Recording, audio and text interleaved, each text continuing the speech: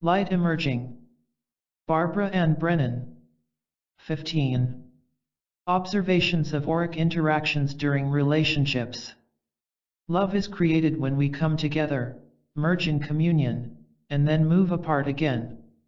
The effects are immediately positive, and we experience more joy in our lives. When we come together and clash, we create life lessons or healing cycles that may be experienced negatively. But eventually, once lessons are learned or healings completed, they bring us back around to the positive. All this shows in auric field interactions. We use all of the three major ways of influencing each other's fields that were discussed in Chapter 14. Some of these ways are positive, some are negative. In the positive interactions, we get along fine. We make positive connections with people with the chakra cords. We exchange positive energy with each other through our bioplasmic streamers. We lift each other's vibrations and bring clarity and lightness to each other through harmonic induction.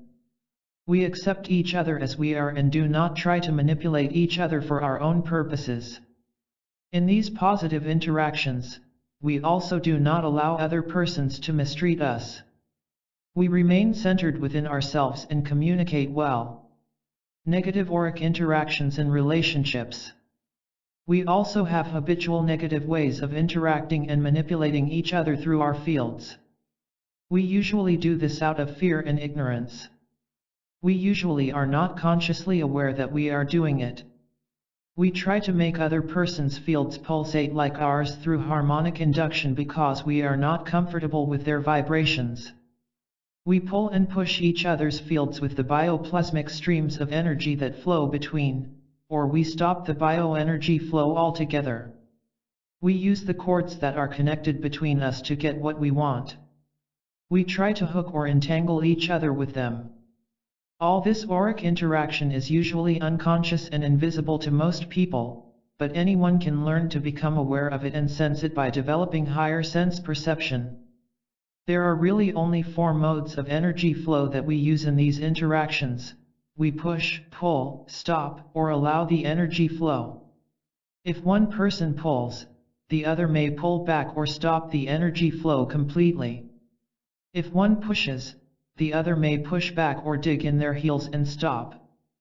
A typical intimate relationship may go like this: she wants love from him, and she reaches out and tries to pull it out of him. He wants to be left alone for a while and pushes a powerful blast of energy at her so that she will go away. Or he may simply go into stop with his field and not respond, so that nothing she does gets through. Think about how you interact with others. For example, when someone pushes energy at you, do you push back? Do you pull that energy into you? Do you go into stop? Or do you yield and allow the energy to flow into you as it is being pushed into you? Most of us either stop the energy flow or push back. We have all created some rather standard ways of interacting with each other through our energy fields. The standard energetic interactions correspond to the mutual agreements or contracts we all make with each other, described in Chapter 13. We do this unconsciously and habitually. Sometimes it works, and sometimes it doesn't. The way some people use their fields to interact with us is fine with us, and the way others do so is not fine with us. All of our habitual interactions are really energy field defense systems that we use to defend ourselves from an imagined dangerous world. Sometimes we are able to handle somebody else's defense system, and at other times we find ourselves very intolerant of it. When we don't learn how to handle somebody's negative energetic actions in a positive healing way, a negative feedback loop can start. Each person may escalate defensive distortion until imagination and projection completely take over. In such cases, very painful damaging interactions can result. This happens on the personal level, between 2 people, it happens between groups of people, and it happens between nations, many times resulting in war. If we can learn to prevent it on the personal level, we will eventually know how to prevent it on the national level. Extremely negative harsh interactions can wreak havoc in the auric field and leave people the job of repairing themselves afterward. Some of the repair occurs quite automatically, like the way the body repairs itself. Some auric wounds and psychic scars can remain in the auric field as long as a lifetime or even be carried on into future lifetimes, depending on how deep they are. Wounds remain in the field so long because people usually avoid directly experiencing their wounds but suppress them deeper into the field and then bury them with an energy block. Deep wounds of this sort occur from one extremely harsh interaction or from habitually repeated negative interactions. All such wounds can be healed through hands-on healing and personal process. According to what I have observed in auric fields over 20 years, all deep wounds are created through negative relational interactions that occurred in this lifetime or in a past lifetime, which are then carried forward into the next life experience. Or they are created through some sort of physical trauma, such as a natural disaster or accidental injury. In addition to that, I have been able to trace most accidental injuries in my clients back to a delayed reaction from a harsh interaction with another person. Good interactions are basic to our health, negative ones create disease or injury. For example, recently in a workshop I was giving a healing demonstration on a young woman from Germany. I noticed that her left knee had been injured a few years earlier. With internal vision I could see that one of the ligaments that crisscross under the kneecap was pulled and torn a bit, making it weaker. As I worked on the ligament, I rolled backward in time to see how it had been injured. With HSP, I saw the young woman riding a bike. She bumped into a fairly low object and flew headfirst over the right side of the handlebars. However, the reason she didn't see the object was that she had been preoccupied with an argument she had had with a young man a short time before. The next day, after the healing, she confirmed the information I had read with HSP. Since all illness is related to a negative relational experience, it is of the utmost importance for us to learn to interact with each other in healthy, healing ways. In this chapter I will elaborate on some typical forms of energetic defense systems and the typical negative ways we react that eventually cause problems for us in our own energy fields and our health. I will then show positive ways to respond to the same energetic defense systems that create health for everyone. A framework to resolve negative energetic interactions. As a framework with which to organize the material and to describe the typical energetic defense patterns we all habitually use to some extent, I will use the 5 basic standard character structures that are used in the study of bioenergetics. You will find that some energetic defense patterns are very much like you, and others not so much. You will probably relate to a certain degree with each of them. Character structure is a term that many body psychotherapists use to describe certain physical and psychological types in people. Although we inherit our physical makeup genetically, how our physical bodies develop depends on our childhood circumstances. People with similar childhood experiences and child-parent relations have similar bodies. People with similar bodies have similar basic psychological dynamics. These dynamics are dependent not only on types of child-parent relations but on the age at which children first experience life so traumatically that they begin to block their feelings. To do this, children block the flow of energy through their auric fields and begin to develop a defense system that will become habitual throughout the rest of life. A trauma experienced in the womb will be energetically blocked or defended against very differently from one experienced in the oral stage of growth, in toilet training, or in latency. This is natural because individuals and their fields are so different at different stages of life. From my perspective, the circumstances and experiences of our childhood are determined by the belief systems that we carry forward from past life experiences, as well as by experiences of life on other planes of reality. Life events are effects from causes that we have set into motion long before our birth into our present physical bodies. Some people call this karma and call bad karma punishment for what we have done.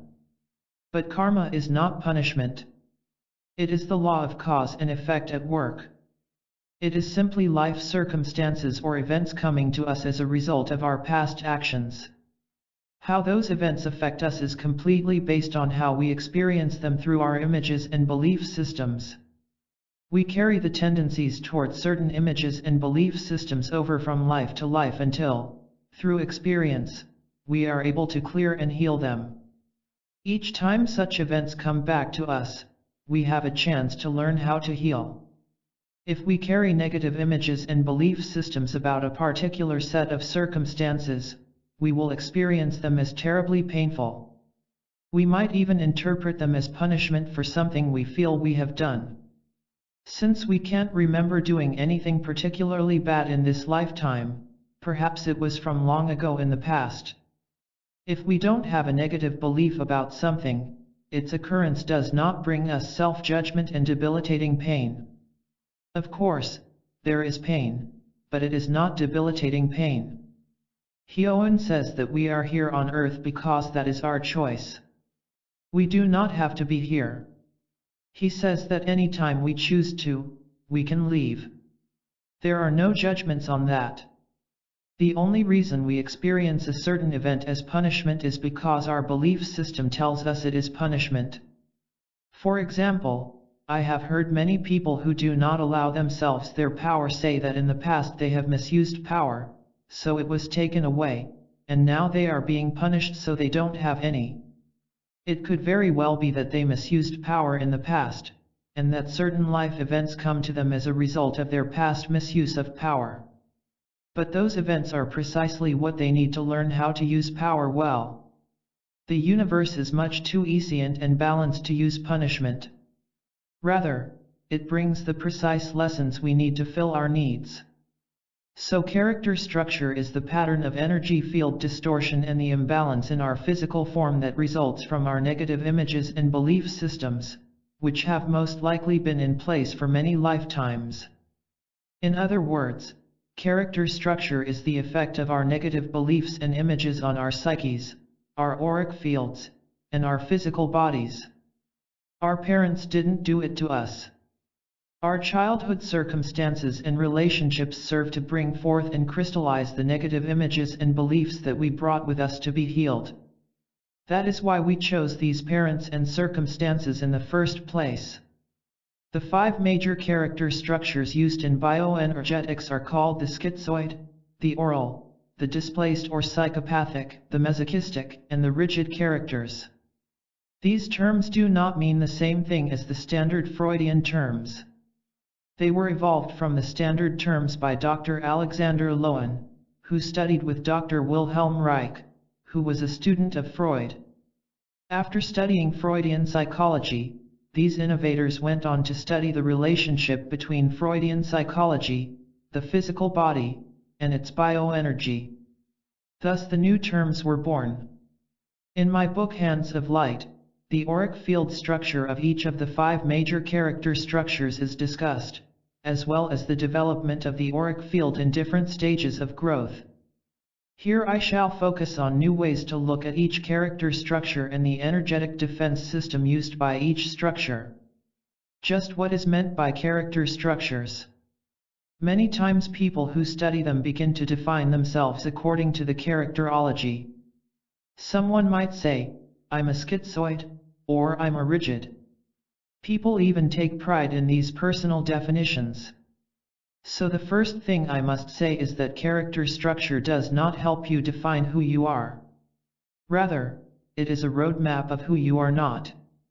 Many times it is actually who you fear yourself to be. Character structure shows you how you block the essence of who you are from being expressed. It describes the way you distort who you are. It shows you how you are not being who you are. Each character structure has a pattern of defense that distorts who you are and then expresses who you are in a distorted way. This expression is immediate. It happens so fast on the energetic level that we cannot stop it just by deciding to with our minds. We will react according to our habitual defense system when we are under a certain degree of stress. Remember, our character defense was built when we were very young. It has been very useful to us in defending ourselves in situations that we could find no other way to handle when we were very young. It has served all of us well. It still shields the vulnerable child within us from the hostile world that we create for ourselves from our negative belief systems and our images. However, it also helps create the hostile world because it acts as if our negative beliefs about reality were true, thus drawing to us the negative experiences in life in which we believe. A character structure defense is the result of feeling unsafe. It is a result of some kind of fear. Each character defense has a basic issue related to a specific fear. The energetic defense is a reaction to that specific fear. The weaknesses in the auric field and physical body are a direct result of the habitual distortion caused by the energetic defense. With our defensive actions, each character creates a way of living that then creates life experiences that verify that the fear is right. The way of living of each character defense also generates a specific negative relationship to time. Each character defense distorts the relationship to the core essence. Each character defense has a specific physical human need as well as a spiritual one. Both need to be filled to help heal it. We will discuss each aspect as we discuss each type of character defense. We will explore how to make each person feel safe in interaction that will then lead to a more permanent feeling of safety and bring about a healing of the habitual defense distortions that cause so much psychological and physical trauma in life. Remember, the purpose of a positive healing response to a defense is to help both of you get back to reality and communion as soon as possible. People with character structure defenses will demand that you agree with their distorted view of the world. If you do, it only strengthens their defense. It is also important to not let someone take advantage of you through their defense because that also helps strengthen their defense and supports their remaining in the illusion of a distorted view of the world.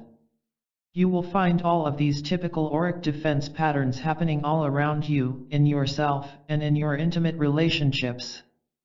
You probably use different defenses in different situations. You will find that you and your friends use a combination of defenses. You can estimate how much you use each one on a percentage scale. For example, you may use 30% schizoid, 10% oral, 5% psychopathic, 15% masochistic, and 40% rigid. This means that you are carrying the main issues of each character structure to that degree within yourself. You will also go through different life stages in which you will find yourself dealing with the main issues of a particular character structure. It is in these times that you will use that defense most often. Then, after some time, you will be dealing with a different character structure issue. This is perfectly normal. In general, the type of character defense we use stays pretty much the same as we go through life, but we use it much less often, much less forcefully, and it softens so that more of who we truly are is expressed. It is important to keep in mind that these defenses are used by both men and women. The defense system of the schizoid character. The main issue of the schizoid defense. The main issue of those who use a schizoid defense is that of existential terror. Schizoid characters have probably had many lives in physical pain and trauma and usually have experienced death by torture for having particular spiritual beliefs. The way schizoid characters dealt with the torture was to find ways to escape the body. Given such a past, they now believe that living within a physical body is a dangerous and terrifying experience. Because of their past, they will not be too interested in coming into the earth at all. They will not want much contact with other human beings. They will expect direct hostility from them. And that is the way they will experience them at times, no matter how they really are. They are already programmed to experience others that way. For example, if a mother happens to be angry about something that has nothing to do with her child and happens to look at him in the crib, he will experience her anger as dangerous killer rage directed personally at him and will feel attacked. In the real situation, perhaps, she was angry at the carpenter for overcharging her. On the other hand, these people's choice of parents will in some way reflect their belief that human beings are dangerous. Some parents do get enraged at their children, and some do abuse their children. What ultimately formulates the schizoid character defense is the way the child experiences reality, not necessarily the facts of a situation, although they usually are very similar. In either case, people with a schizoid character defense are afraid of other people and have a rough time connecting to them. The third and fourth chakra cord connections to their parents never formed in a healthy way, so they have no model with which to connect to other people. Such people are afraid to completely incarnate, that is, they are afraid to bring consciousness and energy firmly into their physical body. The defensive action the schizoid character takes against fear. The defensive action schizoid characters take against fear is to vacate the physical body. They have found a way to first split and then twist energy consciousness in order to allow a large portion of it to escape out the top. They usually exit out to one side of the top or the back of the head. Since they do this repeatedly from their very early childhood, sometimes beginning before birth, they create habitual twists in the energy body, which becomes lopsided and never develops a strong outer boundary for the aura. The eggshell of the seventh level is very weak. The negative effects of the schizoid defensive action. As a result of these defensive actions, the physical world feels even more unsafe to schizoid characters. Schizoid characters have very weak boundaries, which will be penetrated very easily by others. Their physical bodies follow twists in the energy field, so that they will probably have some sort of twist in their spine that weakens it. The lower levels of their auric fields will probably not be strong or developed, resulting in a very weak, sensitive body. Thus, in the long run, their defensive action actually makes things worse. It helps create life experiences that prove to them that life in the physical body is dangerous because they are so sensitive and vulnerable. So they are caught in a vicious cycle. In order to avoid incarnation into the physical world, of which they are afraid, people who use the schizoid defense spend as much time as possible in the higher spiritual realms in a diffuse state of unity in which their individuality is not experienced. As we have said before, life in the physical world serves as our mirror of self-reflection, so that we can learn to recognize the individuated divinity within us. Thus, people using the schizoid defense avoid the individuation process of incarnation through which they could recognize their core. Therefore they know themselves to be all that there is, but they do not know the individuated God within. Since they spend so much time in the higher realms, they will relate to time as it is there. There, time is experienced as all of time at once. So schizoid characters do not experience the moment of time that is now, nor do they experience time as linear. Rather, their home is in all of time. That is easy for them to experience. How to tell if people are using a schizoid defense? It is easy to tell when people are actively using the schizoid defense of withdrawal because their eyes will be vacant. They won't be in their bodies. You will also be able to feel the fear all around them. You may see a twist in their body stance. The human and spiritual needs of people with a schizoid defense. Such people need to feel safe in the physical world on Earth. They also need to learn how to connect to people in human relationships. They need to learn to live in the time of the moment, with a past and a future. On the spiritual level, they need to know that there is a God within and that that inner God is each person's unique divine essence. What's your negative reaction to the schizoid defense? Let's explore what your negative reaction might be when people defend in this way. What do you do when you are interacting with a schizoid character who leaves you? Do you get angry because they are not paying attention to you and push more energy? If you do, they will get even more afraid of you and will go further off. It will be harder to reach them the next time. Do you react by feeling abandoned and grab onto the person? Do you go into pull? If you do, they will go further away. What will you do then? Pull harder? Do you go into stop and stop your energy flow? When you go into stop, do you sink way down deep inside of yourself? So the schizoid character is way out there, and you are way in there. Do you miss each other when you do this? Or do you stay present while you are in stop and just wait? Perhaps with an impatient demand for the person to hurry up and come back? They won't. Do you go into denial and allow? Do you simply allow what is happening, go into denial about it, and continue to carry on a conversation as if you were being heard, and waste your time? Did you get your purpose accomplished? I doubt it. Or do you go away too, so there is nobody there communicating? Here we have Space Cadet City. Many times schizoid characters will use arrogance and let you know that they are more psychic, evolved, or spiritual than you are in order to intimidate you and keep you away. How do you react then? Do you agree that spiritual and psychic mean more evolved, and that they are better, so you withdraw contact? Or does it make you angry, so you come on stronger? Or do you stay as you are and not buy the pretense? If you get through that one, you still need to change your energy field. If you wish to help the schizoid character feel safe and come off guard, get down to earth, and begin to communicate so that you can accomplish whatever it is you are doing together. How you could respond in a positive healing way to the schizoid defense. We will use different variations of the three major types of field interactions: harmonic induction, biostreamers, and chords, and the four energy flow modes: push, pull, stop, and allow, to create a safe space for our friend with the schizoid defense. Rule number 1 is to not go through the vulnerable boundary with any bioplasmic streamers. Think of the 7th level of this person's auric field as a broken eggshell.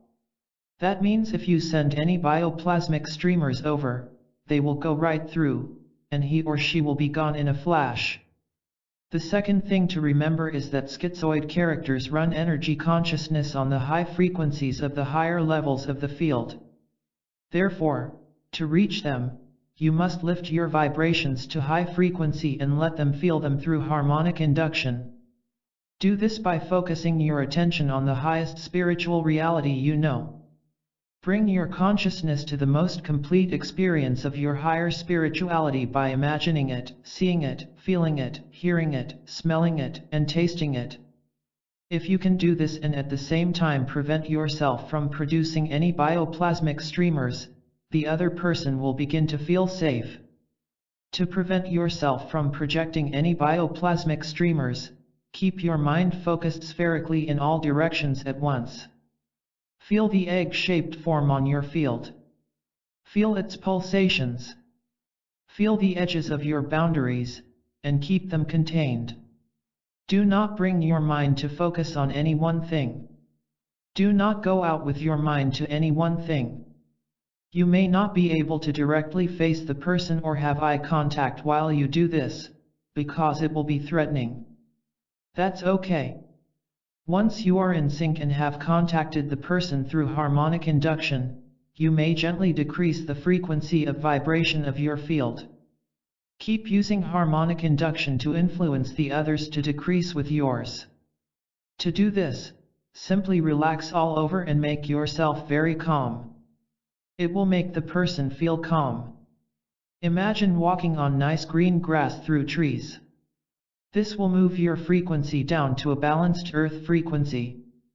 This next interaction requires much more advanced control of your energy field, so don't be upset if you can't do it. I add it for those readers who have an advanced level of auric control and may find it useful. Once you have accomplished a feeling of safety, ask permission to touch. If it is granted, ask the person to stand up and bend his or her knees.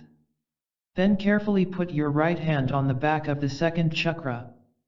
Be sure you are holding a calm vibration in your hand to do this and are not sending biostreamers. Then very carefully allow a bioplasmic stream to flow from your hand. With your intention, directed down the inside center of the person's body into the earth. This stream will connect him or her to the earth. Once that is accomplished, allow cords to connect from your heart and third chakra to theirs. The cords will have to come from the center of your chakras and sink all the way into the person's because he or she doesn't know how to connect them. The results of a positive healing response. If you are able to accomplish part of the above, you will have greatly helped the person to find relationship more safe. It is important to remember that someone with a schizoid defense most likely has not experienced safety in human interactions or the connectedness that we are capable of feeling when our cords are connected through the heart and third chakras in a healthy way. Learning to connect in relationship is essential for schizoid characters because it is only through relationship that they can fill their deepest spiritual need to experience their own individuality as godly. They experience God in the unitive state but not in the individuated state. They need to find the individuated God within. They can only learn that through communication with other human beings. You're holding a safe space for them to do that with your auric field will help them a great deal. So next time your loved one beams out on you, it's okay if you react in your normal habitual way. It will probably be too fast a reaction to prevent. But as soon as you catch it, remember that the cause is fear, both your friends beaming out and your defensive reaction. Bend your knees, ground down into the earth, take a deep breath, and start helping. Your friend will come back, and you will both communicate again. At first this can be very difficult, because you probably will automatically go into your character defense. But the more you practice, the easier it will become, and instead of wasting your valuable time and energy in defense, you will move into a much fuller experience of life and communion. How to take yourself out of a schizoid defense. If you find yourself out in the stratosphere, the first thing to do is to notice that you are out there. Then realize that you are there because you are afraid. In order not to be afraid, you need to change what you are doing. First bend your knees and take a deep breath. Be sure to keep your eyes open. Keep your knees bent, and focus on the top of your head. Bring your consciousness to the top of your head, then down into your face, then your neck, your upper chest, and so on and so forth, until your consciousness is at the bottom of your feet. Feel the bottom of your feet, and then keep going down into the earth. Repeat the mantra, I am safe. I am here. When you feel the earth firmly beneath your feet, try feeling the person who is conversing with you. If he or she seems warm and friendly and is trying to reach you, help. Try opening up your heart and your solar plexus to your friend and allowing him or her to connect to you in a warm, human way. The defense system of the oral character. The main issue of the oral defense. The main issue of a man or woman who uses an oral character defense is nurturance. Oral characters have had many lifetimes in which there wasn't enough to go around. They probably lived during famine and were left to starve to death or had to make terrible choices with regard to who got the little food there was.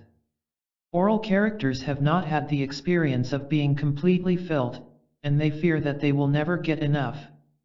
Because oral characters have come into this life to heal this belief, they will draw childhood circumstances that bring this belief forward to the self in this life.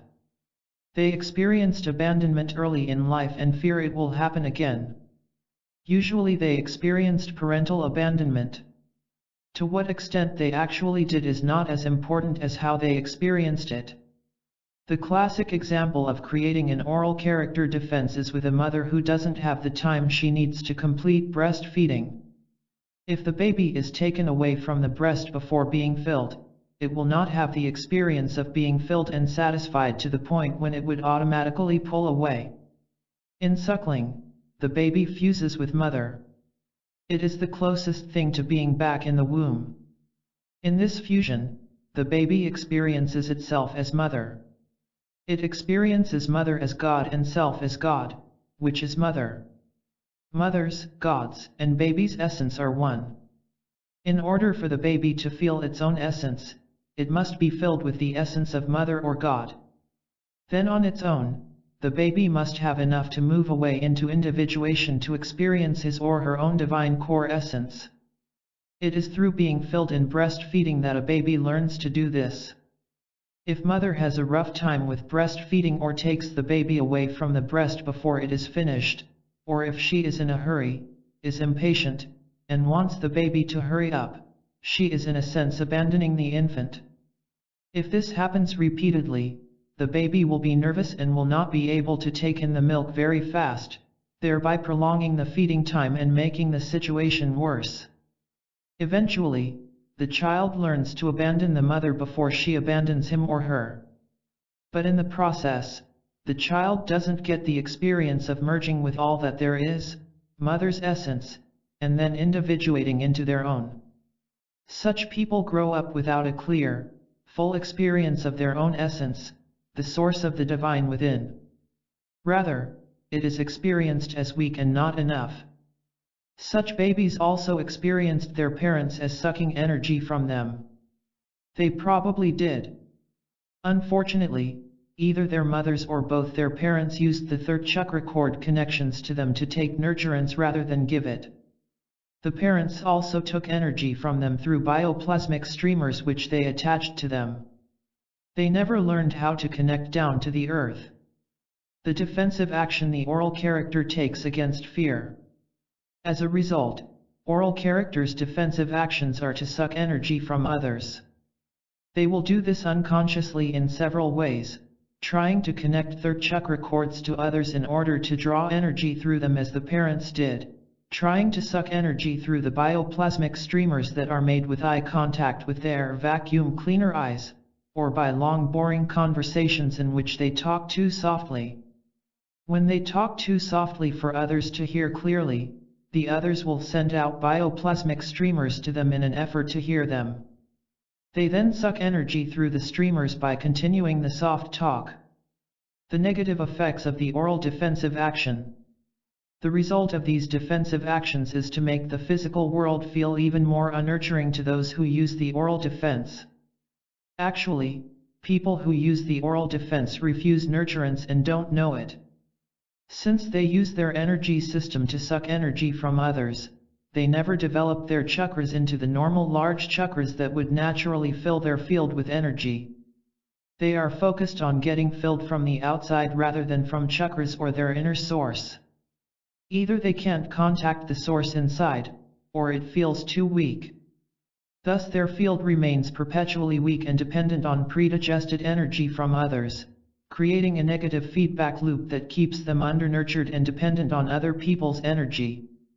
These actions cause people to dislike being around oral characters very much, so their abandonment is realized because people avoid them. Thus, they create life experiences proving that they will never have enough. So they are caught in a vicious cycle. How to tell if someone is using an oral defense?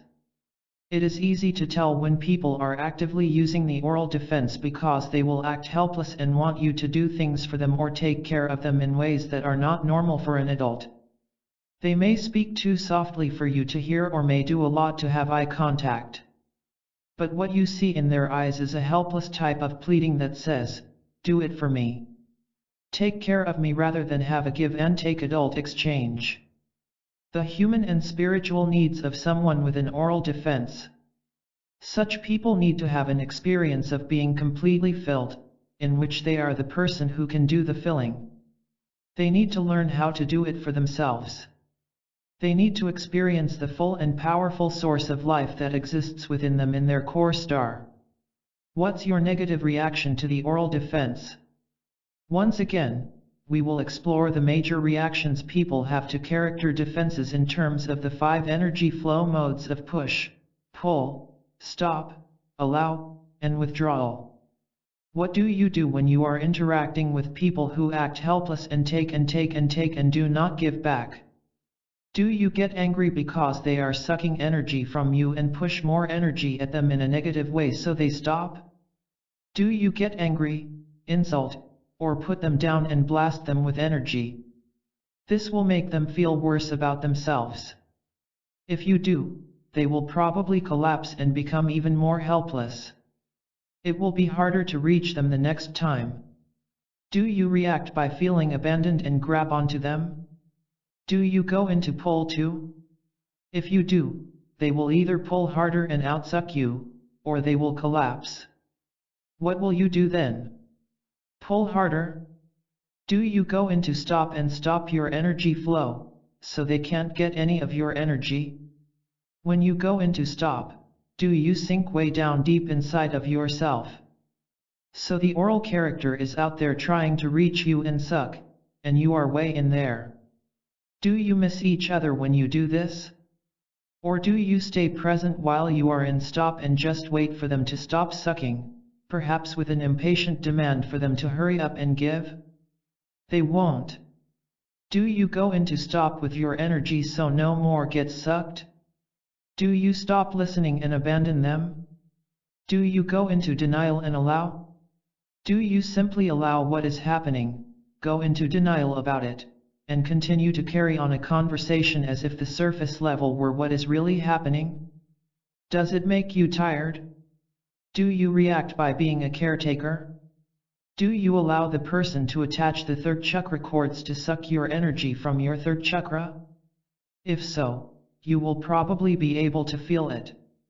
Do you pour lots of energy into them with your bioplasmic streamers that you give to them in the way they manipulate and demand from you? Do you lean forward toward them so that you can hear them better in an effort to caretake? Do you allow the helpless look in their eyes to take your energy and thus psychically agree that they can't do it for themselves, but you have a lot to give? Do you get off on this? Does it help them? Not really. It helps them continue the way they have been since early childhood. That's not the solution. Do you react by avoiding the person and thus abandoning them?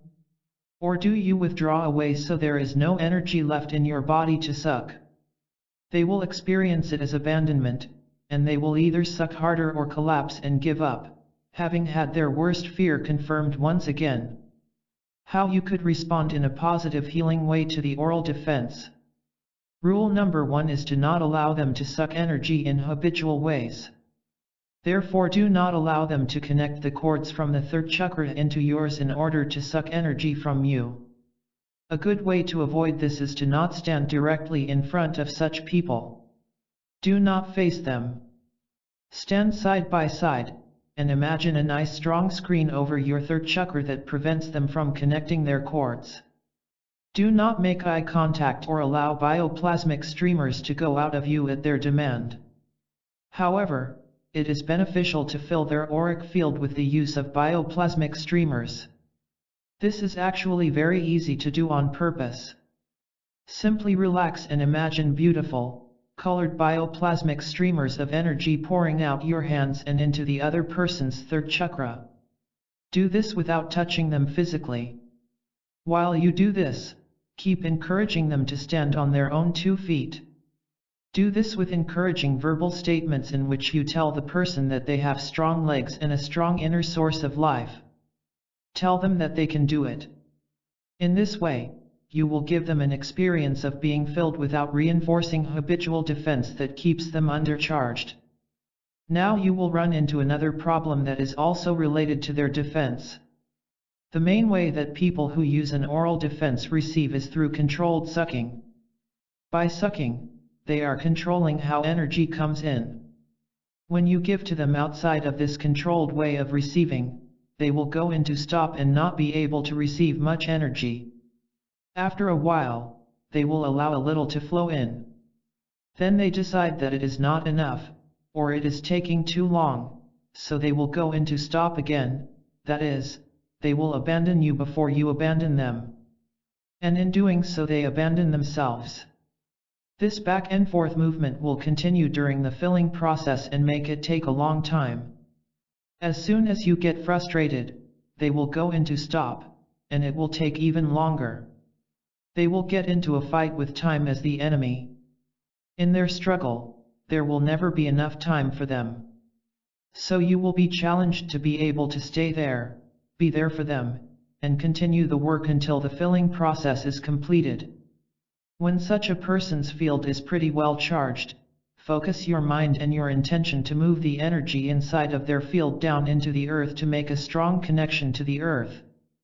Imagine their first chakra opening to allow more energy to come up into it from the earth. This is not difficult if you stay connected with your bioplasmic streamers. It does help to look at the part of the body you are focusing on. If the person is able to ground down into the earth, the energy will automatically flow up into their body like an artesian well. They will not have to suck it into themselves. Once this occurs, stop your bioplasmic filling action and release your energetic contact with them so that they are self-filling. The results of a positive healing response. If you are able to accomplish part of the above interaction, you will have greatly helped your oral character friend to find self-nurturance. This is very important, because as such people work, they will find that under their fear of not getting enough, they believe that they are not enough. At a very early age, they became convinced that their essence was not enough. Learning to fill themselves is the same as acknowledging that they are enough. Once they do this, they will be able to learn to connect in relationship without the habitual suck. Their relationships will become healthy exchanges of energy between two equal people. Their relationship to time will change. It will not be something to fight against, to get more of. Instead, they will have plenty of time for life. On the spiritual level, such people's task is to learn to source the individual God within. It is only through relationship that they will be able to recognize that their divine core is as brilliant and full as anybody else's. Through relationship they will learn that the source of life is their timeless essence within. So next time you notice your oral character friend or loved one acting helpless or sucking your energy, remember it means that he or she is afraid. Such people are afraid that they aren't enough. They don't believe their very essence is enough. If you react to fear, that's okay. As soon as you notice yourself defending against the sucking or helplessness they are expressing, take a deep breath and concentrate on relaxing. Bend your knees, ground down into the earth, center yourself and breathe. It's time to help, I'm sure you can. How to take yourself out of an oral defense. If you find that you feel helpless or are trying to get someone else to do something for you, take a deep breath and relax. Tell yourself you have all the time in the world. Get up on your feet. Bend your knees, ground down into the earth. Bring your focused attention to your core star. Here is the source of everything that you will ever need. You are not helpless. You can do anything. You are God. Repeat the mantra, I am enough. I am enough. The defense system of the psychopathic character. The main issue of the psychopathic defense betrayal is the main issue for people who use the psychopathic character defense. They have probably experienced many lifetimes as warriors, standing up and fighting for a great cause. They sacrificed a lot on the personal level, fought, and won their battles. They knew their cause was right, knew they were right, and knew they were good, which was why they were so good at winning. The good cause made them good and the enemy bad. But in the end, these people were betrayed, overthrown, and probably killed by those they trusted most. Why? Because winning requires an adversary. If someone is right, then someone else is wrong. They are still good at winning.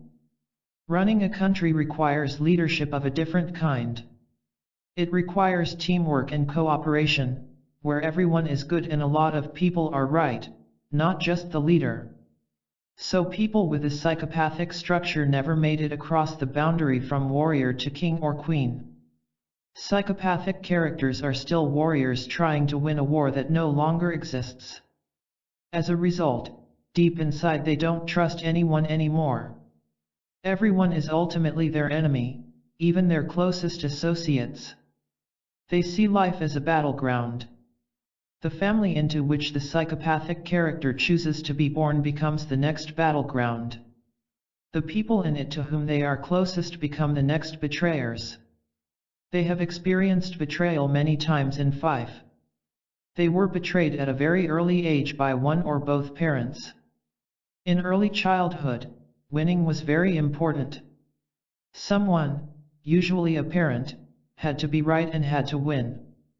The person who won was proven to be good, and the person who lost was bad. Usually the parent of the opposite sex was having trouble with their spouse and transferred many of the needs that are supposed to be met by the spouse onto the child. That parent used seduction to control the child. The child became mommy's little man or daddy's beautiful young woman and was subtly told how much better than the other parent he or she was. The parent of the same sex was bad, and the child was good. The child was given responsibilities beyond his or her young age and encouraged to grow up fast. Such children gave their heart to the parent of the opposite sex, but sex was not in the picture. Of course, when their sexuality came forth in puberty, all hell broke loose. The parent of the opposite sex was terribly jealous of any suitors. The child wasn't supposed to have sexual feelings and was only supposed to love the parent. Today, this makes it very scary for people with a psychopathic defense to have both sexuality and heart. To have them both is to betray a parent, and they themselves are bad. They are very vulnerable in this area. They are afraid of people of the same sex who remind them of the same-sex parent. Of course, the true betrayal is from the parents, who used and controlled such children to fill the needs that they themselves were supposed to get from their spouse, with whom they couldn't resolve problems. So once again, people with psychopathic defenses fought for a cause, the good parent of the opposite sex against the bad parent of the same sex, and supposedly won, the love of the good parent. Then, in the end, they were betrayed by the parent they fought for, because after all the parent either stayed with the spouse or got a different one. So these people carry a lot of fear and see the world as a battleground in which they are forced to fight. They are afraid of betrayal from closest friends, so they are afraid of them. They fear collapse under the heavy load that they must carry. The defensive action the psychopathic character takes against fear. As a result of their fear, the defensive action of psychopathic characters is to pull up and out of their bodies in an effort to be bigger and grow up faster than normal in order to take on the responsibilities of an adult. This ungrounds them and makes them feel less safe. Their energy fields are much more charged on the upper half than on the lower half. To maintain this displacement, they also push energy to the back of the body to increase their willpower. Since the heartstrings to the parent of the opposite sex are tainted with betrayal, they will be afraid to connect their heart cords to another woman or man. Since life is characterized by fighting for what is right, psychopathic characters also tend to meet life in an aggressive manner. Seeing the world as attacking them, they throw their energy to the will in the back of the body, then up the back and over the head at the supposed aggressor. It is forceful and sharp, and it says, "You are the bad one." The negative effects of the psychopathic defensive action. These defensive actions make the physical world feel even more unsafe to people who use the psychopathic defense. Actually, they are the aggressors and don't know it. Their aggressive behavior brings aggression back to them everywhere they turn. They must constantly fight and feel betrayed because they have fights with their closest friends. Their energy field is not grounded and they cannot source the life force from earth energies, so they feel weak and unsupported. By displacing their energy upward, depleting their first and second chakras, these people make themselves more vulnerable to having the rug being pulled out from under their feet. They have trouble with sexuality because their second chakra is undercharged. They are seductive, but the seduction doesn't lead to long-term relationships because the heart and sexuality don't work together. When they do connect heartstrings, they are preset to betrayal. A man will expect a woman to betray him, a woman expects a man to betray her. Each person helps set the other up for his or her betrayal. Or they do the betraying first. The more their life experience is brought back to consciousness, the more they are caught in the struggle to win, to prove they are good. They see the world as being either good or bad, and they are afraid that perhaps they are the bad ones. When they win, they are good. When they lose, it proves they are bad. Therefore, they always pick fights to win so they can feel good, and they see the world as trying to prove that they are bad. But they never really win, because they are projecting the whole thing. They also take on more than they can handle, having been taught to do this at a very early age. They take a heavy burden, give up personal needs, charge forward, and then eventually find some betrayal that lets them collapse. They work long hours and take more responsibility than is healthy because it is a way to control others. They think they must control those around them in order to survive. Physiologically, they are usually healthy and will work until collapsing, possibly with a heart attack, depending on how entangled the heart cords become from the experiences of betrayal that they store in them. They may have back or joint problems from taking on heavy burdens. People who use the psychopathic defense rush forward in time. There is never enough time to do all that they need to do. They will not stop and be in the moment, but live in a future that never comes. They experience their own essence as truth, and when aligned with a cause, they experience the unitive principle within that cause. But they do not experience or trust the divine individuality within others. These people erroneously think their life task is leading the fight for some great cause. Later, we shall see that it is not. How to tell if someone is using a psychopathic defense? The best way to tell if someone is using a psychopathic defense is to notice whether they try to pick a fight with you and then prove you are wrong. You are not only wrong, but there is an implication that you are really bad when you are wrong. They will also be very willing to help you with your problem. They themselves don't have a problem. If they did, they would be bad. Bad is not just bad, it is evil. For example, if you are a healer, they will be very glad to let you work on them so that you can learn your work better. They will be glad to critique it when you are finished. The human and spiritual needs of people with a psychopathic defense. Remember, all of the above is just a mask. And what's under it is extreme terror. People who use the psychopathic character defense need to be free of terror and to feel safe.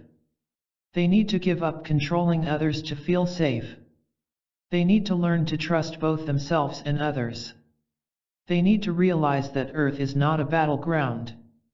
Rather, it is a place to commune with others, a place where others reflect the self. They need to give up the fight and let down the burden. They need to stop rushing into the future and surrender to the divine expression of the universe, which is life on earth as it is in the now. They need to surrender to imperfect humanness and find safety in that humanness. They need to let themselves make a mistake and feel safe and good. In doing this, they can recognize the divine within others. What's your negative reaction to the psychopathic defense? Now let's explore what your negative reaction might be when people defend in this way. Once again we will explore the major different reactions people have to character defenses in terms of the energy flow modes of push, pull, stop, allow, and withdrawal.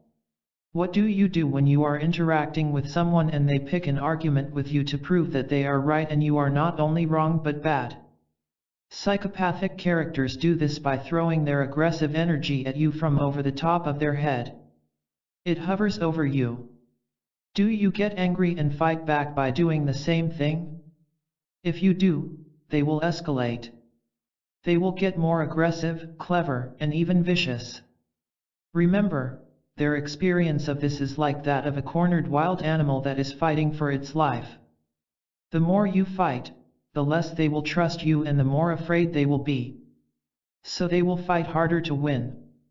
Do you react by feeling abandoned and grabbing onto the person? Do you go into pull? If you do, they will get more aggressive to push you away. What will you do then? Pull harder? Do you go into stop and stop your energy flow? If so, they will fight harder to reach you. When you go into stop, do you sink way down deep inside of yourself? If so, they are way up there, hovering over you, and you are way in there. Do you feel safer in there? You are still under attack. Do you miss the contact when you do this? Or do you stay present while you are in stop and just wait, perhaps with an impatient demand for them to hurry up and shut up? They won't. Do you go into denial and allow? Do you simply allow what is happening, go into denial about it, and continue to carry on a conversation as if the conversation or connection were really happening? Do you let the person win and feel bad about yourself? Does it hurt? Does this really help them? Did they really win? Or did they just prove once again that they were right, the universe is a battleground? Did you get your purpose accomplished? I doubt it. Or do you withdraw and leave your body so there is nobody there to take the blame? They might get more aggressive and yell, "Look at me when I am talking to you." Or, "Stop pretending you are afraid, I know what you are really feeling." How you could respond in a positive healing way to the psychopathic defense. Remember, the purpose of the positive healing response to a defense is to help both of you get back to reality and communion as soon as possible. Psychopathic characters' defense will demand that you agree with their distorted view of the world. Don't agree with their defense, because that only strengthens it. A primitive response is sometimes more difficult to do with people who use the psychopathic defense because they are so aggressive in asserting that they are right. However, if you get into an argument with such a person, you are, in a sense, also agreeing with their view of the world simply because you are arguing. Obviously, it is very difficult to respond immediately in a positive way when someone is attacking you. So after your first negative reaction, no matter what it is, take a deep breath and bend your knees. Remember, they see you as the aggressor who thinks they are bad. Any bioplasmic streamers coming their way right now will be experienced as an aggressive attack. Ground down into the earth, and pull back any bioplasmic streamers you may have sent out. Do this by becoming extremely passive and focusing your attention on yourself, while still listening to the person. You will probably have to break eye contact to do this. If they demand that you look at them, simply explain that you really want to hear what they have to say and you need to center yourself to do so. Move the energy in your field down into the earth, making the lower half of your field big with a wide base and the upper part of your field small. Do this by bringing your attention to your legs in a large area of ground behind you. Imagine it, feel it, and see it. Do not engage in a contest. Use the mantra, "No contest, no contest." Imagine yourself and your auric field to be made of Teflon so that any aggressive energy coming at you just pours off. Become rose and green. Tell yourself to listen for the seed kernel of truth in the exaggerated accusations. The exaggerations are really expressing the other person's fear, not your badness or what you did or didn't do, even though that's what the person's words may be saying. Do not argue about any points. Just be there and listen to the argument, letting the negative energy slide into the earth as it reaches your Teflon aura. Remember, these people are terrified of betrayal, in self-hatred, and in denial of it. Let them go on until they finish. Do and say things that will let them know that you will not betray them. For example, speak about how good they are, how you trust them, and how you like being with them and want to continue that. Ask them to tell you more about the situation they are talking about. Let them know that you are really interested in changing the situation and your part in it. Next, decrease the frequency of your field vibrations. In arguments, they get high, harsh, and jagged. Do this by concentrating on the earth and on how good it feels beneath your feet supporting you. Or you might want to think of things that make you feel calm, soft, and secure, such as a walk you took recently through nature, your favorite music, or someone who makes you feel very safe. Imagine that person standing next to you. It could be your guide. Keep slowing and smoothing your frequency until you match the Earth's frequency, and hold it there. Simply be there, and allow your vibes to relate to the psychopathic character through harmonic induction. Soften your pulsations into a wave-like motion. Think of gently rocking in a boat on a calm lake on a sunny afternoon. But don't stop listening, being there for them, and seeing their beautiful core. Look for it, recognize it, and acknowledge it. As they calm down and you feel safer, allow the earth vibrations that you are making to include more and more of your heart energy. Accept them as they are now. The results of a positive healing response. If you are able to do at least a part of the above work, you will have helped your friend find that the contest or argument is not as important as the acceptance of who they are as they are. Under this person's inability to recognize you lies an inability to recognize him or herself. As you simply are there recognizing them, they don't have to be anything else. They will feel that they are heard, even though you may not even agree with them. They may assume that you do, but that really doesn't matter. They need to feel that you have heard them. This will make them feel safer next time, and maybe it won't be so important to get the point across.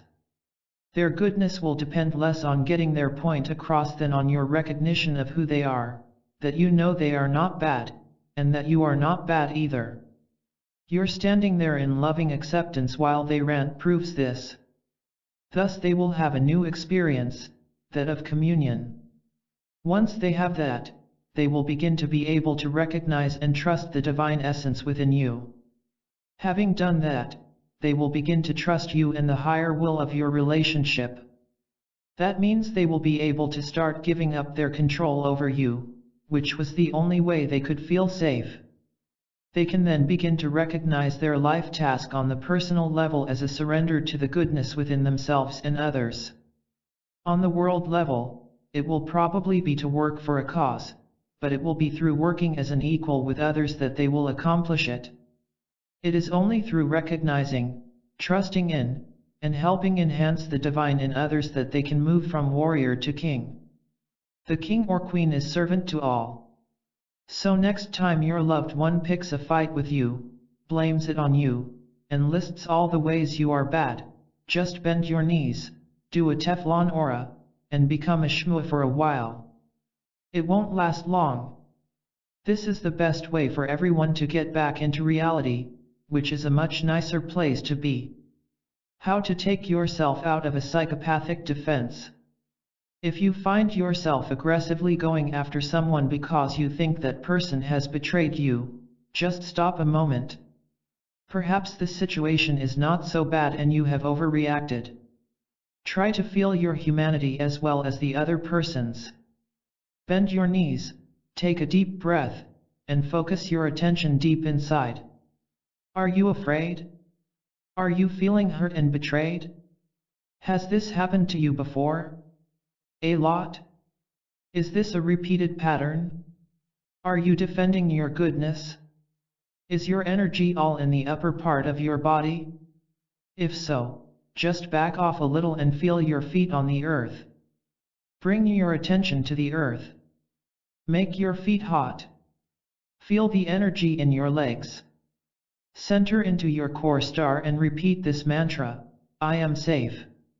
I am goodness.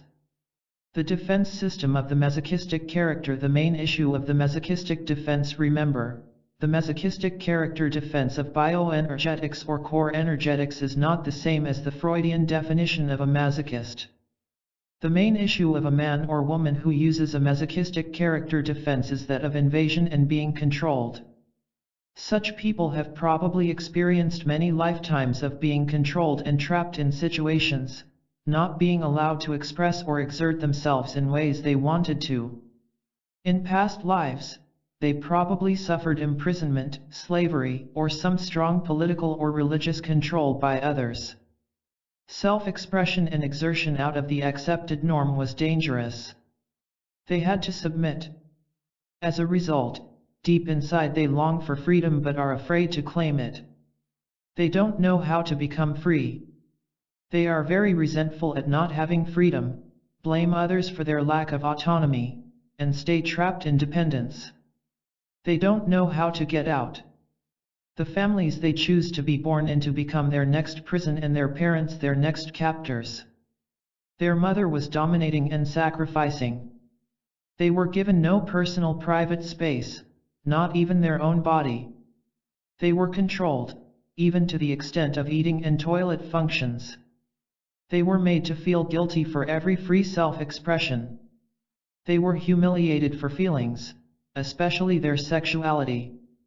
They were not given the opportunity to individuate. Their parents used bioplasmic streamers to swamp them in their energy or to hook and control them. The parents also used the cords that connect between third chakras to control the children. At the same time, the parents loved them dearly and made loyal, loving cord connections between the fourth chakras. One or both of the parents treated these children as if they were part of themselves. Everything that went into the children was controlled, and everything that came out was controlled, including the children's thoughts, ideas, and creations. The parents interfered with their creative process. Whenever they created something, such as a drawing or painting, their parents would immediately take what was created and claim it as their own. The parents, with such statements as, "Oh, look what my child did. It's a picture of A underscore." The parents would then describe and define the created object rather than just let it be or let the child define it. Remember, the spiritual purpose of what we create is to reflect back to ourselves who we are and to help us recognize our essence. These children's parents interfered with the step in the creative process in which the creative object reflects self-recognition back to its creator. Before these children got a chance to do that, their parents took the object and defined it according to the parents. In other words, the parents imposed their own face onto the created object by defining it. Thus, when the children who created an object looked into its reflective mirror, they saw the essence of their parents, not their own essence. In effect, the parents stole the children's essence, and now the children can't feel the difference between the essence of their parents and themselves. Another simple way this theft happened was by a parent finishing the children's sentences. The defensive action the masochistic character takes against fear. As a result of their fear of being controlled and humiliated and of having their essence stolen, the defensive action of masochistic characters is to retreat deep inside their bodies and build a massive physical fortress to keep the controlling invaders out. They do not bring out what is inside of themselves. After all, it will just be stolen or used to humiliate them, so they just keep it inside. Since not much is going out, their field gets very charged and big. However, since they were so psychically invaded, their auric boundaries never got a chance to develop and be defined. The diffuse unstructured levels became more highly charged and developed than the structured levels that create strong boundaries. So their auric fields are very porous. Unfortunately, this combination of a big strong heavy body and a large porous field gives the impression that masochistic characters are well protected. That is not the case. Psychic energy goes right in and can be felt very strongly, so they must retreat even more deeply into their interior. At some point or other in these people's maturation, they will also seek to destroy the third chakra cords with which the parents control them. Usually, masochistic defense people do this by pulling the cords inside and entangling them in a mass inside the third chakra. People with a masochistic defense lack autonomy and are afraid to act on their own. They either stay hidden way deep inside or try to get permission from other people to come out. To get permission, they will send out bioplasmic streamers or try to connect third chakra cords into their friend's solar plexus to get the friends involved with their coming out in some way. Such people will make statements like, "You and I have an issue to discuss," rather than just saying, "I have an issue I need to clear with you." Or if you happen to be in a therapy group with people like this, they will not volunteer to work in group alone but will always want to work with someone else. The negative effects of the masochistic defensive action. The result of these defensive actions makes the physical world feel like a prison, where autonomy is forbidden. These people's passive behavior, seeking to involve other people, constantly brings the experience of being controlled back to them. Since they keep what is inside, it is as if time stood still. They live in the now, with not much of a future. They never really learn to self-express, and their creations get stuck inside.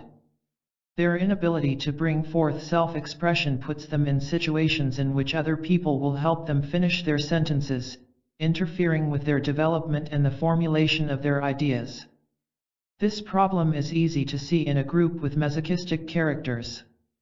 When it is their turn to speak about ideas, they will be able to bring out only partial ideas, usually in partial sentences. Then there will be a pause.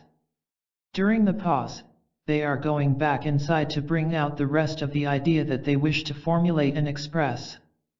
This pause happens right in the creative phase, which is where the parents grabbed their idea and defined it. Usually, during a pause in a group of people, a few people in the group will not be able to tolerate the silence and will jump in to help. This breaks their creative process. Masochistic characters retreat deeper inside and take longer to come back out with more of their idea. Once again someone will fill the gap, and they retreat inside deeper and get more confused. Soon a conglomerate of everyone else's ideas is being discussed, and no one really listened to what they had to share. In this very painful process, they once again feel controlled. Unfortunately, over a long period of time, they forget what is inside because it has been held so long. They create a large internal world of unclear, undifferentiated ideas and fantasies. Only through bringing them out can that be made clear. But since this process was interfered with, they don't know how to bring things out, to create. So they remain trapped in a prison of self, lonely and humiliated, resenting the world for keeping them there. Even if they throw a sharp hook at someone to provoke a fight in which they can get the anger out, it doesn't really work. The provocation is still a type of permission seeking, and therefore they didn't express autonomy after all. How to tell if someone is using a masochistic defense? Notice if they are able to bring forth ideas without great long pauses. Notice if they unconsciously try to get you to define their ideas. Are they giving you push-pull signals? Trying to get you involved but saying that they are trying to keep you out? Are they saying it is our problem, not my problem? Does the way they talk and interact display an inability to tell the difference between themselves and you? How does your solar plexus feel? Does it feel as if someone were grabbing you there and entangling themselves in your guts? Notice that the conversation is heavy. It is serious. It is very serious. Notice if there is a sense of inertia and humiliation in the air, a sense that you are controlling the person and that they can't do anything without you. They want your advice. They can't move without you, but all your suggestions are wrong and won't help. Masochistic characters will reject everything you suggest, whereas oral characters will gladly suck in all the advice that you give, and ask for more. The human and spiritual needs of someone with a masochistic defense. Remember, under all this prodding and poking at you, which expresses a lack of autonomy, is the desire to be self-sufficient. Masochistic characters need to claim themselves as individual human beings who are free to live their lives the way they want to. They need to claim and express who they are. They need to give themselves permission to have and express all their feelings, and then they need to learn how to do that. They need a lot of room and safe private space in which to bring out who they are and to look back at themselves in the self-reflective mirror of the physical world. In Chapter 14, I spoke quite extensively about the physical world acting as a mirror in which we see ourselves reflected. There, I described the physical world as a material mirror that reflects aspects of the self. These people need to bring out all those unclarified ideas and formulate them into clear, practical concepts to be applied in their personal lives. On the spiritual level, they need to recognize their core essence as their own and claim the individuated God within. What's your negative reaction to the masochistic defense?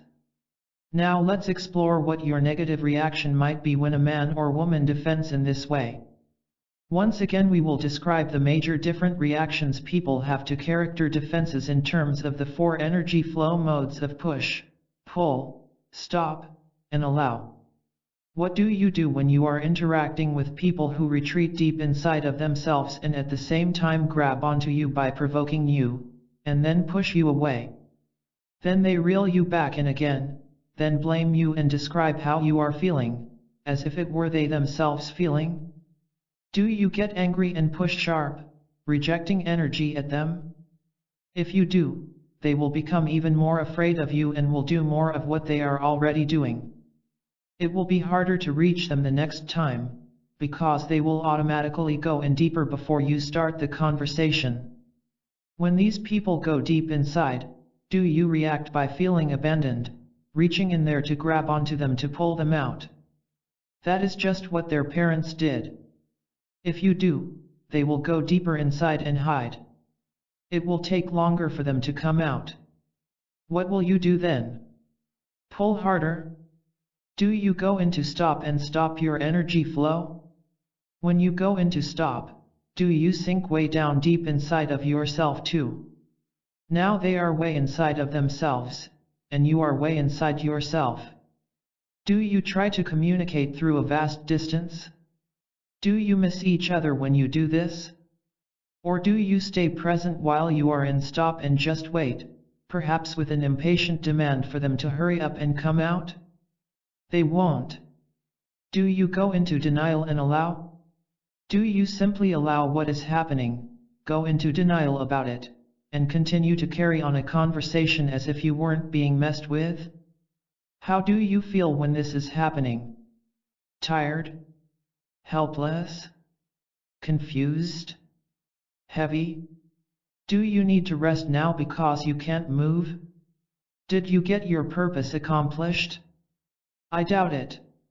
Or do you withdraw out of your body so you are way out there, and they are way in there, and nobody is communicating? How you could respond in a positive healing way to the masochistic defense? The first thing to remember is that even though they are unconsciously trying to get you to invade so that they can overcome childhood invasion and finally win, it won't work. So the first thing to do is not to accommodate them in this unconscious and ineffective plan. If it did work, they would have been finished with this problem long ago, because I am sure that they have succeeded in getting people to accommodate by invading them many times. These people were totally invaded, and you do not want to recreate their childhood situation. Rather, you must be very careful to not invade them with bioenergy streamers or third chakra cords. Do not make any bioplasmic streamers. Do not stand in front of them or send any third chakra cords to their third chakra. Do not let them invade your solar plexus with their third chakra cords. To prevent this, imagine a strong cap over your third chakra. If necessary, put your hands over your third chakra to help prevent this. It is very important. If they send out bioplasmic cords, imagine your aura to be made of Teflon, and let them fall to the earth. Once you have the biostreamers and cords in control, begin to control the frequency of vibration of your field. Stand to their side, giving them plenty of space. Stand far enough away from them to be sure the 7th levels of your auric fields do not intermingle. If you can't feel this, stand about 3½ feet away. This should be enough space for them. If not, move farther away. Bring the frequency of your field to the same frequency that their field has. Do this by imagining yourself becoming them. Then lightly expand your auric field until it just touches the outer edge of theirs. They will be able to feel this. If they move closer, you know that you are a bit too far away. That is okay, let them set the distance. It will feel very comfortable to them, because it is like their field, yet separate and non-invasive. This will put them at ease. Just remain passive and do this. This will give them the safety of feeling the same as you, and the space for them to come out. Stand there, with fields synchronized, honoring each other's core essence. At the same time feel your own essence and let it fill your field. One of the things that may happen in this configuration is that as you both stand there as equals, the cords from the third chakras may grow out of each of you and meet halfway between. This is true communion, and you will each feel the connection without control. Do not do this on purpose, just allow it to happen automatically. The results of a positive healing response.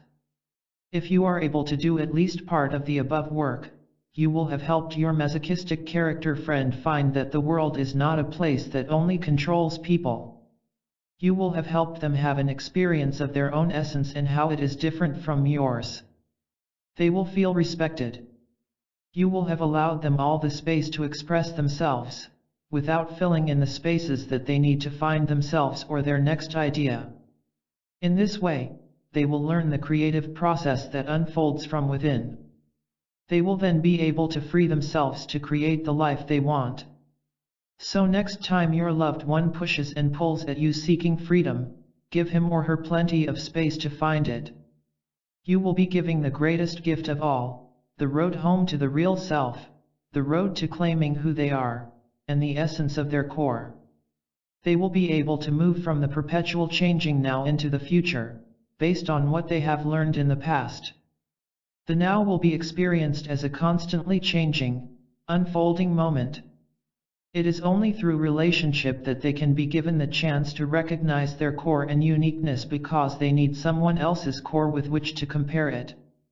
How to take yourself out of a masochistic defense. If you find yourself using a masochistic defense, bend your knees and breathe. Ground into the earth, and let the energy come from the earth up through your second chakra. Let the enormous energy that you are hanging on to begin to flow in your field by allowing yourself to feel connected to everything around you. Put your hand over your third chakra to protect yourself there.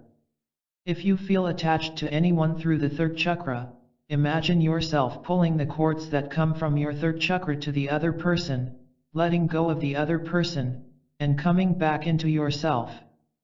Let these cords connect down into your core star, by visualizing and feeling them do so.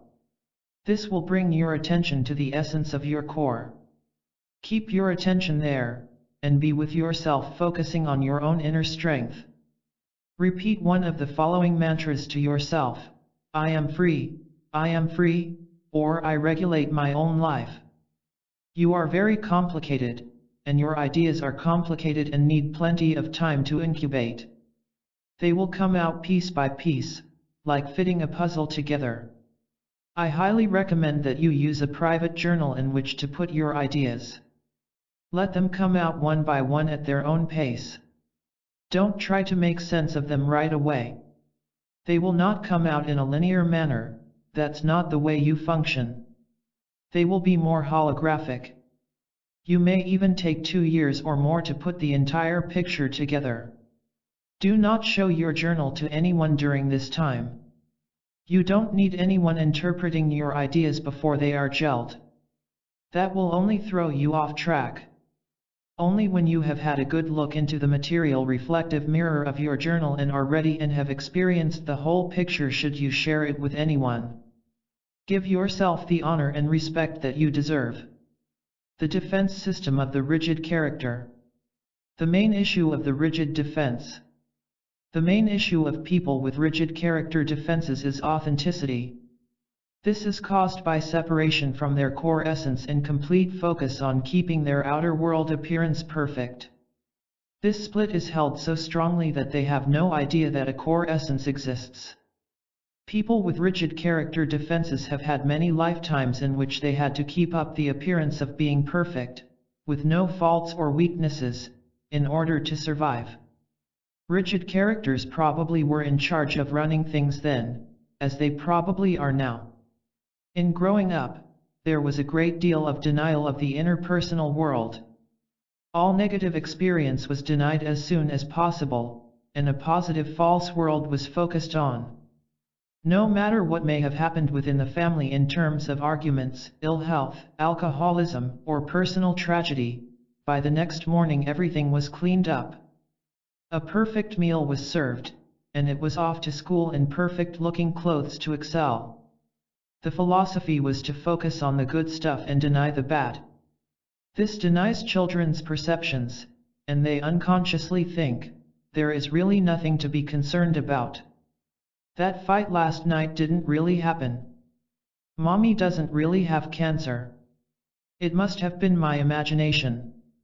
The only way to do this is to deny the real self that is experiencing the negative events in a personal way. Since it didn't happen, the person who experienced it isn't real, was only imagining the event. In other words, don't feel it, it's not real.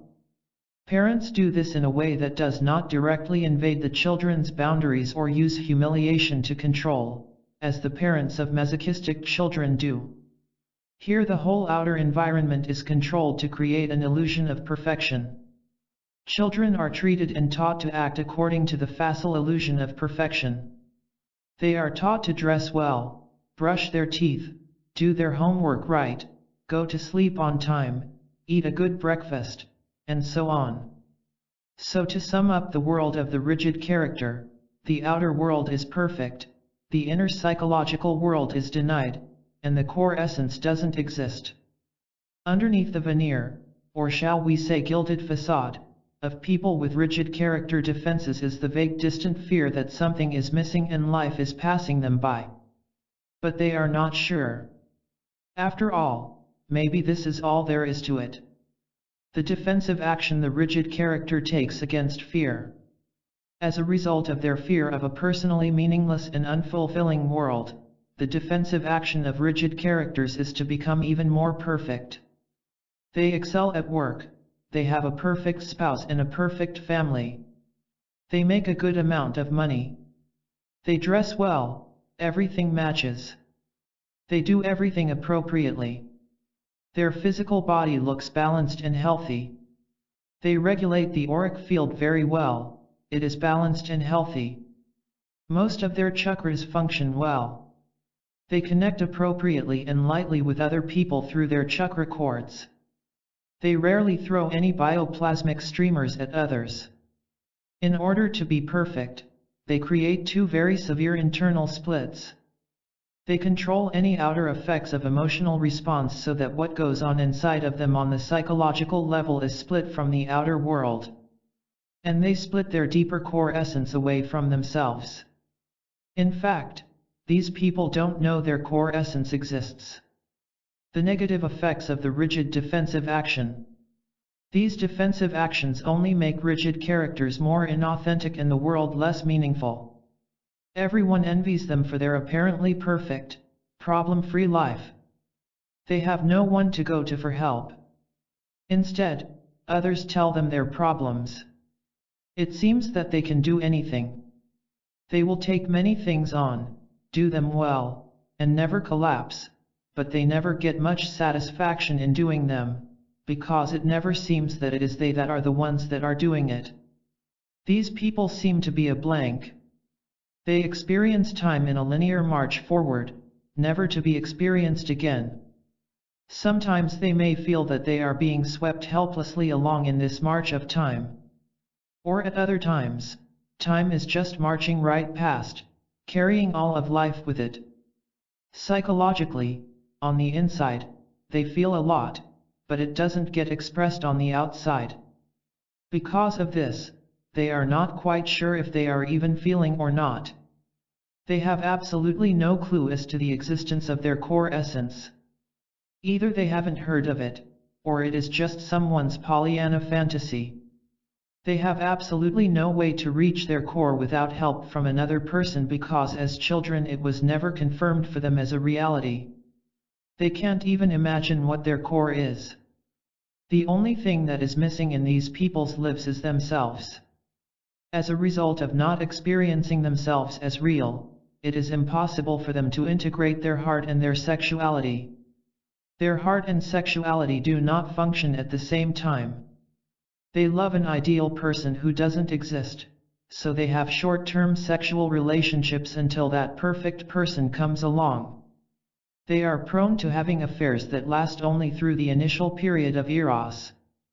Then the imperfections of the partner come to the fore.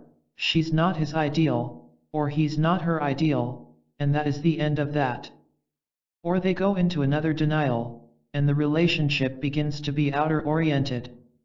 Actually, what really happens is they are unable to sustain a deep personal relationship because they cannot source from the essence of the core within.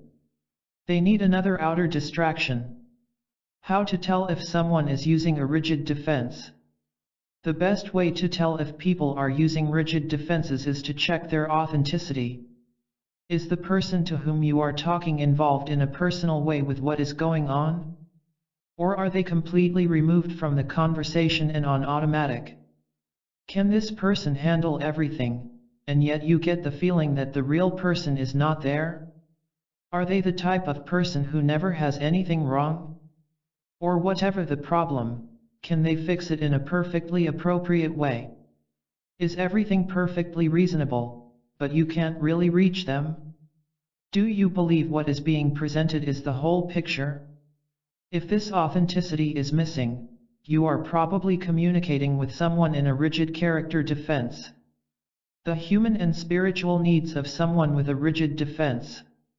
The human need of people who use rigid character defenses is to be real rather than appropriate.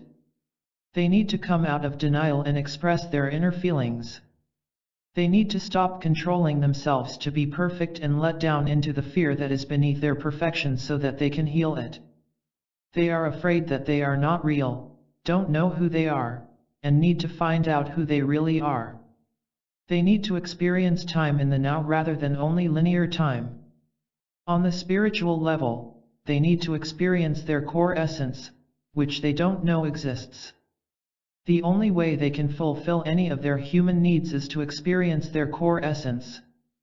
Once they do this, everything can come together. What's your negative reaction to the rigid defense? Now let's explore what your negative reaction might be when someone defends in this way.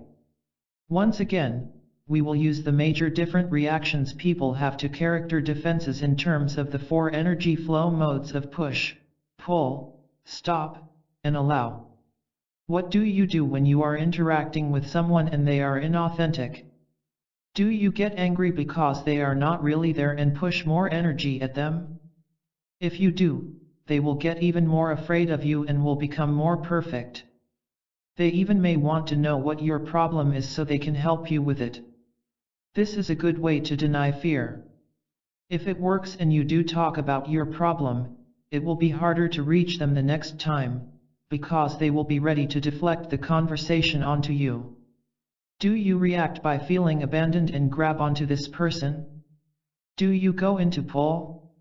If you do, they will build the 2 inner walls even stronger, get further away, and become even more efficient and reasonable. What will you do then? Pull harder and get confused because they are denying it? Do you go into stop and stop your energy flow? When you go into stop, do you sink way down deep inside of yourself away from the falsity of the conversation? Do you tune them out and pretend you are listening to them while you think about something else? So they are way in there, and you are way in there. Do you miss each other when you do this? Or do you stay present while you are in stop and just wait? So now both people are false. Do you go into denial and allow? Do you simply allow what is happening, go into denial about it, continue to carry on a conversation as if it were really happening, and waste your time? Did you get your purpose accomplished? Did you commune with your friend? Did you get to know them better? Did fusion happen? I doubt it.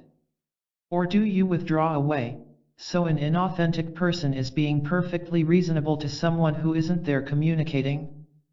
How you could respond in a positive healing way to the rigid defense. The first thing to remember is that since a rigid character defense has a strong balanced auric field, with boundaries well in place, you don't have to worry about boundary. So stand up close. There is a good chance they will be more comfortable being close than you are.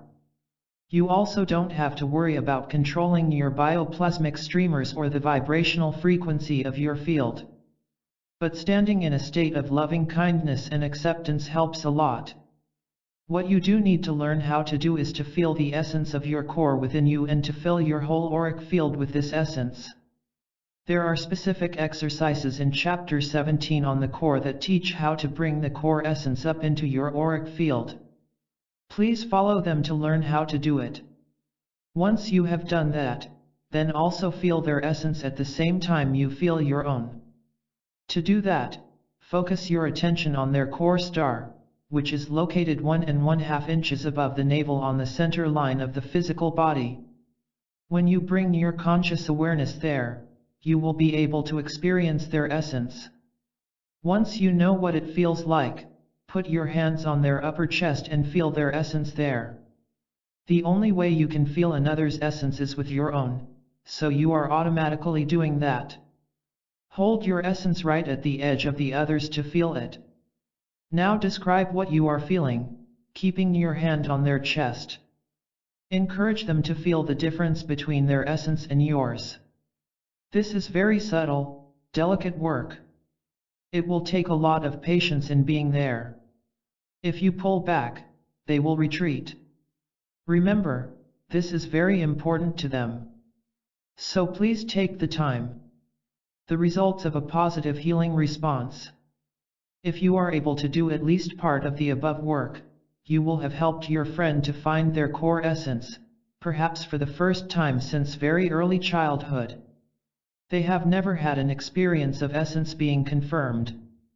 They have no framework in which to experience essence because as far as their upbringing went, it didn't exist. In effect, you are holding up the reflective mirror to them so that they can find their individuality. They can only find individuality by experiencing essence. When you do this, everything will change. They will be able to move out of the inexorable march of time into the presence of the now that encompasses all of time. They will be able to express feelings on the outside because they will know who it is that is doing the feeling, and that will make them authentic. They will be able to be appropriate and authentic at the same time. They will connect their sexuality and heart through their core essence because it is in both. They will have a self and know who they are. Next time your friend disappears from your conversation into perfectionism, it's okay if you react in a negative way. But as soon as you notice it, take a deep breath, bend your knees, and ground down into the earth. Feel your own core essence, and fill your field with it. Move up closer, ask permission to touch, and describe what you wish to do. You will give them a great gift. For it is only in the communion of being touched and touching at the level of the core essence that they will accomplish their deepest purpose on earth, to know the individuated God within. How to take yourself out of a rigid defense. If you find yourself missing from a conversation you are having with someone, stop, center within yourself, and bring your attention to your core star, 1½ inches above your navel on the center line of your body. Simply stay there till you feel yourself. Then very delicately bring this self into the conversation. Repeat the mantra, I am real. I am real. I am light. You will be surprised at the results. Auric observations of a couple in dispute and how they energetically resolved it. A good example of a couple moving from character defense clash into healing synchronicity happened one evening when I was visiting a couple who are friends of mine. When I arrived, they had been stuck in an issue for a few days. As they started relating their positions to me, I observed their fields interacting. Here is what happened. The husband, who was in an oral defensive action, complained of wanting and needing more contact and intimacy. The wife went into her psychopathic defense and said that they already had a lot of it. She began subtly acting as if it were his problem, trying to get him to explain more and more. She listened while he tried to explain, but at the same time energetically pulled back from him. First she pulled her field back, then she started disconnecting her bioplasmic flows of energy that connected them between their hearts and their third chakras. This confused him. She seemed to be earnestly listening, but at the same time she energetically withdrew from him, right when he was trying to get more of her energy. While the husband continued to try to explain his situation, he fell into the oral defense more and more. He became more and more confused and less confident that what he was talking about was real. The woman escalated her psychopathic defense by disconnecting her field from his. She pulled her energy up her back and started sending an aggressive bioplasmic streamer up from her back, over the top of her head, and over his head in an effort to control him, deny his reality, and yet still remain connected in the aggressive way that she felt safe. She was unaware of doing this. Her auric field reaction to her husband's statements showed that she was frightened by them and by his desire for more intimacy. She used her psychopathic defensive stance to control him by pulling her energy back and yet appearing to be there for him, so that she wouldn't feel her fear. As a result of her energetic actions, he began to doubt that what he was saying had any truth in it. He thought that perhaps the problem wasn't real. Perhaps it was all just his stuff. Her defense was to convince him that the issue was not real so that she wouldn't have to deal with it. Unconsciously, she was denying her own perceptions. Deep inside somewhere, she knew he had a point to make that was very real, but she blocked it from her awareness. Consciously, she was only aware of being helpful, of trying to understand what he was saying. By keeping her energy to the back of her body and in the will chakras, she was using her will to be there for him but without allowing herself to have feelings and to be vulnerable. If she were to allow her energy to move to the front of her body, she would feel her feelings and her vulnerability. This would bring her into more intimacy. But more intimacy for her would mean surrendering down into deeper levels of herself, where she was afraid to go. As this process continued, the husband began to be afraid. He reached a long hook out of his third chakra into hers and started grabbing and pulling her energy in order to stop her from disconnecting and leaving him. She reacted with even more overhead pushes and controls.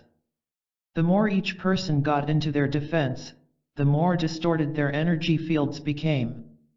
The more distorted an energy field becomes, the more that person goes into a negative image about reality, the less present that person is, and the less able they are to relate to what is happening in the now. In the situation with my friends, the more defended each became, the more painful the situation became. Less and less of each true person and more of just their defenses was there. At this point, I described what their fields were doing to make them feel worse. They both began to work on pulling their fields back into themselves, centering into their core, and grounding into the earth. I read their fields as they worked, guiding them into their respective centers. When they were centered and grounded, they each worked to align and enhance their heric line. Then they worked together through each level of the field, clearing, balancing, and charging it. As I read their energy fields and guided them, they brought the core star essence up through the heric level and each level of the field. By the time this was done, the defenses were gone, each field was coherent, and the room was filled with the essence of each of them. Then, the most wonderful thing I have ever witnessed between two people's fields happened. I saw all the great arches of colored bioplasma flowing between them dissolve. What was left was two people with coherent fields, pulsating at their own frequencies and in synchronicity with one another. They were communing without an energy flow exchange. There was no dependence at all. There was simply self-expression, with acceptance, acknowledgement, and delight in each other. This beautiful dance of light continued for some time.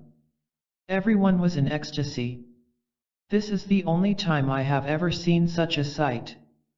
I believe it to be an unusual state of relationship, one for which we all long and strive, one that, perhaps in the future, will become the norm. We will do it automatically when we learn to believe in ourselves and in the core of our being, as well as honor each other, respect each other, and delight in our differences. Introduction to Healing Through Forgiveness. I would like to close this chapter with one of the most powerful healing meditations that Hyoen has given. It is the Healing Through Forgiveness meditation. This meditation brings you into a deep contemplation, with which you will be able to heal the internal wounds you carry from past relationships. The most important factor in healing past wounds in relationships is forgiveness. Usually, we are more conscious of not being able to forgive someone else than of not being able to forgive ourselves. All of us have known that it makes a big difference when we forgive someone for hurting us. Most of the time, we remember painful situations in the light of someone else hurting us and blame the other person. Our blame is on the surface. Deeper inside, there is usually a nagging guilt to which we may not admit. Many times, the other person did not experience the situation as we did and may not even know we are hurt. In fact, at times the other person thinks we should apologize so that they can forgive us. In all of these situations we are locked in duality. Forgiveness lifts us beyond that duality into love. In his Healing Through Forgiveness meditation, Hyoen gives us a broad view of forgiveness. He helps us transcend the blame of he or she did it to me, with its deeper nagging guilt, and brings us to a unitary understanding of why forgiveness works. Before you begin, I suggest you create a list of people in your life whom you have not been able to forgive. Then do the following meditation on forgiveness. It is very nice to have someone read the Hyoen material to you, or get the tape of this channeled material from the Barbara Brennan School of Healing. Or read it out loud into a tape recorder yourself. On tape, it is much more personal, and you will be able to absorb it more easily by simply resting back in your bed with your eyes closed. Healing Through Forgiveness. Channeled from Hyoen. Feel a pillar of light within. Feel a star of light in your center, just above your navel. It is no accident that you are here. You have brought yourself to this very moment in your life, for your own purposes, which arise out of the deep and sacred longing that you carry above your heart.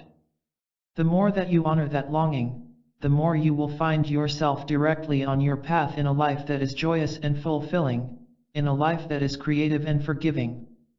I would like you today to take one person with whom you are having difficulties in your life and begin working and praying to align yourself for forgiveness and healing. Healing requires forgiveness of both yourself and that individual. As you may know, healing encompasses the entire life, indeed, all your lifetimes, and that which is beyond lifetimes. You exist in a realm much greater than the physical, which is defined by time and space. Time and space to you are only commodities of limitation that you have placed in this schoolroom, that you have created for yourself to learn within. You have created your lessons, you have created your schoolroom, you have created your teachers within that schoolroom, and yet you are the master of all of this creation. You have come to this earth for your own purposes that are carried in your sacred longing. Now I ask you, with regard to the person you have chosen, how have you betrayed your sacred longing and thereby created a situation in which self-forgiveness is needed? This may not be an easy answer that comes immediately. But if you focus on it and pray about it and connect it to your healing work, you will begin to understand. Through your life experience, a deeper understanding of what is being said here will well up from the fountain of life within you. Yes, it is true that you create your experience of your life. It is of your design, You have designed it from the utmost wisdom within you. If there is pain, then ask what that pain is saying to you, for pain arises out of forgetting who you are. Pain arises out of belief that the shadow reality is the true reality. The shadow reality is a result of forgetting who you are, which is based upon the belief that you are separate, or separated from God. I tell you, dear ones, all disease, no matter what its form or manifestation, is the result of this forgetting. You have returned here, to this earth plane, to remember. Do not be distressed by this. Set your life force in the direction of remembering, and its illumination will awaken the portions of your psyche that exist in shadow and in pain. When you illuminate them with the light of the divine, which exists within every cell of your body, within every cell of your being, the light shines into the shadow and the shadow begins to remember. Remembering means to bring your members back together. Through illumination, you will remember the portions of yourself and your body that have become dissociated and therefore diseased. It is a new beginning. Yes, some pain is experienced, but it is a healing pain. The tears will wash your soul clear and clean, like fresh fallen rain. Your cries will release what has been held for centuries, awaiting emergence. All of those blocks that have been talked about will flow and fill with life renewed. You will find yourself filled with much more energy. You will find your life moving into creativity and joy. You will find yourself being filled in a natural dance with all those around you, and with the universe. But this requires forgiveness, forgiveness first of the self. What have you to forgive yourself for? If you were to spend 5 minutes, and I will ask you to do this at the end of my little talk, writing a list of those things you must forgive yourself for someday, you will find it quite extensive. But it is not so difficult. If you take each item and meditate on it for a few minutes several times a day and forgive yourself for it, you will lighten the burden on your heart. Forgiveness comes from the divine within. By praying for and experiencing your forgiveness, you connect with the divine within you. You become the divine within you. The next questions are, how does each item that you forgive yourself for show in your psyche and in your physical body? How does it show in your energy field? Trace it through all 7 experiential levels of your field. Where is the pain in your body that is associated with that unforgiving attitude that you have held toward yourself and thereby maintained a negative connection with a particular individual that you find difficult to forgive? You see, healing always begins at home. Within you, in the place 1.5 inches to 2 inches above your navel, there is a beautiful star, the core star. It is the essence of your individuality. This essence is your divine individuality. It is the center of your beingness. It is the center of who you are in complete peace before, during, and beyond all lifetimes that you have ever experienced on your mother the earth. Feel this place within you. You existed before this life. You existed before all of the chaos and pain and strife that exists upon this earth, and you will continue to do so. This center of your beingness is the center of your divinity. From this place you are the center of the entire universe. It is from this place that you will heal. You will remember who you are, and you will help others remember who they are. For it is from the center of your being that all of your actions arise. As soon as your actions become disconnected from the center of your being, you are no longer aligned with your divine purpose. Action disconnected from divine purpose creates pain and dis-ease. So, dear ones, center yourselves into your core. It is from this center that all forgiveness arises. I should like you now to take the first item you found to forgive yourself for to your core. Whatever it was that you created that needs forgiving was created in a manner that was disconnected from your center. As you moved to create, you disconnected from the center of your being, your actions became unaligned with your divine purpose and moved, perhaps ever so slightly, into shadow and forgetting. So if you take that which needs to be forgiven, bring it to the core star and simply hold it there, surround it and infuse it with love. You will, through this love, bring it back to the light. You will find your original purpose that arose from your center. Once having found this, you can move forth with the original creation. For in finding, surrounding, and infusing it with love and light, you will find forgiveness within yourself. I will give you a few moments now to bring forth self-forgiveness in this manner.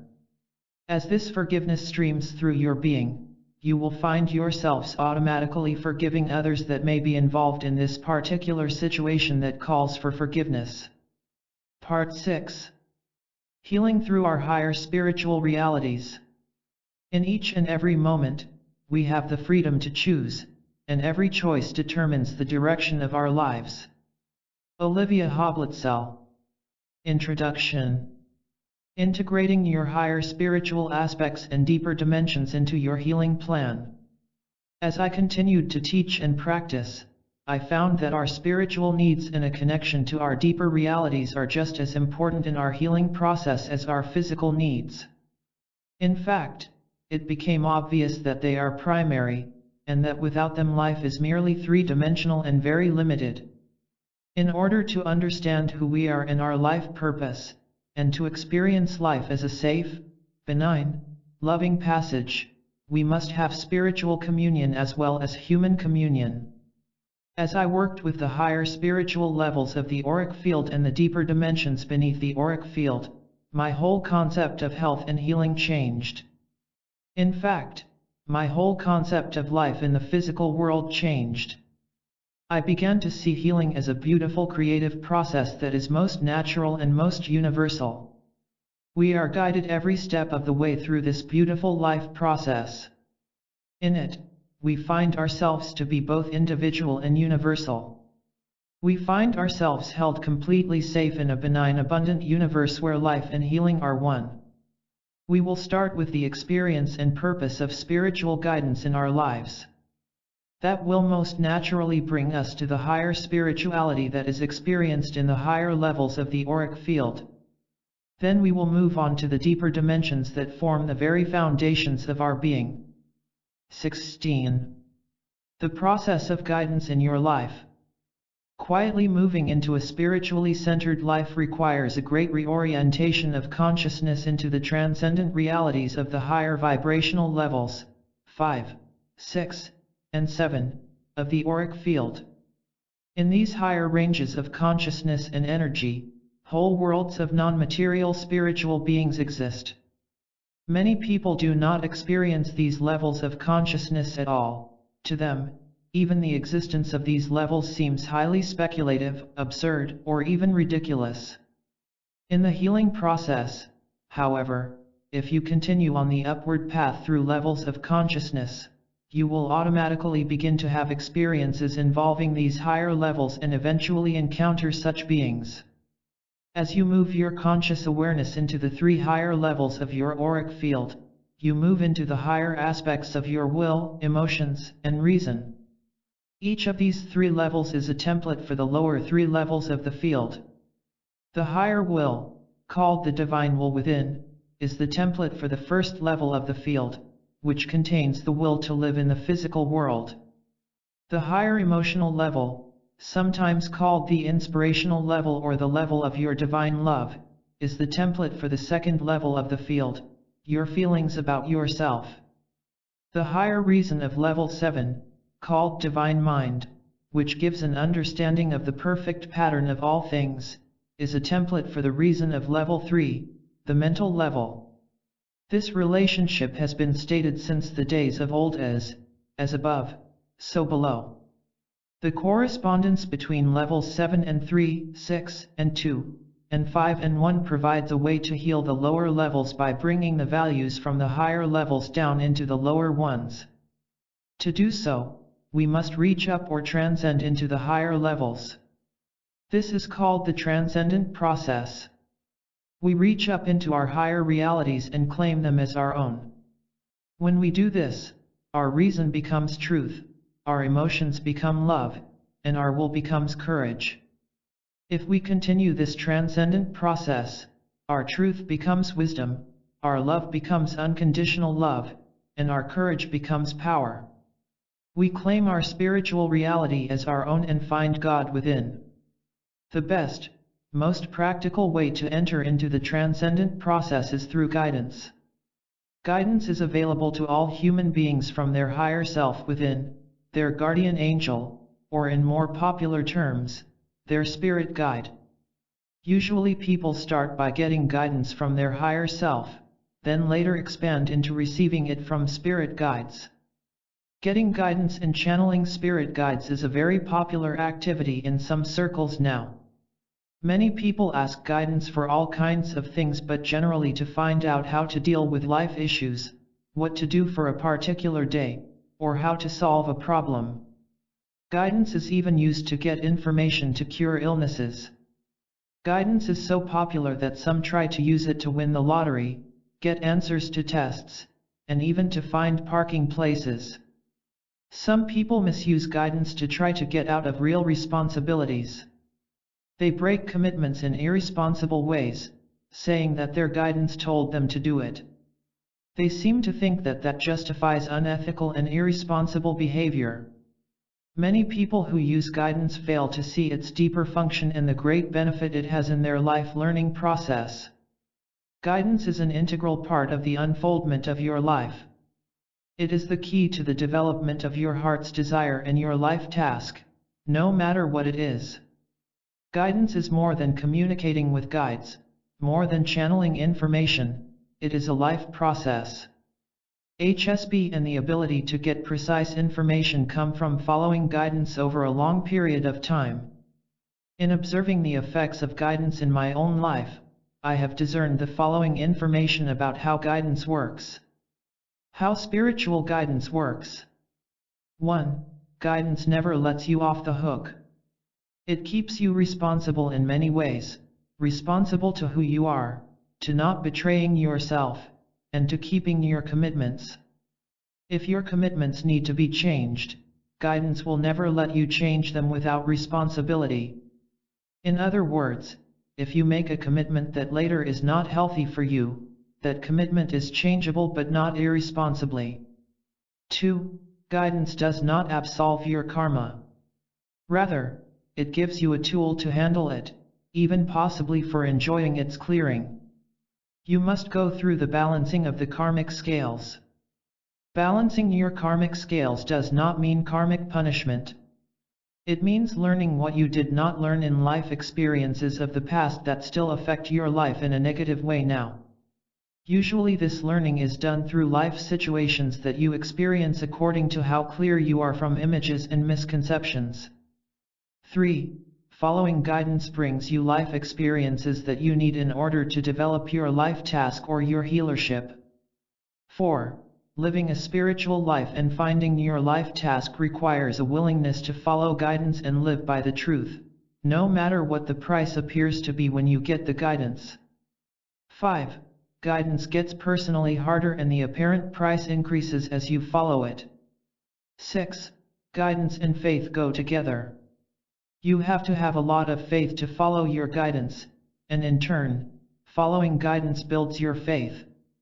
Guidance is designed to take you through areas of your personal psyche where you have previously refused to go but must go in order to unfold. It takes you through your deepest fears into your deepest faith. 7. Faith is a state of being that sets, balances, and charges the auric field into a healing state. It connects the small ego part of you to the greater you, the God within. It is a process of holographically connecting to all that there is, you to the universe. 8. Your separated ego doesn't have a lot of chance to interfere with systematic guidance because many times you don't know why you are doing what it tells you to do. 9. As you surrender or let go of your separated ego will and follow divine will as communicated to you through your guidance, others trust you more. 10. Guidance automatically and systematically builds both physical and spiritual endurance for your life task. 11. The more endurance you build, the more love, power, and support you will get, and the greater and more effective on a broader scale will be the unfoldment of your life task. As you solve problems, you will proceed to more responsible and difficult ones. 12. The act of following your guidance builds your healing vessel for the healing life energies. It builds your vessel for the divine task you have chosen to come in with. Guidance releases the involuntary creative principle into a safe vessel. Only by the surrender to guidance, the surrender of the ego to the greater Holy Spirit, or God within, can your involuntary life force be released into a safe vessel. The involuntary life force is everything that comes out of you automatically when you don't block your energy flow. Sometimes it is positive, sometimes it is negative. Guidance systematically clears your negativities so that more and more of the positive life force can be released. It releases this powerful flow of life force into your vessel in exact proportion to its ability to handle it. Therefore your vessel is safe. 13. The powerful flow of life force that comes with the involuntary divine creative principle cannot be commanded by the ego. Another way to say this is that the goodness within you flows of its own accord. It reaches out in wisdom, love, and caring of its own accord. It does not flow on the command of the ego. The only thing the ego can do is stop it from flowing or get out of its way. 14. Guidance takes you by the hand and walks with you into a state of surrender to your true human fragility and vulnerability, which is centered in the little ego. When following it, you immediately face the fact that you do not have life in your hands, that your ego does not control your life, and that guidance will not help it do so. That is it, you simply can't. To me, that is what is meant by surrender of the ego. To what do you surrender?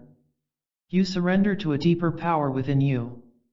Following guidance is a systematic letting go of an outer ego that may try to make you safe but cannot. Guidance reconnects you to your original power. You become a child of God.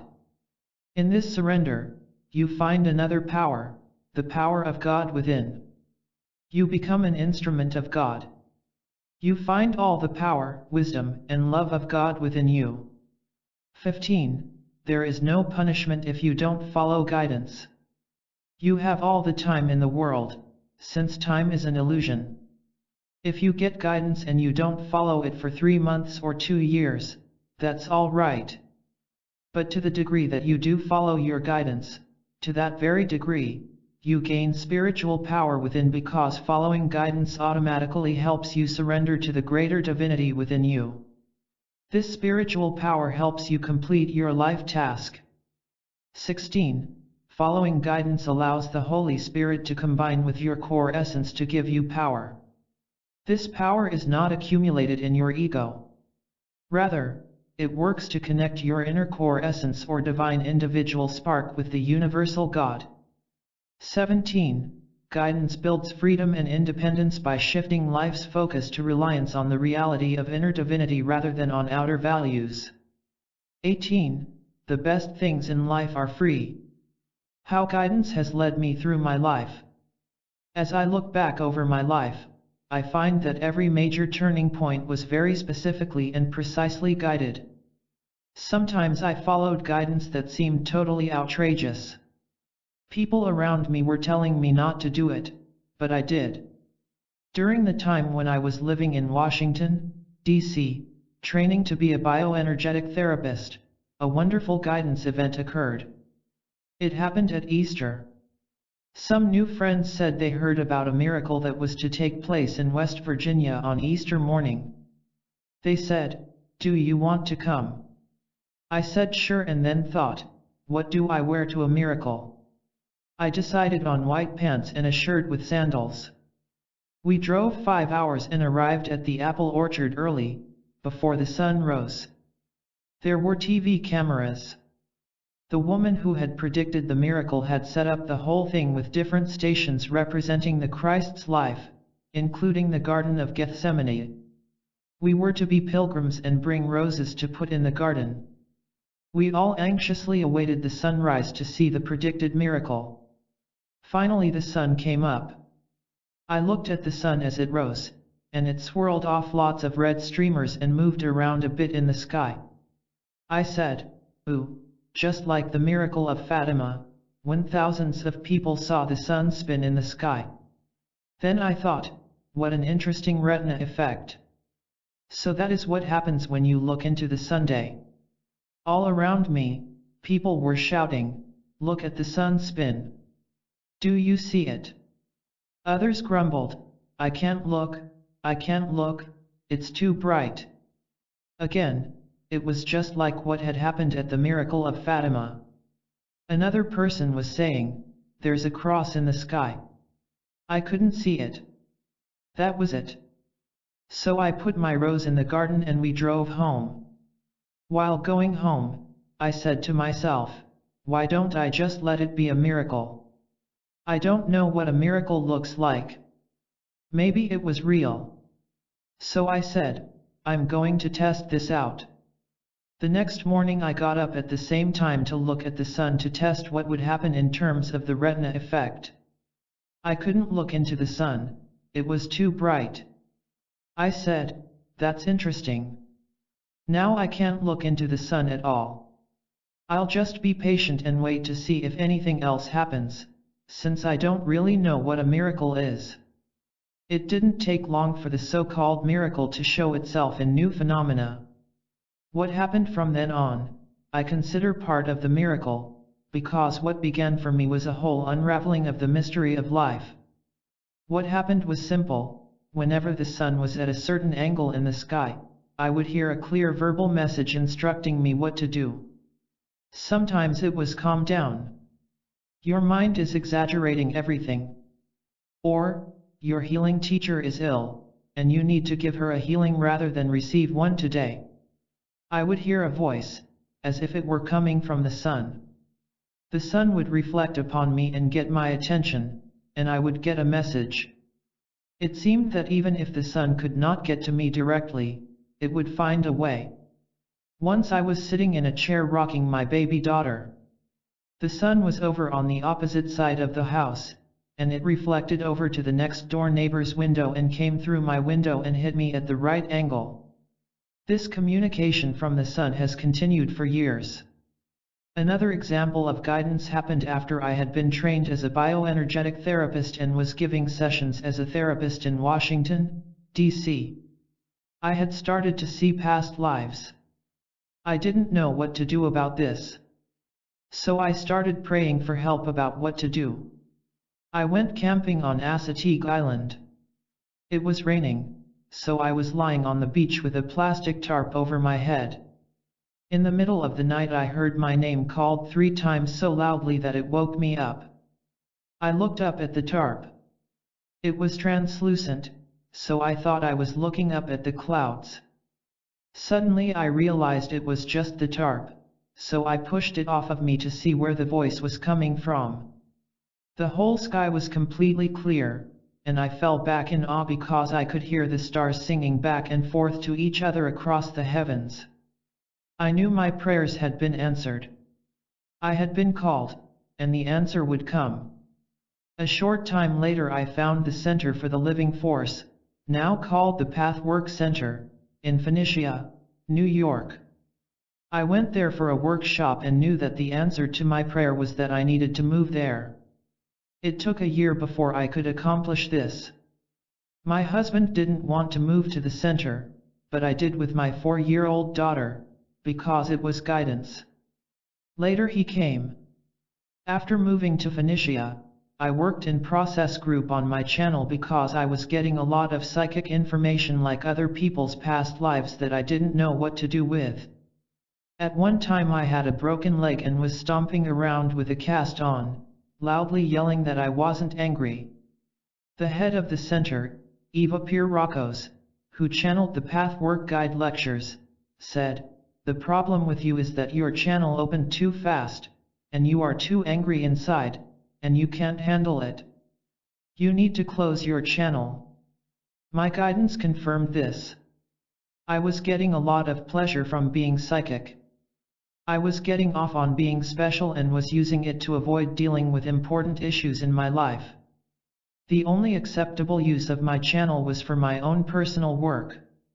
So I closed my channel except for personal work. I didn't know how long it would have to be this way. My guide simply said for as long as it takes. Shortly after my vow, I was tested. One day I accidentally started to leave my body. I saw beautiful guides with jewels all over their robes standing nearby. I was very curious as to who they were, but I remembered my vow and quickly forced myself back into my body. My psychic gifts were a lot to give up, but I let go and concentrated on my personal work. I spent the next 6 years focusing on my own transformation. I focused for the first 2 years on divine will. To do this, I made sure that everything I did was aligned with God's will. Every morning when I got up, I prayed and meditated to commit myself to and align with God's will. I had private sessions in which I tried to understand what is meant by God's will. I felt a conflict about what God was going to make me do next. Was I His slave? I dealt with everything in my life from the perspective of being in divine will. Slowly, over time, I found that whatever I wanted to do at any moment from the deepest, clearest part of me was also God's will. I was able to find the will of God singing within my own heart. The next 2 years, I concentrated on divine love. I focused on being loving in everything I did. Every morning I prayed and meditated on learning about divine love. In doing this, I found that many of my actions were not so loving. I worked in my private sessions on bringing love into my life. During those 2 years things began to change, and I was able to be and express loving much more in my life. My work for the next 2 years was to concentrate on divine truth. I followed the same pattern as before, praying and meditating every morning to find what divine truth is. I spent a great deal of time concentrating on exploring its function in my life, where it was missing, and how to bring more of it into my life.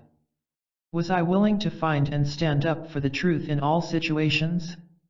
Since I lived in a spiritual community all this time, I was always offered life situations to practice all 3 of these divine aspects of ourselves. Everyone in the resident community at the Center for the Living Force was working on themselves in this way for self-transformation. It was a real boiling pot of people seeking spiritual truths and struggling with each other every day in running the community. We all learned a lot in those days. We thought we were creating a city of light, but later, as we scattered all over the world, we realized that we each had gotten what we came there for. We embodied the work. We filled our beings with the work, so that we lived according to the higher spiritual principles that we believed in. Finally, after 6 years of deep work and struggle, I knew I was ready to open my channel again because I was trustworthy. People simply trusted me because I was willing to let go to whatever the truth was and follow it. Of course, that didn't mean I was finished with personal transformation. The work still continues to this day, and it will for the rest of my life. But I knew I had reached a turning point in my life and that things would begin changing drastically, which they did. I knew I was supposed to go to Findhorn. I did. When I was there, I stood on a nature power point called Randolph's Leap, a place near Findhorn where the Druids are supposed to have worshipped and communed with nature spirits. I asked to have access to the nature spirits. Nothing appeared to happen. I went to Holland to run an intensive workshop, and then to Switzerland to ski. I totally forgot about my request. After I was back about a month, I started waking up at 5:30 every morning writing reams of information of guidance. I started seeing little nature spirits everywhere I went.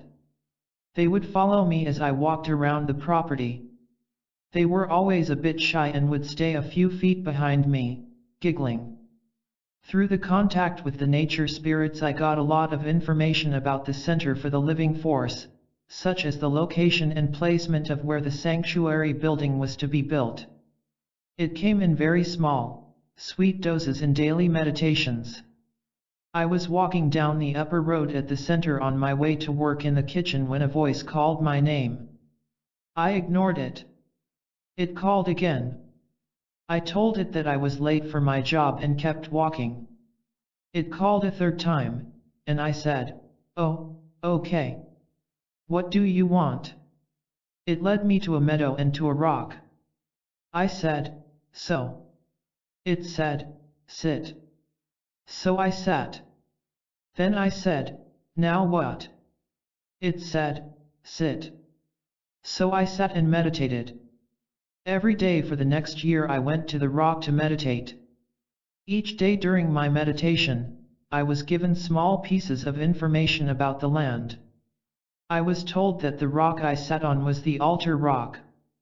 The voice pointed out another rock directly down the hill and then two others on each side that were marker rocks. A line could be drawn between the altar rock and the first marker rock. Another line could be drawn between the two side marker rocks. The two lines crossed each other in the middle of the meadow. On that exact spot two small trees had fallen and crossed. A year or so later, when it was time to find the spot for the sanctuary building, everyone was asked to lead the sanctuary committee in charge of the construction to their favorite places on the center property. A place was chosen. I was sure it was wrong, but I kept quiet. On our way back to the main hall, someone asked me to show them my secret place of daily meditation. I reluctantly led the group of people to the altar rock. Everyone sat on it to meditate. Everyone instantly knew that this was the place. Then I shyly started sharing the information I had gathered over the last year of meditations. Later, when I went there with a surveyor, it turned out that the lines defined by the marker rocks were in the exact position of the maximum solar angle for a solar building. The fallen trees turned out to be the exact location of the joining of two large walls of glass on the front of the seven-sided building.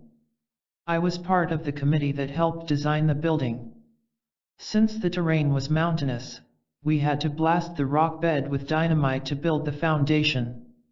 I tried in vain to shoo the deer away before the blast, but they wouldn't go. They only moved 5 or 10 feet away when the dynamite exploded, then proceeded to graze as if nothing had happened.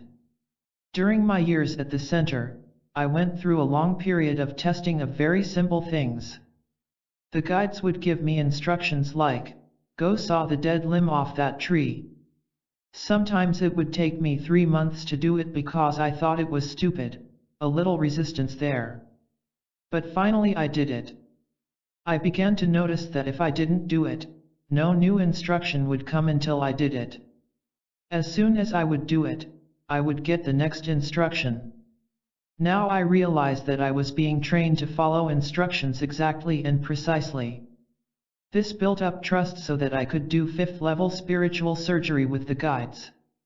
5th level surgery, described in Hands of Lights, is a way to restructure the 5th level of the auric field, with guides doing most of the work. It began one day for me when I still had a massage practice. I was giving someone a Swedish massage, and a guide appeared and said, "Hold up 2 green stripes," to get me to take my hands off the body. My client had come in for a massage, but now I sat there for 45 minutes with my hands above her body, holding up 2 green stripes.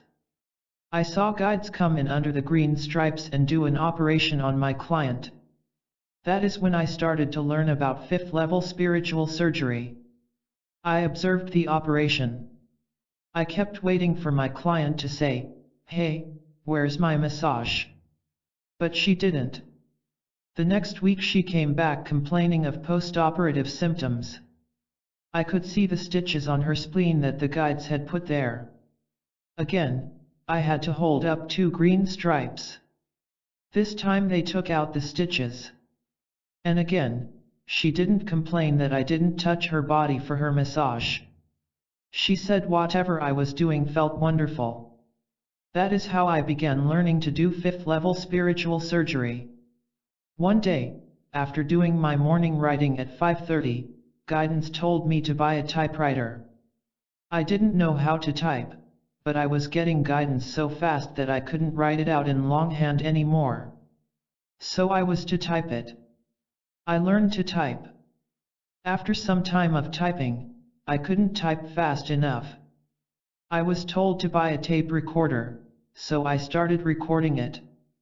Without knowing it, I had started my first book. I worked on my first book, Hands of Light, for 15 years. 12 publishers refused the manuscript. I didn't know what to do. I got guidance to publish it myself. I sold the house I owned but didn't live in anymore and got $50,000 for it. Everyone thought I was totally nuts to take my entire life savings to do the book. But I said, either this is my life's work or it isn't. It's time to give everything to it.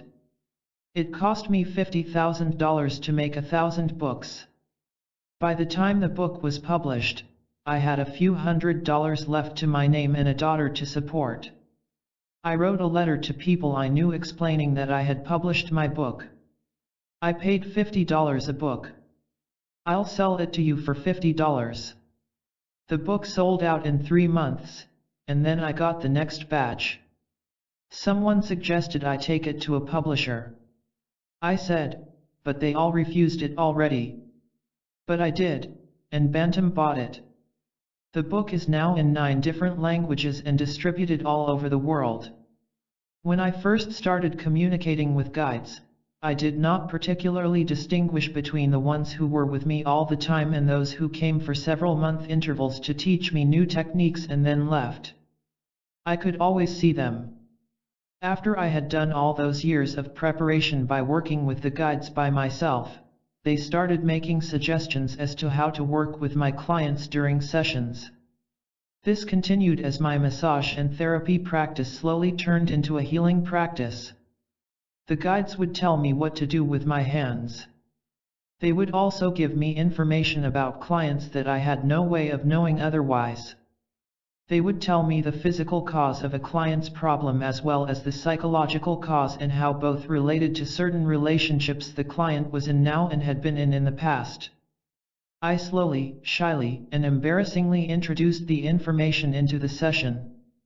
I would say things like, "Have you ever thought of this?" and then add the guide's information. Soon the psychic pressure of so much information more or less pushed me into channeling it. I never told the client it was a guide, I just talked in a little different voice. I said that my voice changed because I was in an altered state. After a few years of this, a client said, "You were channeling a guide, weren't you?" "Who, me? What is his name?" the client asked. "I don't know. I usually paid more attention to the guides my clients brought with them to a healing session because the clients would always want me to describe their guides to them. I would convey information to clients from their guides as well as from mine. I even began speaking in strange accents for a while, but I found it rather embarrassing. Finally, I said that I only wanted to channel one guide that had a more normal voice. If somebody else's guide wanted to convey information through me, I would listen and then repeat it. I could always see 5 guides around me when I worked. They are still with me. By this time, guides were in vogue. Everyone was channeling, and I still didn't know who my main guide was. So I decided to find out. I asked my guides one day when I was giving a healing or channeling workshop with Pat Rodegast, a well-known channeler and author of Emmanuel's book and Emmanuel's book 2. I heard the word Hioan or Hiekan. I said, "Yuck. I want a guide with a nice name like Pat's Emmanuel." I didn't like the name at all and tried to change it, to no avail. Then I forgot all about it. 6 months later, I was giving another workshop on channeling and healing with Pat. Whenever we worked together, we always asked to learn something during the work. This time, in frustration, I said, "Why does everyone know the name of her guide but me? I want to learn the name of my guide."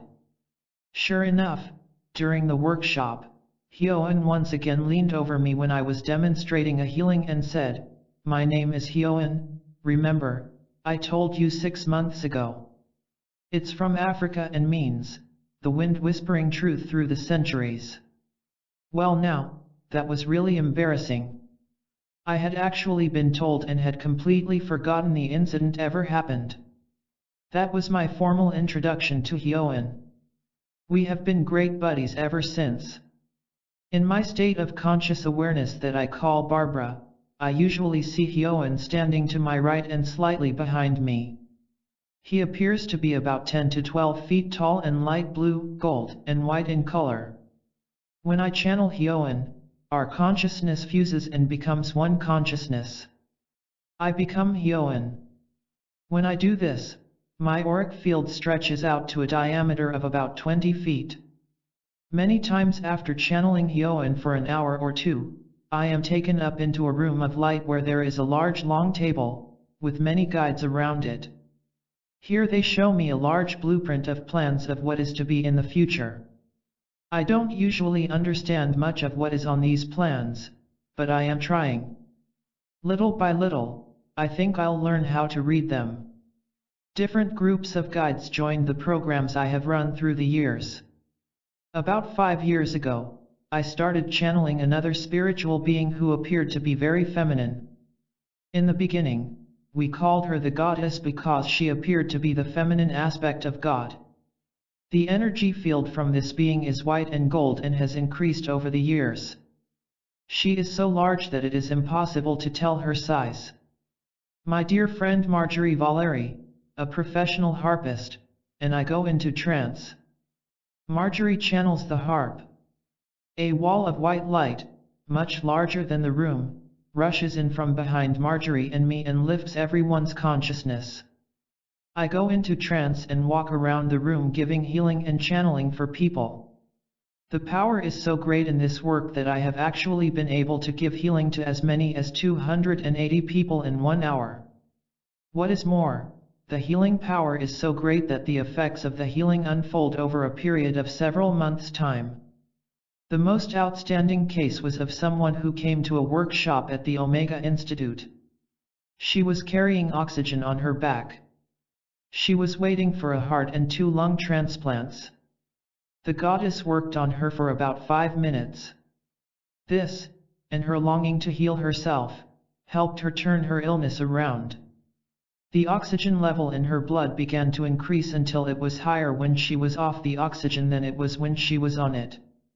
The donor organs never came through. She later got married and moved out west somewhere. The last I heard, her physician said that she only needed 1 lung transplant.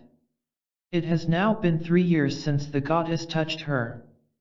Through the years, the healing energy that we called the goddess has now become much more balanced in both masculine and feminine energy. And I was told recently in guidance that it really is the Holy Spirit. I now have to deal with my shyness at claiming to channel the Holy Spirit. Somehow, the feminine aspect of God seems more permissible. I'll have to work on that one. In the last workshop I did in Santa Fe, I also picked up a new group of guides that call themselves the Council of Light. They seem to have a great deal of power. They sit around in a circle with a candle at each one's feet. They seem to have big plans about building healing centers around the world. I'm curious as to how this one will unfold. It will, in its own time. So that is how guidance has worked in my life. In doing those things, even though some were rather outrageous, ridiculous, or apparently foolish, I built my faith. It took faith as I was continually tested to do exactly what I was asked to do or to give the exact information and not expound on the information that I was given. That is why I eventually got to the level of channeling specific treatments and how long a person should take them. Guidance took me step by step into my higher sense perception, channeling, and the higher 3 levels of the auric field. It took me into my spirituality and the spirit world and made it real. Guidance has brought me many wonderful experiences and has taken me to a broader understanding of my own divinity. Following guidance and entering into the spiritual side of life is not always easy because it is so challenging. We tend to ignore it, put it off, or just plain think it is not real. Learning to follow guidance is a step-by-step process that brings us into our higher spiritual realities. Each time we choose to follow guidance, we choose our higher divine will. By repeatedly doing this, we begin to experience the higher levels of our spiritual realities that correspond to the 5th, 6th, and 7th levels of our auric field. Let us now go to the higher levels of the field. The 5th level of the aura, divine will. The 5th level of the auric field is associated with divine will. It is the primal level of all form and symbols. As soon as you lift up into the 5th level with your higher sense perception, you will see cobalt blue light. It may be a bit confusing at first because the 5th level is the template or blueprint for all form. That means that it is like the negative of a photograph or a stencil for an airbrush. Everything is reversed. What you would expect to be solid is empty, clear space. What you would expect to be empty, clear space is solid cobalt blue. After you have spent some time on the 5th level, you get used to this reversal and don't notice it so much. Since the 5th level is the template for the first, you can think of it as made of grooves into which the lines of the first level of the auric field fit. Or you might think of the bed of a river in which the water, energy lines of the first level, flows. The 5th level of your field is the template for the first level, which is then the template for your physical body. The 5th level is usually hardest for people in our culture to understand. In our culture, we let reason rule. If we are asked to do something, we want to know why. We want to understand what it is all about. The problem with this is that with our reason we can understand only things that are within our definition of reality. If we have not experienced the spiritual realities of the higher dimensions, they are not real for us. And we have to be taken by the hand and led into them step by step. We won't recognize the landscape for a while because it is new territory. We need to let go of our preconceived ideas of how it will be and allow the experience simply to unfold. In order to walk into the spiritual world described in my books, I had to trust and follow divine will when I didn't understand what it was all about. Understanding came later. It is no accident that one of the first things the guides told me to do was a very simple harmless act. They were accommodating my reason. I needed to be led step by step. With divine will I was able to do this, even though my reason constantly demanded to understand something it did not have enough information to understand.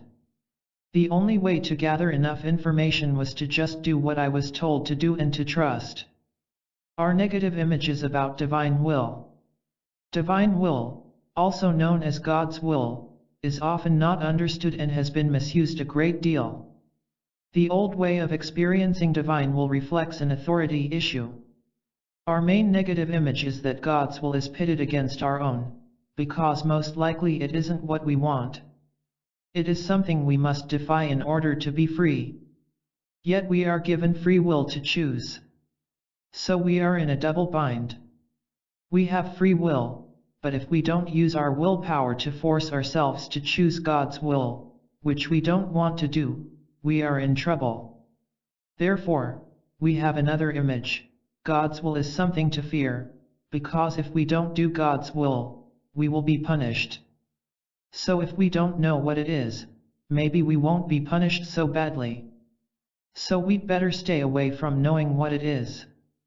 Another image about divine will that we use to resign ourselves to painful situations is, there is nothing I can do to change God's will.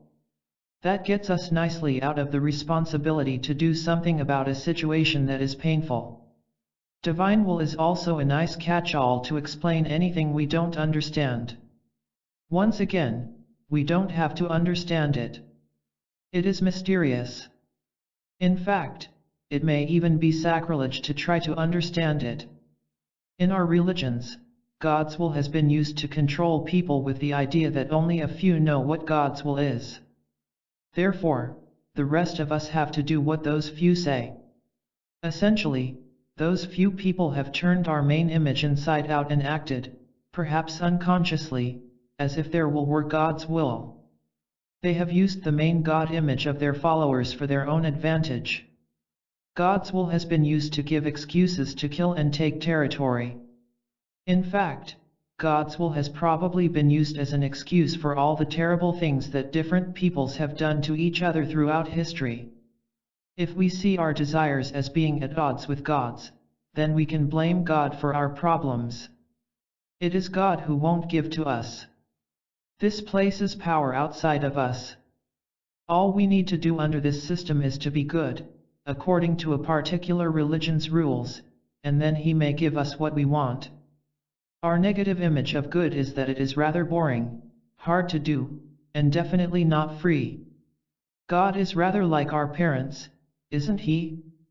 If you behave, we can go for ice cream. No wonder people shy away from the idea of divine will. Our negative images of divine will also cause confusion in us as to what will is. Most of the time, we think of willpower as something we need in order to get things done, because it is hard to get things done. There is always something or someone that we have to push or get out of our way. In other words, another negative image we have about will is that it is needed to fight resistance. Will gives us the power to win over an obstacle. Within the old system, the resistance is always seen as outside of us. In fact, all these images about divine will separate us not only from others but from ourselves. If we're doing God's will and it's different from what we want to do, we're separated from ourselves. When we're separated from ourselves, we're also separated from others, and the battle begins. The fact that we have to work so hard to make our will agree with God's will implies that our will is not so good. Where does the idea that our will might not be good come from? It comes from the idea of separation and that there is something wrong with us. Such vestiges of old religious values are outmoded and no longer work for us. They exist under the old regime of power over. The underlying image in this old way of being is that we need a God to keep us responsible and good. But is that really so? Hyoen says, all of this, my friends, is an illusion. By virtue of your pushing, you create the resistance to push against. Without the resistance, what would the will do? Connecting to the divine will within your own heart. We are moving into a new way of being that is based on power and responsibility from within. Consider the possibility that will has nothing to do with overcoming resistance, but rather acts to find our way. Let us look at a different metaphysics in which this will make sense. If we recognize ourselves as having a good, responsible God within that lives in synchronicity with and is holographically part of the great universal God, then our inner will is the same as that of God. It simply is. There is nothing to fight against, nothing to push against. There is only action to be done to accomplish that which is willed. Will evokes action. Our need is to be able to know what our good will is. Where does it come from? How do we recognize this good will within us? How do we know that it is the right one? What does it feel like? Again, it is time to turn to the new M3 metaphysics, introduced in Chapter 3. Within this framework, all things physical are born out of mind or consciousness. Thus, our physical lives are born out of mind. Mind was there before matter. If we assume mind indeed created our physical lives, it must have had a purpose in doing so. The universal mind's purpose in doing so is divine purpose.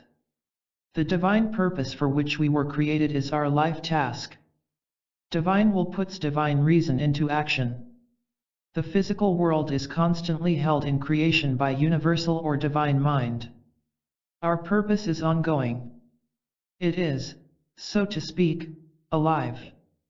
Our purpose extends not only across the broad expanse of our lifetime but functions in the here and now moment. Our purpose in this very moment is always connected with our life purpose, no matter what situation we find ourselves in. Our inner divine will functions in all tiny moments, in all grand time scales, in little actions, and in large long-term projects. It functions holographically to serve divine purpose. The relationship between free will and divine will. Our confusion about will comes when we do not understand that our free will choice of any moment is always challenged to serve our internal divine will. The degree to which we freely choose our divine will within is the exact degree to which we express and act according to our true self. This will is based on power from within rather than power against or over another. It is based on self-responsibility rather than on blame. It is based on freedom for all, rather than control of others. In divine will, there is no place for blame or the illusion of something outside us to fight against. In areas of our lives where we have pain and trouble, we have acted out of fear and not followed our inner divine will. Perhaps we are confused about what we want to do with our lives. We act out of fear and do what we think will please other people. Here our actions are still functioning from the perspective that we must fight against something outside us to get our way, so we don't bother to follow our true will. We are not doing what we truly want to do. We may even create an apparent outside resistance to prevent us from doing what we want. It is really ourselves that we fight, other people are just stand-ins. At times, we say things calculated to get someone else to protest, so that we can get out of doing something we want but are too afraid to take the chance to do. Of course, it certainly doesn't seem so at the time of our decision-making. We just focus on the protest from people around us as a diversion from what we know we must do. But in the long run that never really works. Happiness will not be ours until we do what is right for us. For example, writing my first book was a very difficult task.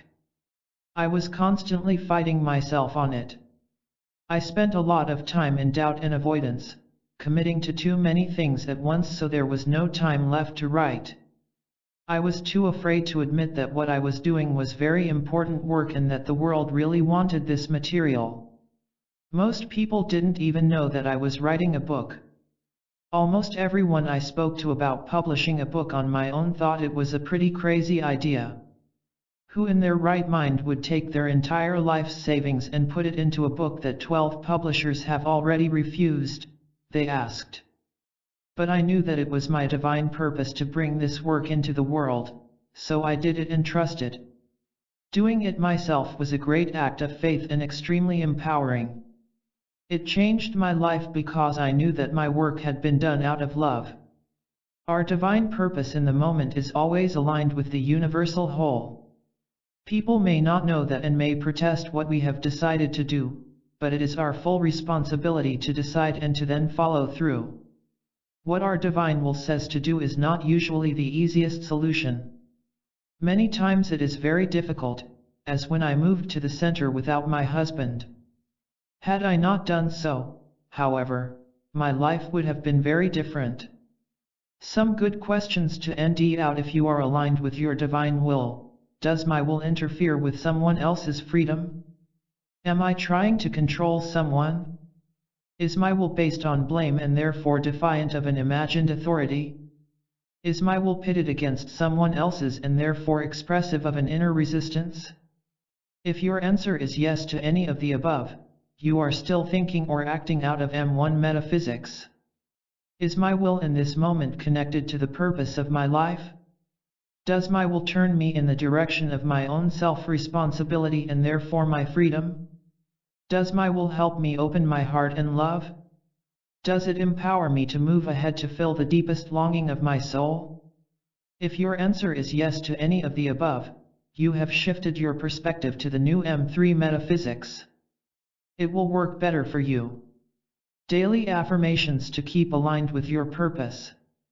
To keep your life and your health running smoothly, it is a very good practice to align yourself consciously with your divine or positive will. What is it that you wish to accomplish? This question holds not only for your personal life and health but for your whole life as well. As we have already said, our purpose in life is synchronistic with our purpose in this very moment. They are holographically connected. Whatever it is you want to accomplish in any given moment is directly connected to your greater purpose in life. It may not always seem so, but it is. If your purpose in life is to be a healer, for example, then how you take care of your health right now matters because it affects your energy field and your ability to heal others. If your purpose in life is to express yourself in words, then speaking your truth right now is a way to stay aligned with your expression. If feeding the poor is your life task, then your relationship to food and nurturing is very important. What you do right now to nurture others is practice for your larger life task and affects it directly. How, what, and how much you eat right now matter.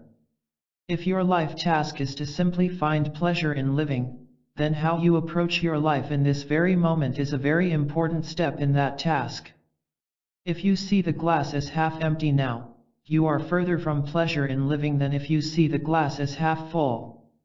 If you feel deep inside that you are to be a great leader of many people, then how you act right now to those near you who have the least power matters a great deal. If you do not treat them with love and respect now, you will not get closer to your leadership. Your task now is to practice higher principles in the things that you do every moment. Your greater life task is actually just a result of your moment-to-moment practice of higher life principles. The real work is right now, wherever you are, whatever life brings. If your purpose in the moment is a distorted version of your original purpose and therefore causes pain and dis-ease in your life, it needs to be placed in direct alignment with your greater purpose, so it can create health and balance in your life. A way to align your will is with affirmations. If the idea of following God's will sounds like a struggle to do something imposed from the outside, then you still carry the negative authority image that God is a deity that gives rules. The truth is that God's will rests within your own heart. Listen to the will of God as it speaks through your own heart. Here is the affirmation I used several times every day for a period of 2 years, right after I was asked to close my channel and concentrate on my own inner work. I used it to bring about the shift within myself from the small ego will to the divine will within my own heart. It is a great affirmation to dispel the notion that God's will is an outside rule. It is taken from a Pathwork Guide lecture channeled by Eva Pierrakos. Affirmation to align with God's will: I commit myself to the will of God. I give my heart and soul to God. I deserve the best in life. I serve the best cause in life. I am a divine manifestation of God. The mechanics of getting guidance. The mechanics of getting guidance are actually rather simple. It is best to start very simply. You may do it in a group or alone. It is important to experience getting guidance in both ways during your training period. Simply sit down with a notebook and pencil. Sit in a meditative position and consciously align with divine will. You may silently say to yourself, I align myself with God's will. I want to know the truth, whatever it is. I let go of my personal stake in the answer. In the name of God or Christ, Buddha, Allah, or whatever spiritual figure is meaningful to you, I want to know. Write down your question on the paper, then simply wait for an answer. Your pencil will not move automatically. You are not doing automatic writing. Rather, you are telepathically listening. Write whatever comes into your mind without discrimination. You may judge what comes out as stupid or wrong, but write it anyway. After the writing is ended, put it away without reading it for at least 4 hours. Then you may read it and analyze it. It is important to write down everything that comes into your mind when you are practicing. If you do so, with practice, you will begin to recognize what you are making up with your mind and what you are hearing telepathically. There will be a distinct difference in the quality of information, the language it comes in, and its tone. True guidance is always loving, supportive, non-judgmental, and truthful. It will not betray your integrity, your honesty, or your honor. If you are practicing in a group, have one person ask a question. Everyone can get guidance for the answer. Share it right away, and compare answers. You will be surprised at how they agree and complement each other. Do not be afraid to speak up in the group if you think an answer is wrong. Now, in the beginning, is the time to learn to keep the channel clear. If you are criticized, find the seed kernel of truth in the criticism and take it to your next guidance session. When you find something in yourself to clear that relates to the criticism, take it to a session to find out what your biases that influenced your channeling. This is difficult work and usually needs to be done with another person who is skilled in psychological functioning and in finding spiritual truth. I have always found it necessary to get regular help from another person. The more honest you are with yourself, the clearer your channel will be. Following my guidance for so many years has brought me great reward and many experiences of spiritual ecstasy. As I used to say when I had a healing practice, it is a great privilege because I spend all day working with angels and being in a state of love. It was the most effective tool in helping me lift to the 6th level of the auric field, divine love. The 6th level of the aura, divine love. Unlike level 5, level 6 is very familiar to us. We are inspired by the beauty of a sunrise or sunset, by the beauty of sunlight on water or of moonlight on a lake. The stars lift us into the indigo of the night sky, and we are in wonder. We listen to music in a cathedral or chanting in a temple, and we are brought to spiritual ecstasy. We feel as if we are brought home to ourselves, and we love all that there is. These experiences are unique to each of us. There is no way words can convey the depth and breadth of spiritual feelings. Poetry brings us to the door, but we walk through it. The 6th level of the aura looks like beautiful bright opalescent rays of light that reach out in all directions in a general egg shape. It has all the colors of the rainbow and is perhaps the most beautiful level of the aura to look at. Bringing our conscious awareness to this level brings us into spiritual ecstasy. We all have a need to experience this regularly, like breathing. Many people do not know this. But it is as essential to feed the human soul as it is to feed the body. When the human soul is not fed, we become cynical about life. Life becomes just one hurdle after another, and there is a lack of well-beingness. Many times we try to replace the something is missing feeling with material wealth. It doesn't work. The only way to fill 6th level needs is through 6th level experience. That means lifting ourselves to this level of experience. This means giving time and energy to this part of ourselves in our daily lives.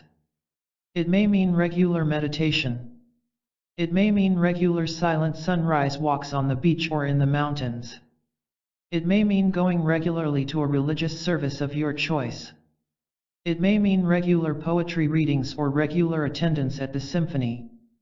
It is simply a matter of giving it time and focus. If silent meditation is not for you, try playing inspirational music when you meditate. Your job in your self-healing is to provide yourself with this kind of nourishment. What music lifts you to these levels? What type of meditation do you prefer that lifts you into spiritual experience?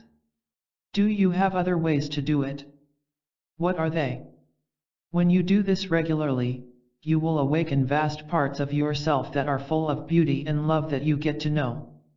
They will become part of your normal self. On the 6th level, you will experience unconditional love, both for yourself and for others. Unconditional love is the experience of caring completely for the well-being of another person without wanting anything in return for it. You give your love without placing any conditions on it. That means completely accepting them exactly as they are. It means giving your love in a way that stands in honor and respect for who they are, delighting in their differences from you, and supporting them to move into their excellence. It means acknowledging the source of life within them as the source of the divine. The importance of desire. The even-numbered levels of the aura are all feeling levels. All carry our desires. On level 2, our feelings about ourselves, we carry the desires to feel good about ourselves, to love ourselves, and to be happy. On level 4, our desires center on our relationships with others, our desires for intimacy, for a loving home, and loving friends. On the 6th level, our desires are to feel connected to all that there is, connected to God. These are our desires for spiritual communion. Some spiritual or religious groups say that desires are not good, that desires get you in trouble and need to be controlled or turned off. All the world's major religions have rejected a part of the human experience, whether it be sexual desire, our desire to be connected to God directly instead of going through some particularly chosen person, our desire to know who we are, our desire to remember our past experience, our desire to commune with the angels, our desire to know good and evil, and our desire to know reality, how it is created and our part in it. Every religion has labeled some of these desires as bad, dangerous, or ridiculous. Hyoin, however, has a different viewpoint. He says that the prime problem is not the true desires themselves but the distortion or exaggeration of them. All of these desires are connected to a deeper desire, or our spiritual longing carried inside us on deeper dimensions of who we are. These dimensions will be discussed in Chapter 17. This spiritual longing leads us through our lives. It keeps us on our path. It helps us complete our purpose in being upon the earth.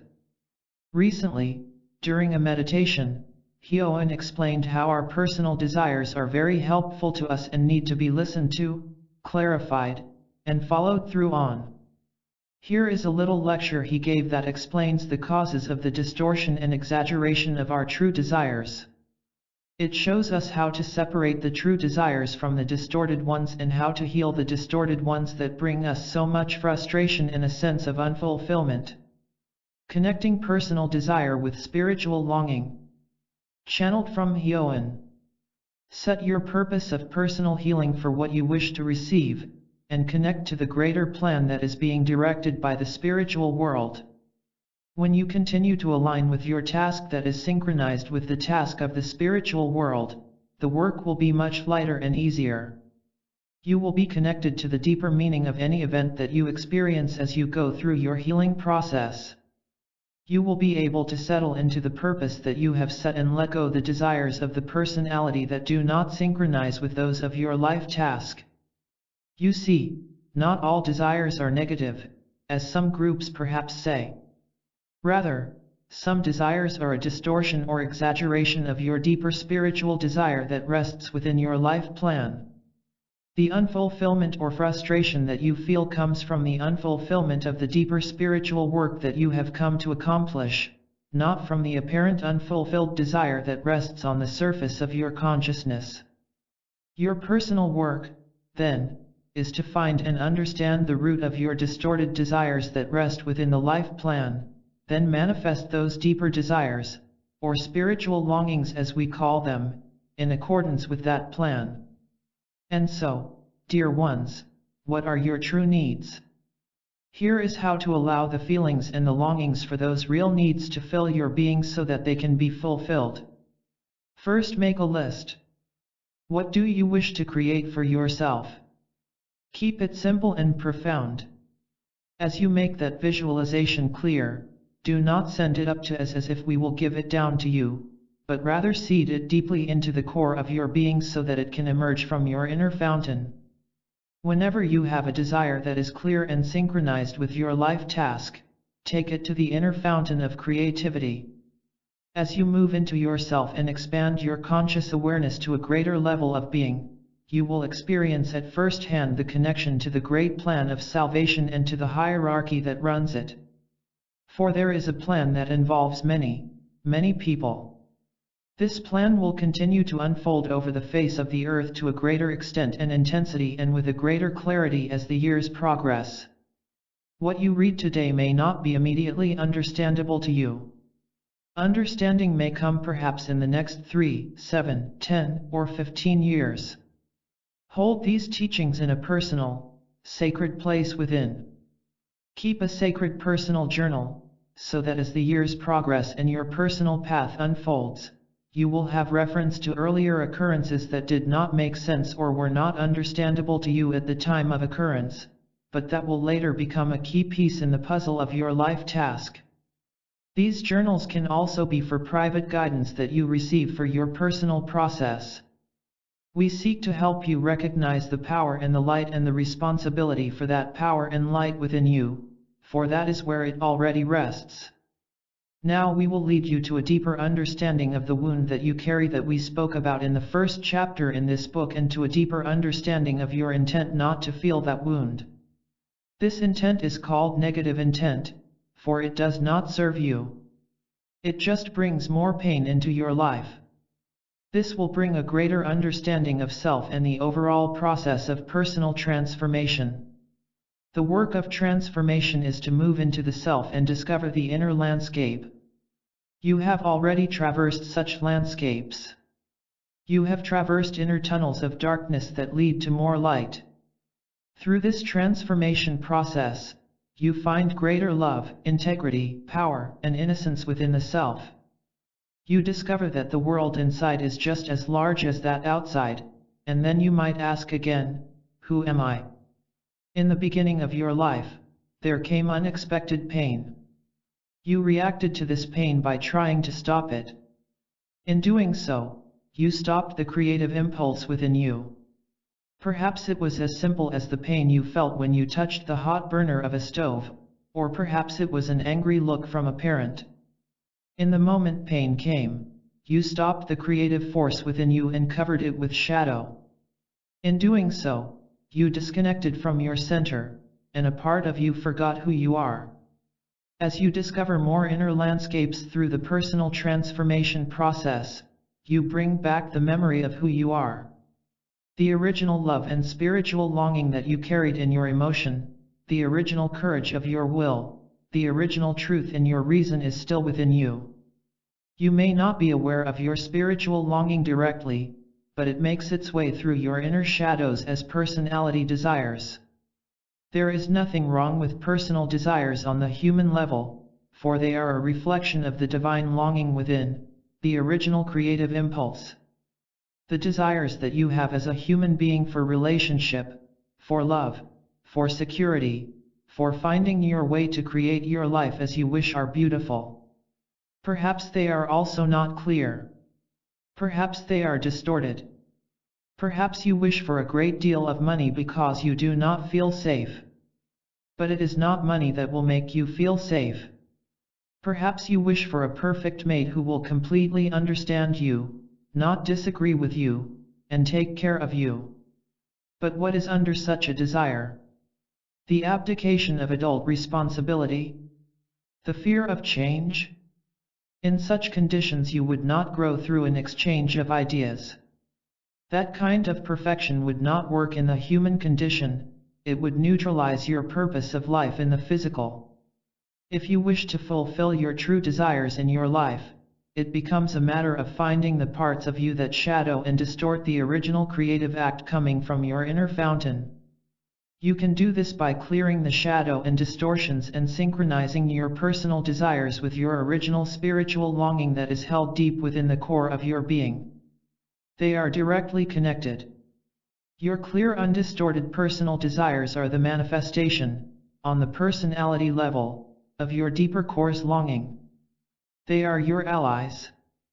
They lead you to the deeper core of your life. What is the desire that you feel now? Perhaps you think it's selfish. It may or may not be. Simply ask, how does this desire of my personality connect to the original inner longing that leads me through my life? Your work is simply to clear a path between the two so that the personality desire is a pure expression of the original creative impulse within. There has been a lot of confusion over the earth about this issue. Much pain has come from this confusion because in some circles desires are regarded as sin. The only sin is forgetting who you are. The only sin is the illusion that you find yourself in. Do not judge your desires. Hold your desires as most holy precious parts of yourself, parts of the pieces of your life that need to be illuminated. Now meditate to find a way from your personality desires to your deeper soul's longing. Remember, you are connected to the great plan of salvation that is unfolding on this earth. As you heal yourself, so earth heals herself. It is at the 6th level of our being that we experience faith and hope. A very important part of your healing process will be the building of faith and hope. The building of faith in yourself, in your internal resources, and in your ability to take care of yourself and create what you hope and long for in life.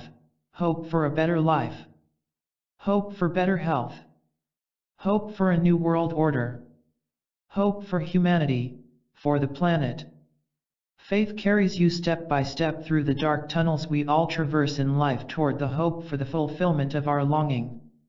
We all go through periods of our life when we lose faith. This happens when we are in the darkest places of the internal tunnels we go through during the transformation process.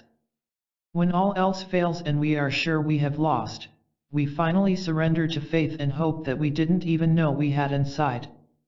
A beautiful healing meditation came through in a lecture I gave in Denver in July 1988. It speaks of faith and hope, and it connects healing your pain to your life task. It is a wonderful thing to use when your faith is being tested. Here it is. Healing through faith and hope. Channeled from Hyoen. Allow the light to come through you and lift you while you have your feet firmly fixed upon the earth. For you stand most naturally as a bridge between heaven and your spirituality and the earth, your beloved home in the physical.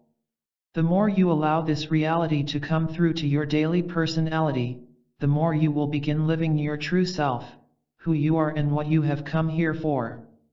Feel the energies in this room turn molten white as we join you for this communion. Open your eyes to see, your ears to hear, and your senses to feel our presence. We are not your imagination. Indeed, we are your brethren, and we have come here to work together, to bring peace and healing to this planet. We have all agreed to do that before you were born. It was with a great deal of hope and faith that you came here and took over a physical body. For the longing that you felt to come to this planet and to serve her was so great that you agreed to take up some of the pain that exists upon this planet and to heal it. You agreed to take that pain into your own body and into your own psyche, so that it could be transformed into love. So I say to you, you came with great hope in your hearts of a beautiful future and with the faith to guide you every step of the way to that transformation not only within yourself but of this planet. So let us explore a bit more in detail just how this works. We call it connecting with the universal divinity. You have brought with you great wisdom and great power. You have brought with you tremendous amounts of love, much more than you have ever dreamed of having or receiving. It is with that love and wisdom and power that you came here to heal. You have brought up a body from the body of the Mother Earth. You have designed that body well. You have brought from the heavens an energy system of the perfect combinations of energies that will give you the tools to fulfill your deepest inner longing. For that is what you have come here for, that which you long to do more than anything. That most outrageous dream that you carry secretly locked away, in a little package, deep within your heart, that is what you have come here to do. So perhaps now you can take that little package, open it, and look inside. Do not be ashamed. Do not think that what you see is egotistical. It is not, it is the truth. Do not think it too outrageous, for the only limitation that you have is the belief system that you have placed upon yourself. Do not think it too mundane to be in the now, to be connected and have all your actions come from your being. No matter what you happen to be doing at the moment, it is a most holy act. It is an act of faith.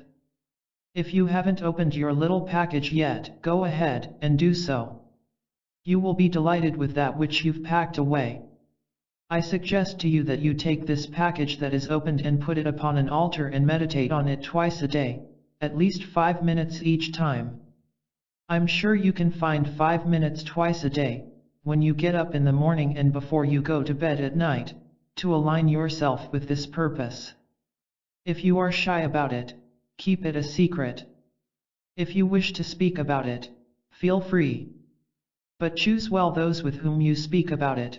Choose those who will understand and will support you in your endeavor. For you have a job to do. I shall describe that job to you in the following way. I would like you now to scan your life. Go back to your childhood to find the deepest pain that you have ever felt. Find that pain in its seed kernel. For every one of you carries a seed kernel of pain within you. Once you have found it, follow where you have gone from the seed. Find how it has permeated every moment of your life, every area of your life. Find how you have carried this pain, year after year. Yes, it has changed. It has expressed itself differently in different areas, but I assure you it is the same pain. It is precisely the pain, not only within yourself but reflected in the world, that you have come here to heal. You have taken up this pain and placed it within your body and in your psyche.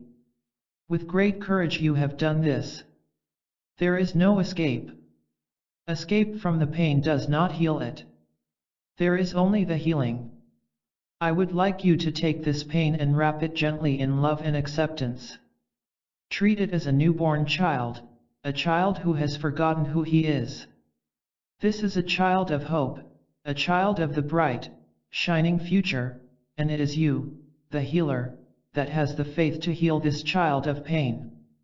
The first step in your self-healing is to accept that this pain is yours to heal. It is your personal task that you have voluntarily accepted in service of not only yourself but the planet. You as healers have taken an oath to be meticulously honest with yourself, to love and honor the self, to follow and obey the divine wisdom that is inside of you, above you, below you, and all around you. Feel our presence in the room. You need not pick up this burden alone. There is always guidance. Use your faith to heal your body. Make a habit of it. Do not wait until you are in pain. Do it with faith.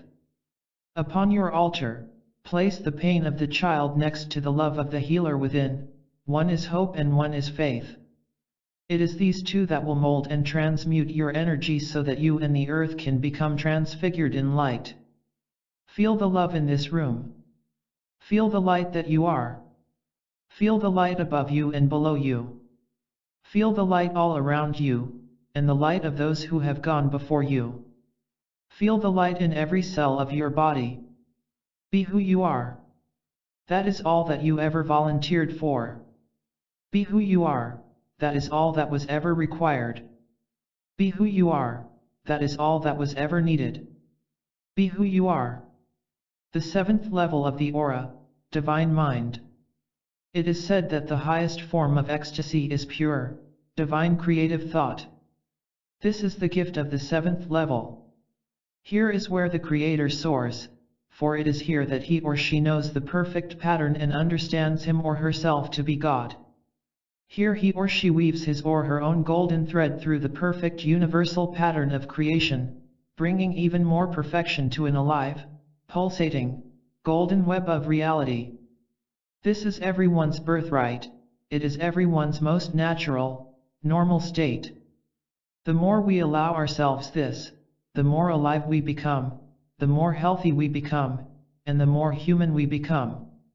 We could not exist without this seventh level.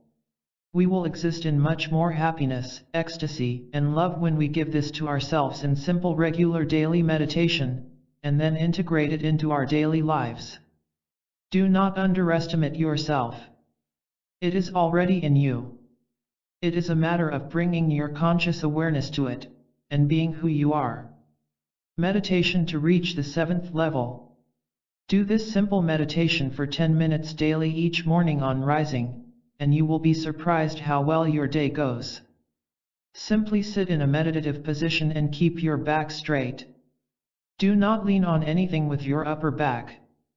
If you need support, prop something behind your sacrum. Now simply repeat each word of the following mantra with each in or out breath that you take. Each time your mind wanders, simply bring it back to the words of the mantra, which is, "Be still, and know that I am God." The level of divine mind brings us to our reason for being. The seventh level of the field is divine mind, knowing the perfect pattern.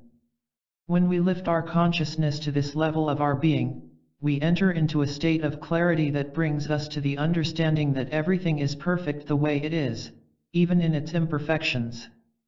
It is only from this level of our being that we can understand this.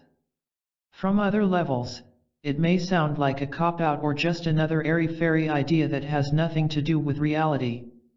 How could something that is imperfect be perfect? It is from the seventh level that we understand that the earth experience is a schoolroom of lessons. The major lesson here is to learn love. It is easy to love what is perfect and gives us no problem. It is when we are in trouble and pain that we need to learn to love ourselves and others. Therefore, the imperfections on the earth are the perfect situation in which to learn love.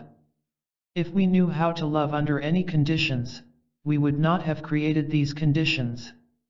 When we learn to love under any conditions, the love we give will change the conditions. On the seventh level, the aura is made of very strong brilliant lines of gold-white light. They hold the whole thing together. These lines of light are surprisingly strong. Meditation in which you lift your conscious awareness to this level will bring about a sense of strength, ease, and acceptance in your life. Since everything is perfect and is working within a perfect order of things, whatever happens must have a higher reason behind it, no matter what it is. Bad things don't happen because we are bad. We are not being punished. Many things happen out of a greater order that we may not understand.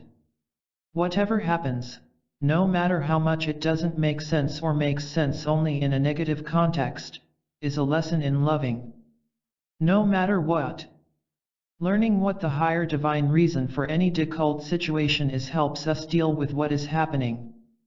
If we know that a divine lesson is being learned through a difficult experience, it is easier to go through it, even if we do not know what that lesson is. Most of the time, we do not know what that lesson is because usually we can't understand it until we have learned it. Two particular cases come to mind that show how an unacceptable event was made acceptable through surrendering to the healing process or life lesson being learned, and lifting to a higher level of understanding. Healing Stephanie's heart heals the heart of her family. In 1985, I gave a series of healings to a 3-year-old and her mother. The little girl, Stephanie, had been born with atrial septal defect, ASD, a hole about the size of a quarter between two chambers of her heart. Open heart surgery had been scheduled for July 1985. The mother, Karen, had had several surgeries herself and was afraid for Stephanie of the pain that would follow surgery. Karen's initial motive for bringing Stephanie to the healings was to prevent the surgery. Each session, Karen would ask Johan if her daughter really had to have open heart surgery. Wasn't there any way it could be prevented? I was also really into avoiding the surgery. Every time Karen asked Johan about it, I would get nervous. I didn't want to give any false predictions. At one point toward the end of a healing, Johan, as if he had had enough of our complaining, suddenly exclaimed to me, "Here, follow me." I found myself rushing down a hospital corridor behind Johan. He flung open the doors to surgery, brought me up to the table, and said, "Here, look at this." I found myself leaning over and looking down into the open cavity in Stephanie's chest. The operation was going well. Then the scene moved forward in time and switched to recovery. Stephanie was doing fine. Then it was a day or two after the operation. Already Stephanie was sitting in a chair in her hospital room looking very chipper. I saw her jump out of the chair and run to her parents when they came into the room. Next, the scene switched to Stephanie, at about 13 years old, just moving into puberty. She was standing in front of a mirror, looking at the scar on her chest. She looked beautiful, healthy, and radiant. She was examining the scar in a curious and unconcerned way. The scar helped her connect with her heart and loving. Then Hyoen said, "Now, is that so bad?" I relayed my little adventure to Karen, and her fears abated for a while, but of course, by the next session, they were back. It was still very difficult for me to stay unbiased in the healings. Since I am a mother of a daughter, too, I wanted to help avoid this operation. Having had a cesarean section with complications for the birth of my own daughter, I also found that I was biased against surgery, even though the surgery had saved my baby's life. Because of my own bias and the pressure from Karen, I again was having trouble keeping my channel clear. Finally, I was able to lift up through the higher levels of the auric field to Hyoen, and I received the following guidance from him. The issues around loving for you relate to your being able to hold someone within the field of your loving energy and still let them experience their life as they had planned it for themselves. You cannot protect or save any child of yours from its own karma. Karma in this case means its own life plan that it has chosen. For this is a wise soul and has come in for a beautiful task and has chosen exactly how she will do it, and she continues to choose that moment by moment. She continues to remake her commitment to life in the physical world with every breath she takes, just as the two of you do. Here Hyoen refers to both Barbara and Karen. And so if we could enter into these discussions from this broader point of view, perhaps there will be less static in the channel. If the two of you were now to move to the place of wisdom within yourselves, you will both find the deeper wisdom within you that chose the operations that you each experienced. There was an enormous amount learned by each of you. Why, it started this one referring to Barbara on her road to becoming a healer, did it not? For before that, there was no experience of pain or illness, so therefore there was no empathy of those that were ill because her experience was lacking. And with you, Karen, my dear, similar issues hold. You had never experienced being so well cared for until your surgery.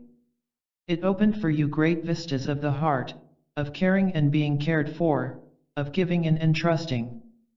But yet I'm hearing you say, trusting, are you kidding? I trusted and look at what happened. And I say to you, do look at what happened. You ended up with two wonderful children. You were cared for. The closeness between you and your husband and between you and your greater family grew a great deal. You are now caring for them. You understand their pain more.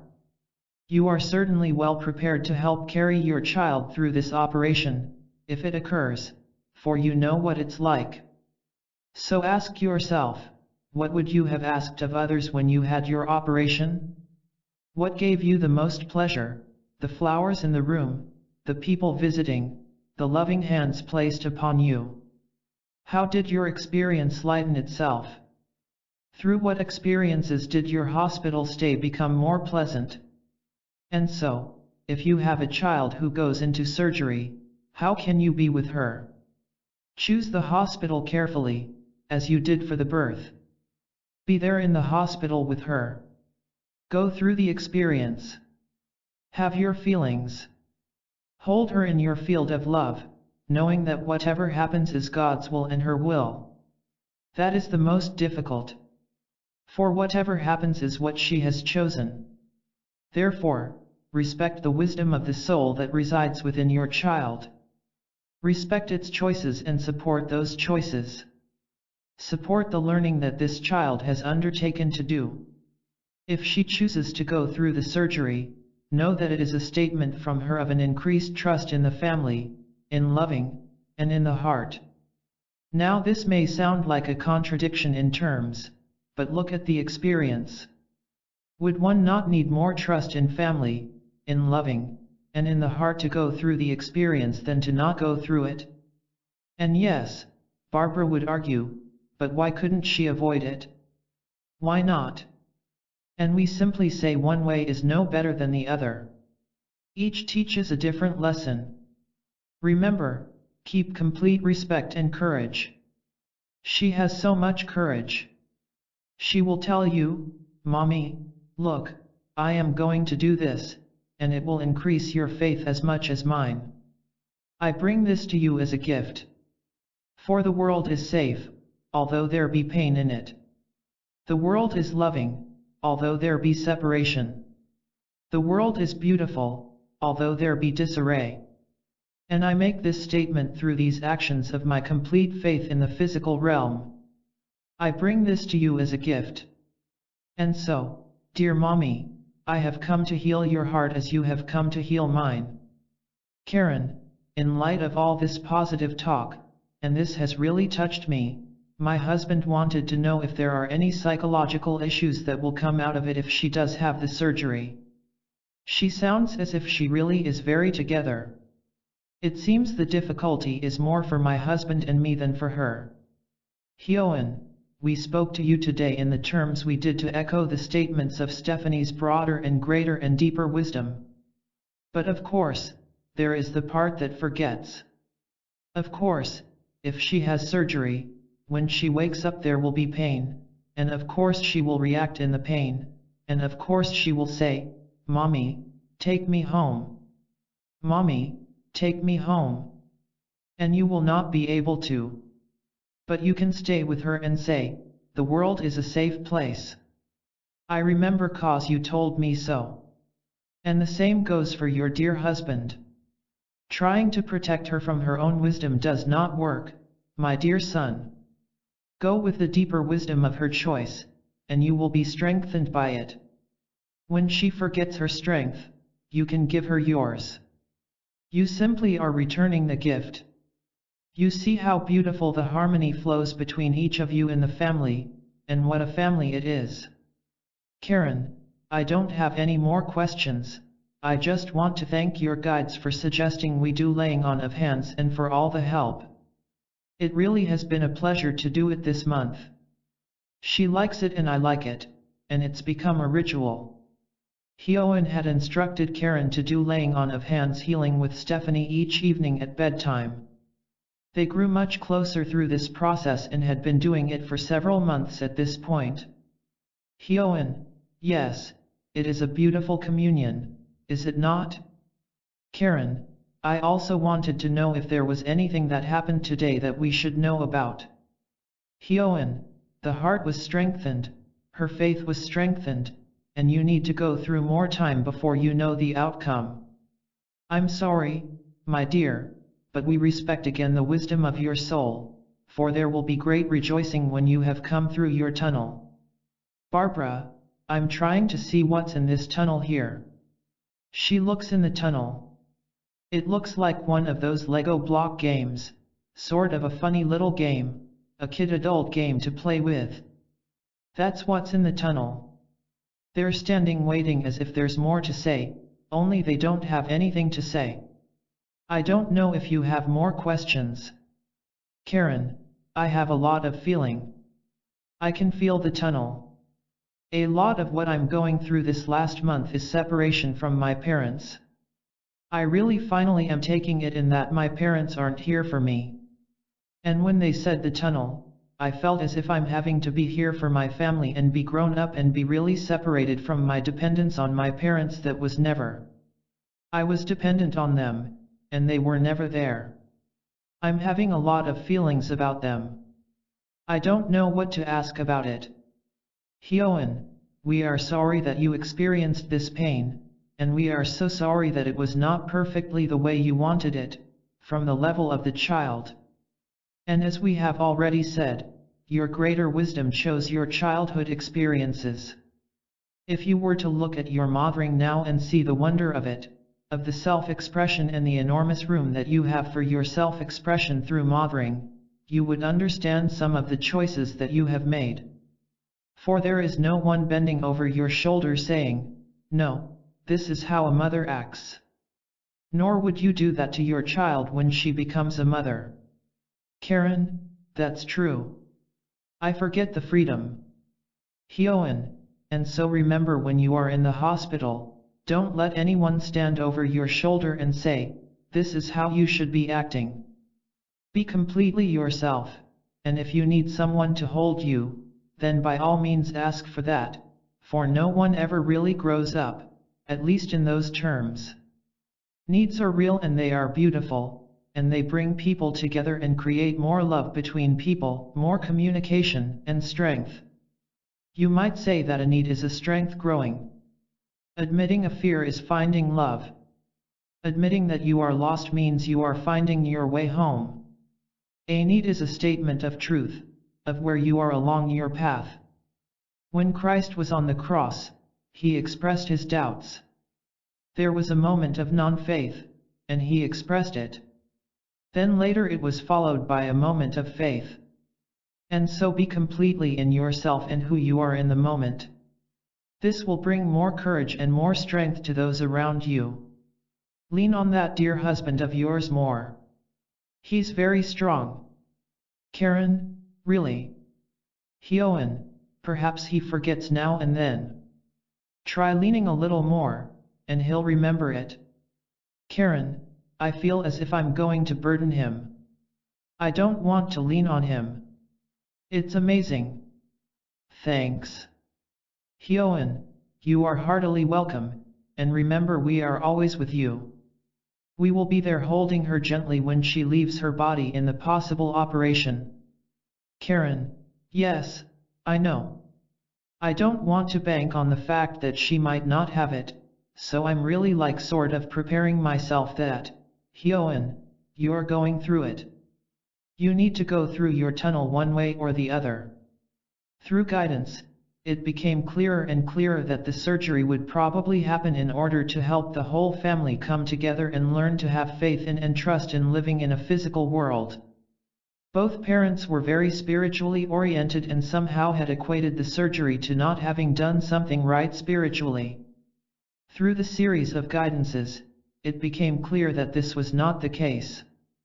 In the last session, Hyoen told Karen that shortly after the surgery, her husband Michael would get a new job and they would move out of Brooklyn and into a small town about an hour out of New York, where their life would take on new form.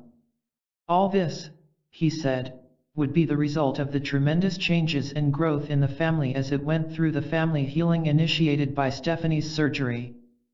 Karen said that her husband had been looking for a job for over a year and that they wanted to move to New Jersey.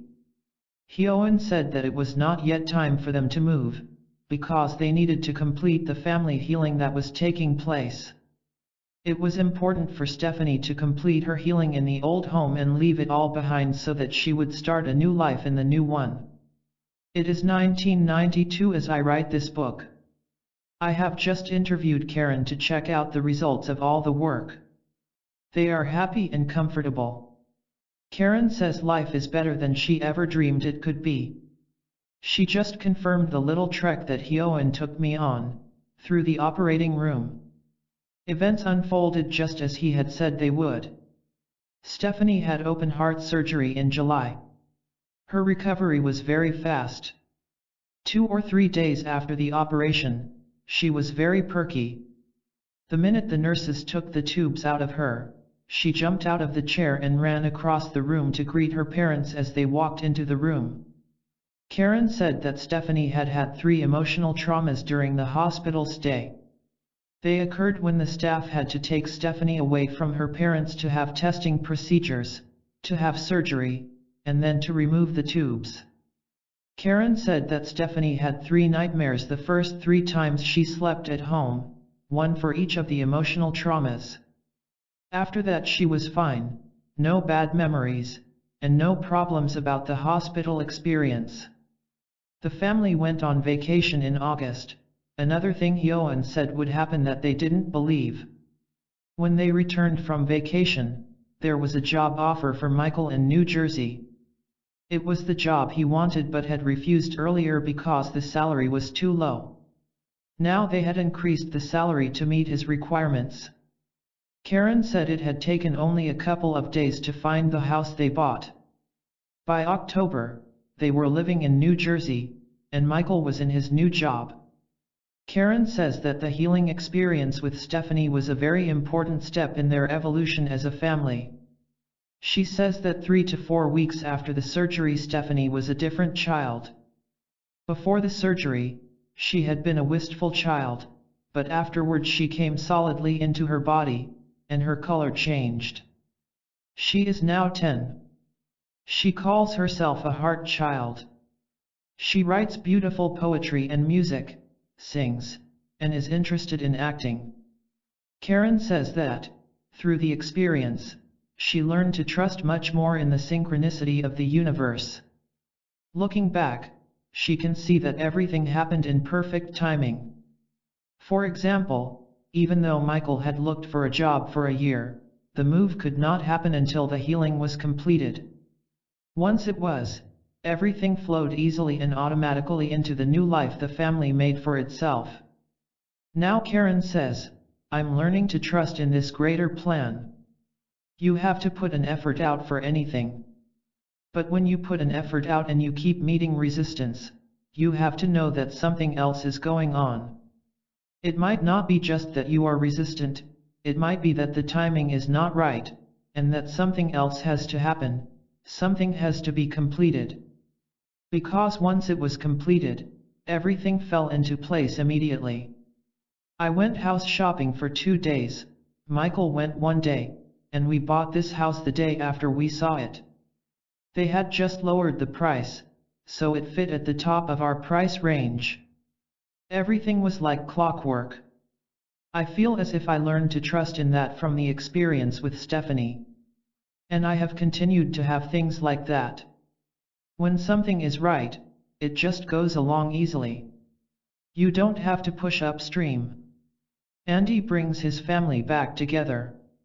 The second example that gives us the possibility to accept the unacceptable through lifting to a higher level of understanding and thereby transforming our life experience is that of a young man of about 25 who was dying of malignant melanoma.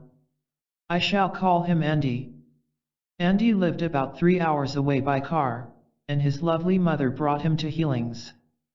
When Andy came to me, he had, according to his doctors, less than a year to live. The fast-moving cancer had already spread all over his body and was now entering his brain. Later, as he worked with me, radiation was given periodically to reduce the size of the tumors, which then were beginning to give him pain. No one told Andy what the real state of his health was, but deep inside he knew. What was very striking about Andy was that he was not really that concerned about his death. This was true even when he first started coming to me, and he was not yet in pain. From the first moment he walked into my OCE, he did not struggle much for life in the physical body. He admitted that he was very ambivalent about being in the physical world at all. He wanted to know more about the spiritual world. I channeled Hyoen a lot to Andy, and they became good friends. Over time, Andy became more comfortable in the spiritual world and sought to reach his own guide. Andy became more and more concerned about love between people, especially about people in his family loving each other. Sometimes he would puzzle as to whether he would die soon, but each time he would state his ambivalence in a certain curiosity, as if looking forward to a great adventure. Soon he had a prophetic dream that completely took him out of denial. He said that he was pretty sure he was going to die because he saw his guide. In the dream his guide got closer and closer to him, until he merged with and became one with his guide. Then, in this state of oneness, he watched people at his funeral lower his casket into the ground. Andy died a month or so later. I was very sad. I knew this young man had a lot to teach me and others. I felt I had failed him because he died, even though it had been okay with him. I was rather shy about seeing his family again, when his brother and mother came to see me after a lecture I gave in their area. I assumed they would not be too pleased with me, having not been able to save him. But I had a great surprise. They thanked me profusely and told me that Andy's healing had had a profound effect of healing on the whole family. Through the healing process, Andy's surrender to truth and love had helped the family members open to each other so deeply that the entire family had changed. His brother told me that there had been a severe break in the family around the time of Andy's birth, about 25 years earlier. Apparently the family had split in half, and one half had not spoken to the other half for years, that is, not until Andy, during his healing processes, started insisting that they heal the wounds. The two halves of the family that had split at his birth came together in love on the day he died, and they had been together ever since. The family was convinced that one of Andy's life tasks had been to heal the family. Andy's whole life had been a momentous life lesson for the family. They were grateful for having had him with them, and grateful for all he had given them. Healing meditation for the 7th level: sit up with a straight back, or lie down and relax on a comfortable surface. Slow down your breathing and relax. Center your focus inward, let go of the things you may have to do. Listen and feel inward. First, feel your body as it is now. Bring your awareness to the particular part of your body you are concerned about. Bring it into integration with your body, by giving it your loving acceptance just as it is. Next, visualize it in completeness and perfection. See it as a golden grid of perfection, bright, strong, and beautiful. With a sweep of your hand that is golden light, you turn the organ into its perfect state. Give thanks for its transformation. Do several times a day. It only takes a minute or two. A healing meditation that integrates all levels of the field. A simple, deep relaxation and visualization technique helps you bring healing energy to specific areas of your body and all the levels of your auric field that are in need of healing. I call it traveling through the body. It consists of 4 major parts. The first part is becoming deeply relaxed. The second part is loving the self and connecting with your guardian angels. The third part is healing specific parts of the body, and the fourth part is coming back out of the deep relaxation while maintaining a healing state. You can become very deeply relaxed by utilizing both kinesthetic feeling and visual imagery through audio suggestion, along with soft music. If you are primarily kinesthetic, meaning that you relate to the world through the physical sensation of feeling, then you will respond to suggestions of physical sensations, like lying on a bed of feathers or gently floating on a boat. If you are primarily visual, you will respond to the descriptions of beautiful skies, mountains, and lakes. It is best to use all 5 senses to help induce a relaxed state. Once you have entered into a relaxed state, you have created a harmonious flow in your body that promotes healing.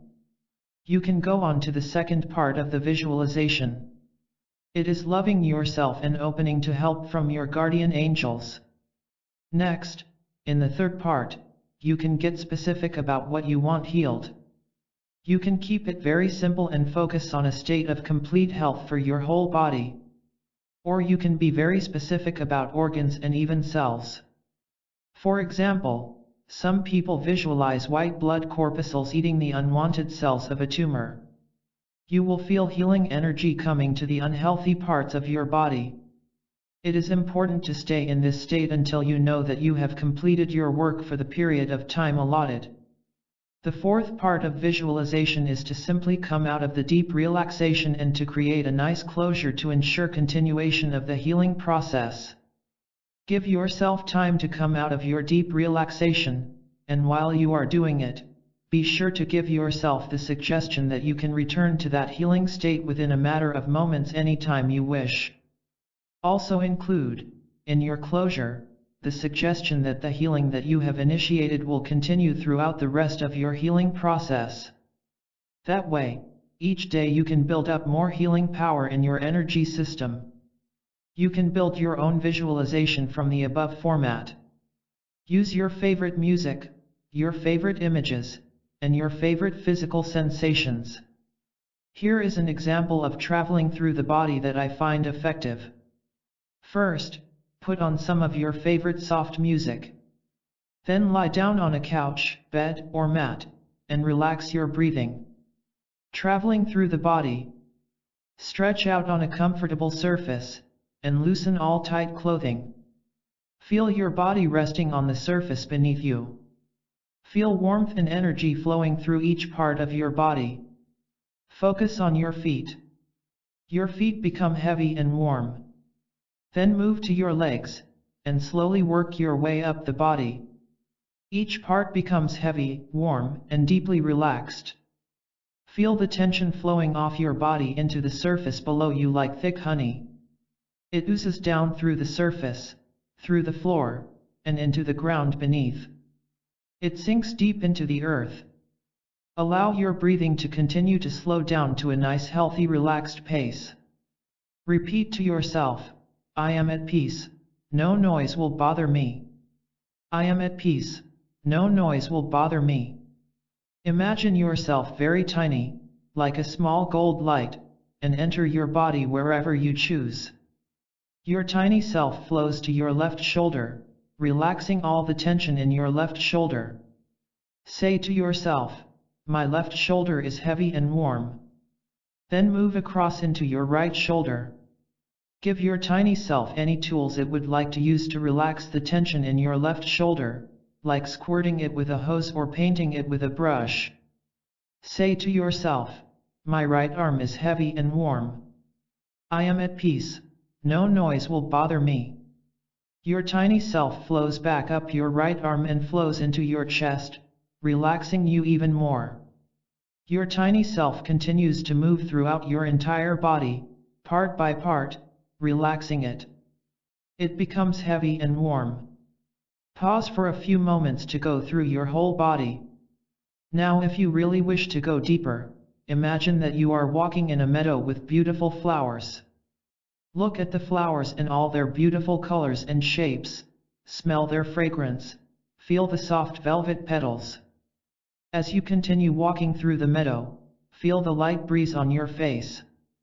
You come upon your favorite fruit tree, and you taste your favorite fruit.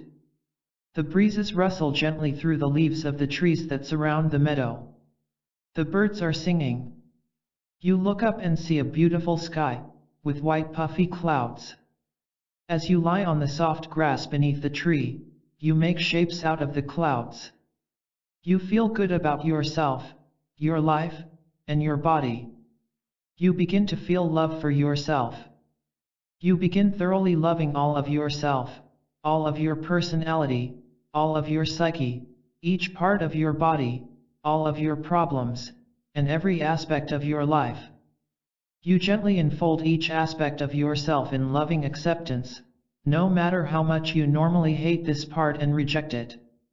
Enfold each negative part in loving acceptance, and visualize it melting into whatever its original divine aspect was. It is okay not to know what that original aspect was. In the melting and remembering process, it will slowly and automatically revert to its original divine purpose, truth, and feeling. You recognize the deeper meaning of your life. As you love yourself, you go through each part of your body loving it, and wiping away any pain that may be there. If there is a particular part of your body that you are concerned about, send special love to that part. Enfold it in loving acceptance. Now it is time to do the specific work of getting rid of unwanted cells or microorganisms. Tell them that it is simply not appropriate for them to be there and that they should go elsewhere. Or put up a more aggressive fight, whichever feels right for you.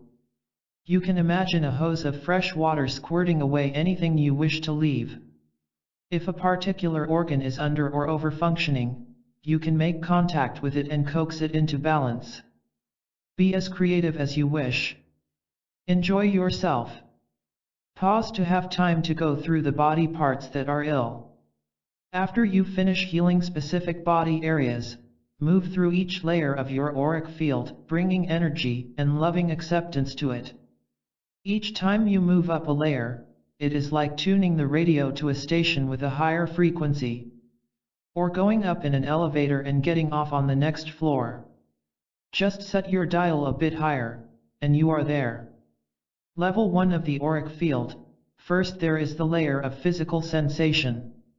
It is beautiful blue grid work of energy holding the cells together. Make it brighter. You feel a bit larger than your physical body because it extends out a bit from it. Now focus on each of the 7 chakras. They are located as follows. The first is in the perineum, between your legs. The second is just above the pubic bone, on the front and back of your body. The third is in the solar plexus area, in the hollow between and just below your ribs, on the front and back of your body. The fourth is on the heart and between the shoulder blades. The fifth is in front of and in back of your throat. The sixth is in the forehead and back of your head. The seventh is at the crown of your head. On this level of your field, they are all made of blue meshwork. Spin each one clockwise, as seen from the outside of your body on both the front and back of the body, so that they spiral in toward each other. Imagine a clock on your body in the location of each chakra, and spin the dials on the blue clock. Level 2 of the auric field. Next go to the emotional level, where many clouds of color are moving over and through you. Enjoy them as they move, and make them brighter. Feel the love to yourself that flows here. On this level the chakras change color. The first is red, the second is orange, third is yellow. Next comes green, then blue, then indigo, and finally white at the top of your head. Level 3 of the auric field. Now move to the light, delicate yellow of the mental level. Feel the sense of clarity, appropriateness, and integration that is here, and enhance it. Now your boundaries are even larger. You must be at least 6 inches wider on each side. Each level of being you go to draws your consciousness into higher realms of self-acceptance and self-understanding. Spin each chakra clockwise on this level, they are all a fine bright yellow color. Level 4 of the auric field. As you now move to the 4th level of your field, you will again feel colors flowing through and around you. Remember, each level extends completely through the body. This time they feel a little thicker, more like fluid. You will find even more love in this layer. Let it flow through you as you feel your love for others. Again, enhance the colors of your field. Spin each of the fluid flowing chakras clockwise. Again, the colors change as you move upward. The colors are similar to the second layer, except that they have a lot of rose light in each of them. Connect with guardian angels for help. During this time, it is also good to ask for help from your guardian angels, for there is much help available to you through your greater spiritual connections than most people are aware of. I have seen personal guardian angels working on many patients without the presence of a spiritual healer. Knowing this help is available to you will help you feel supported and not alone in your struggle. With the help of your guides, now move through the higher levels of your being. Level 5 of the auric field. First, feel the divine will within you.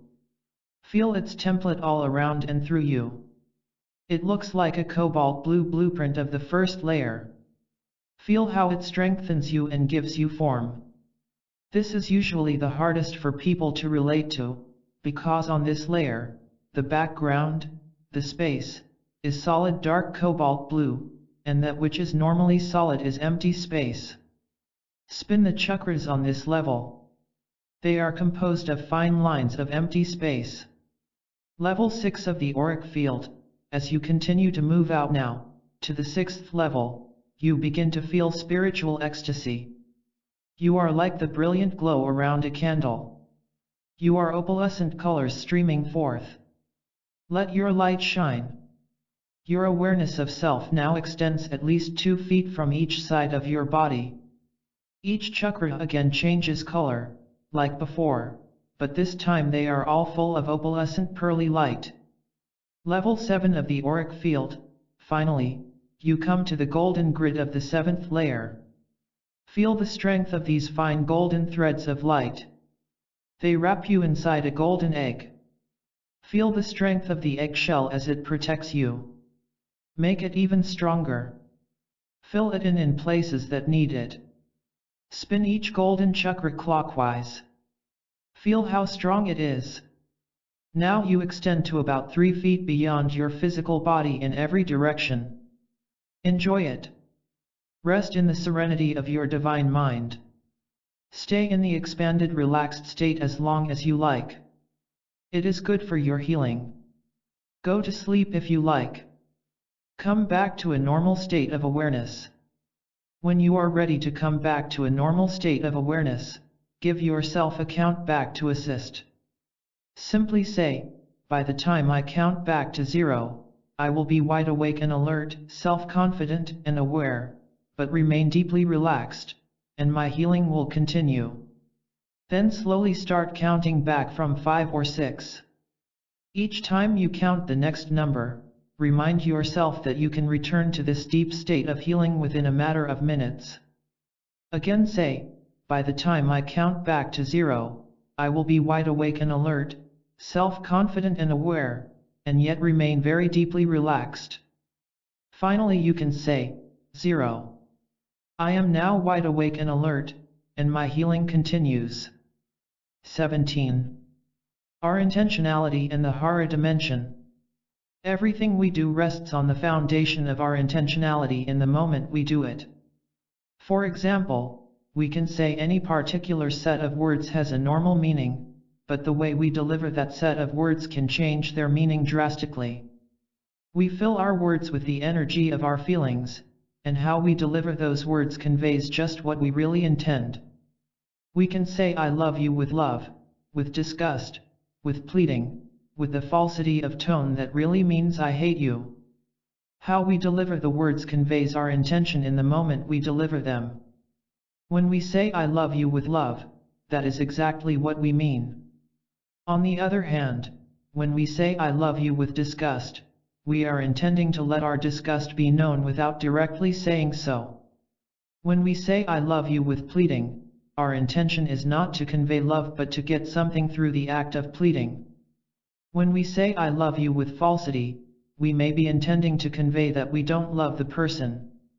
Or we may have any number of different intentions. In each of these instances, even though the words are the same, the energy that carries and delivers them is different and looks different in the auric field. What has changed is the intention under the words. It is our intentionality that creates the energy in the auric field that then conveys the actual message. The result is that we have accomplished what we intended, we have delivered the message. I have already made reference to intentionality, in Chapter 12, when discussing reasons why not. Our reasons why not do not get us the results that we want, because our reasons why not are based on a different intentionality.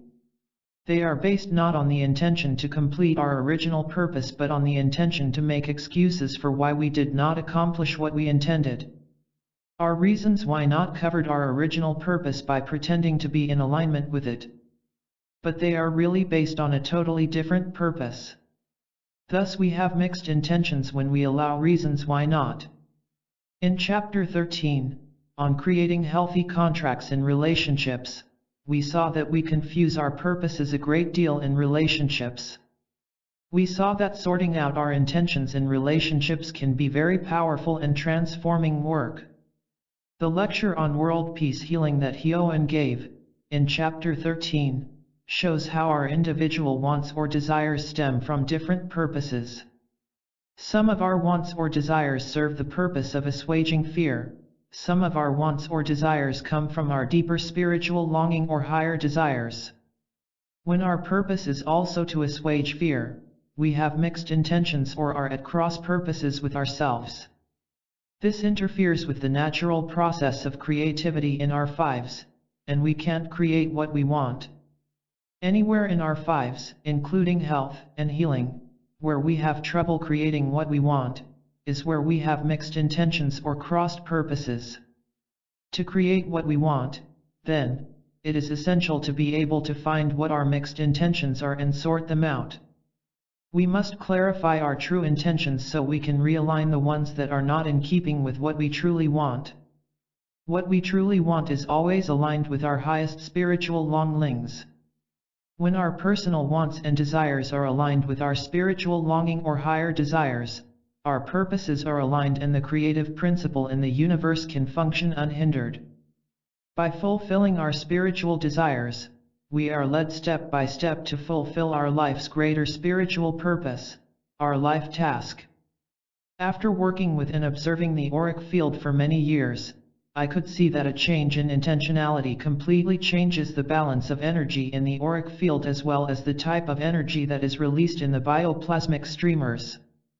Chapter 15 shows many examples of interactions of the typical energetic defense systems we use related to what our underlying intentionality is. I could see these tremendous changes in the field, but I could not find any particular aspect in the field that corresponded to intentionality per se. I wondered if intentionality could be worked on directly by a healer with laying on of hands. Why and how does it have so much power to change the auric field so drastically? How does our intentionality function? What role does it play, from the perspective of HSP and the aura, in our health and healing? I wondered if our intentionality is held in the auric field or somewhere else. Could it be that a whole deeper world beneath the auric field exists on a deeper dimension, just as the auric field exists on a dimension deeper than the physical body? To get the answers to my questions, I needed a bit of a push. I got it from my students. With that small push, I found where our intentionality exists and why it has so much power to change the auric field. Hyoen also taught me how to work directly in the Hara dimension with our intentionality for health and healing in our daily lives. My entry into the realms of reality beneath the auric field began in 1987, when a student asked me to channel about the Hara. I felt rather embarrassed, since I knew very little about the Hara, having never studied martial arts myself. I had read a little from the well-known philosopher and psychotherapist Carl Fried Durkheim in his book, Hara. He had learned about the Hara in his travels to the East. Hara is the term Japanese use when referring to the lower belly. Hara refers not only to the location of the lower belly but to a quality of having strength, energy, and focused power in that area. It is a center of spiritual power. For centuries the warriors of the East have developed martial arts, centering on disciplines to focus and build up power in the Hara as a source from which to draw in combat. Within the Hara region of the lower abdomen is a central point called the Tantien. It is traditionally referred to as the center of gravity in the body.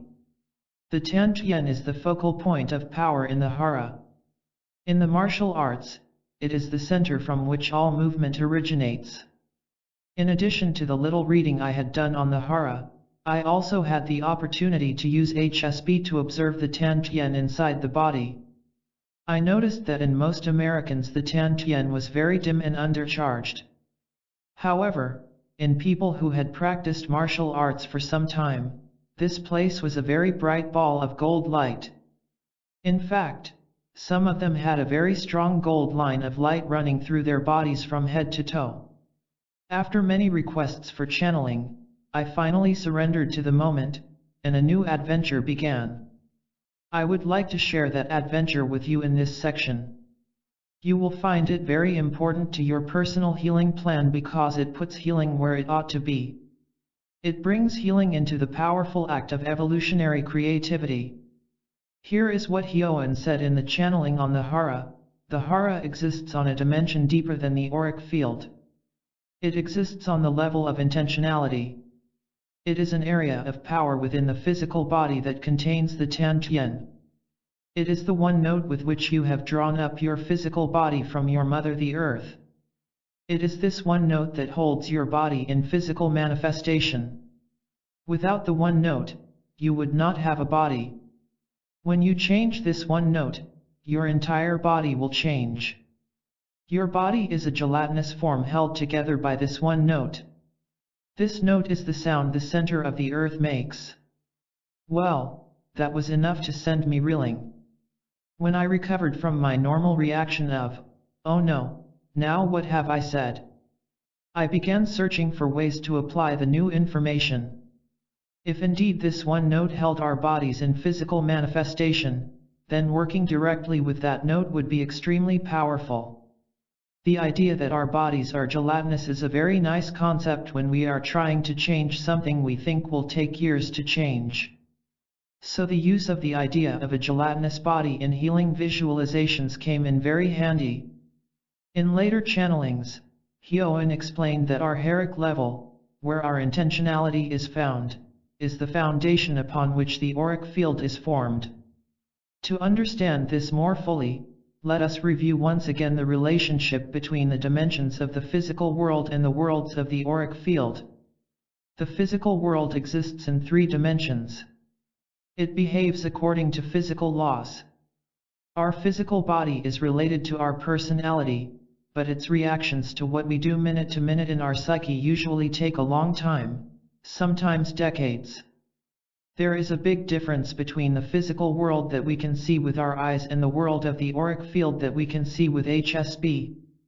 In order to move our conscious awareness from the physical world to the auric field, we must make a quantum leap into a deeper dimension, into what I believe is the 4th dimension.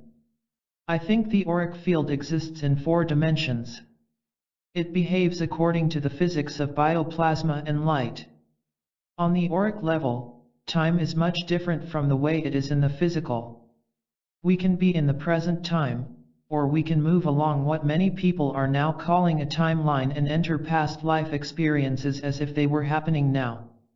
The auric field exists on a dimension deeper into our personality than the physical body.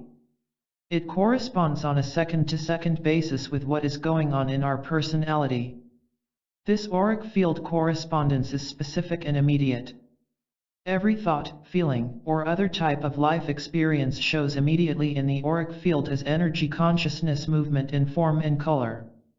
Energy and consciousness are experienced differently in the auric dimension from the way they are in the physical. On the physical level they appear to be 2 different things. On the auric level, energy and consciousness cannot be separated. The human experience of this energy consciousness depends on its frequency or vibrational level. We can move our consciousness from one level of the auric field to another. We thereby experience different aspects of human consciousness, as was described in Chapter 2. Even though we are moving from one level of energy consciousness and human experience to another within the auric field, we still remain in the 4th dimension. In order to move from the auric dimension into the hara dimension in our intentionality, we must make another quantum leap. Our intentionality exists on a dimension deeper into our basic nature than the auric field. Whether or not the hara dimension can be equated with the 5th dimension, I really don't know. It would take quite a bit of research into it to tell, so I hesitate to guess. Our hara line has a specific, immediate correspondence with our intentionality. Just as the auric field has a specific immediate correspondence to our thoughts and feelings, any change in our intentionality corresponds to a shifting in the position and alignment of our hara line. It is composed of 3 major points connected by a laser-like line which I call the hara line. The hara line originates in a point that is 3.5 feet above the head, which I call the individuation point, or ID point. It looks like a very small funnel whose larger end, 1/3 inch in diameter, points down over the head. It represents our first individuation out of the void, or unmanifest God. Through it, we have our direct connection to the Godhead. The hara line connects down through a point in the upper chest area that I call the soul seat.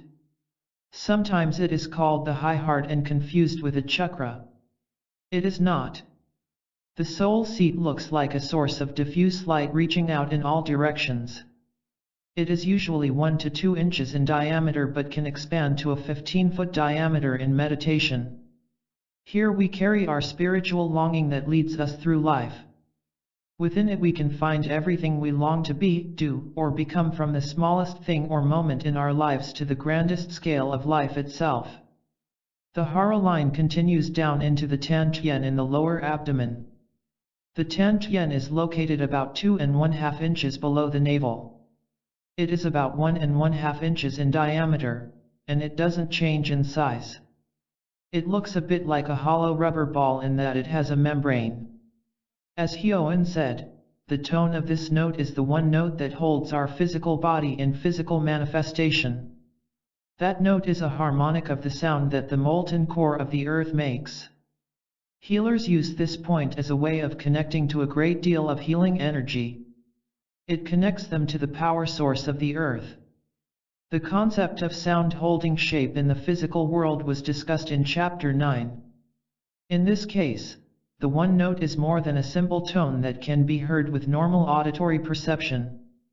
Rather, this note also exists in the HSP range. I think it means even more than that, but I don't know what it is yet. The closest thing to it that I have heard in the normal sound range is the cry that a karate master makes when chopping bricks in half with a light blow. The Hara line continues down from the Tantien deep into the center of the Earth's core. Here we are connected to the Earth and to the sound that the center of the Earth makes. Once again, sound means more than just sound. Rather, it probably refers to a vibratory life source.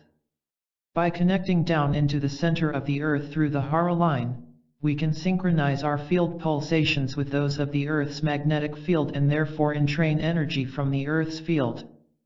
A healthy Hara line is located in the center line of the body and is straight, well-formed, energized, and well-rooted into the Earth's core. Each of the 3 points along the line are in balance, in form, and firmly connected to each other along the laser-like Hara line. People with this configuration are healthy, centered in their purpose, and on line with their life tasks. When this alignment is held, it is holographically true both in the moment and for all moments of the person's life.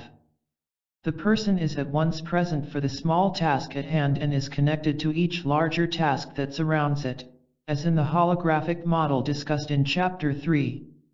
This person is able to do the task of the moment in the moment, when it needs to be done, because she or he knows how it is connected to all time and to the whole task. When your Hara line is aligned, you are synchronized with the whole.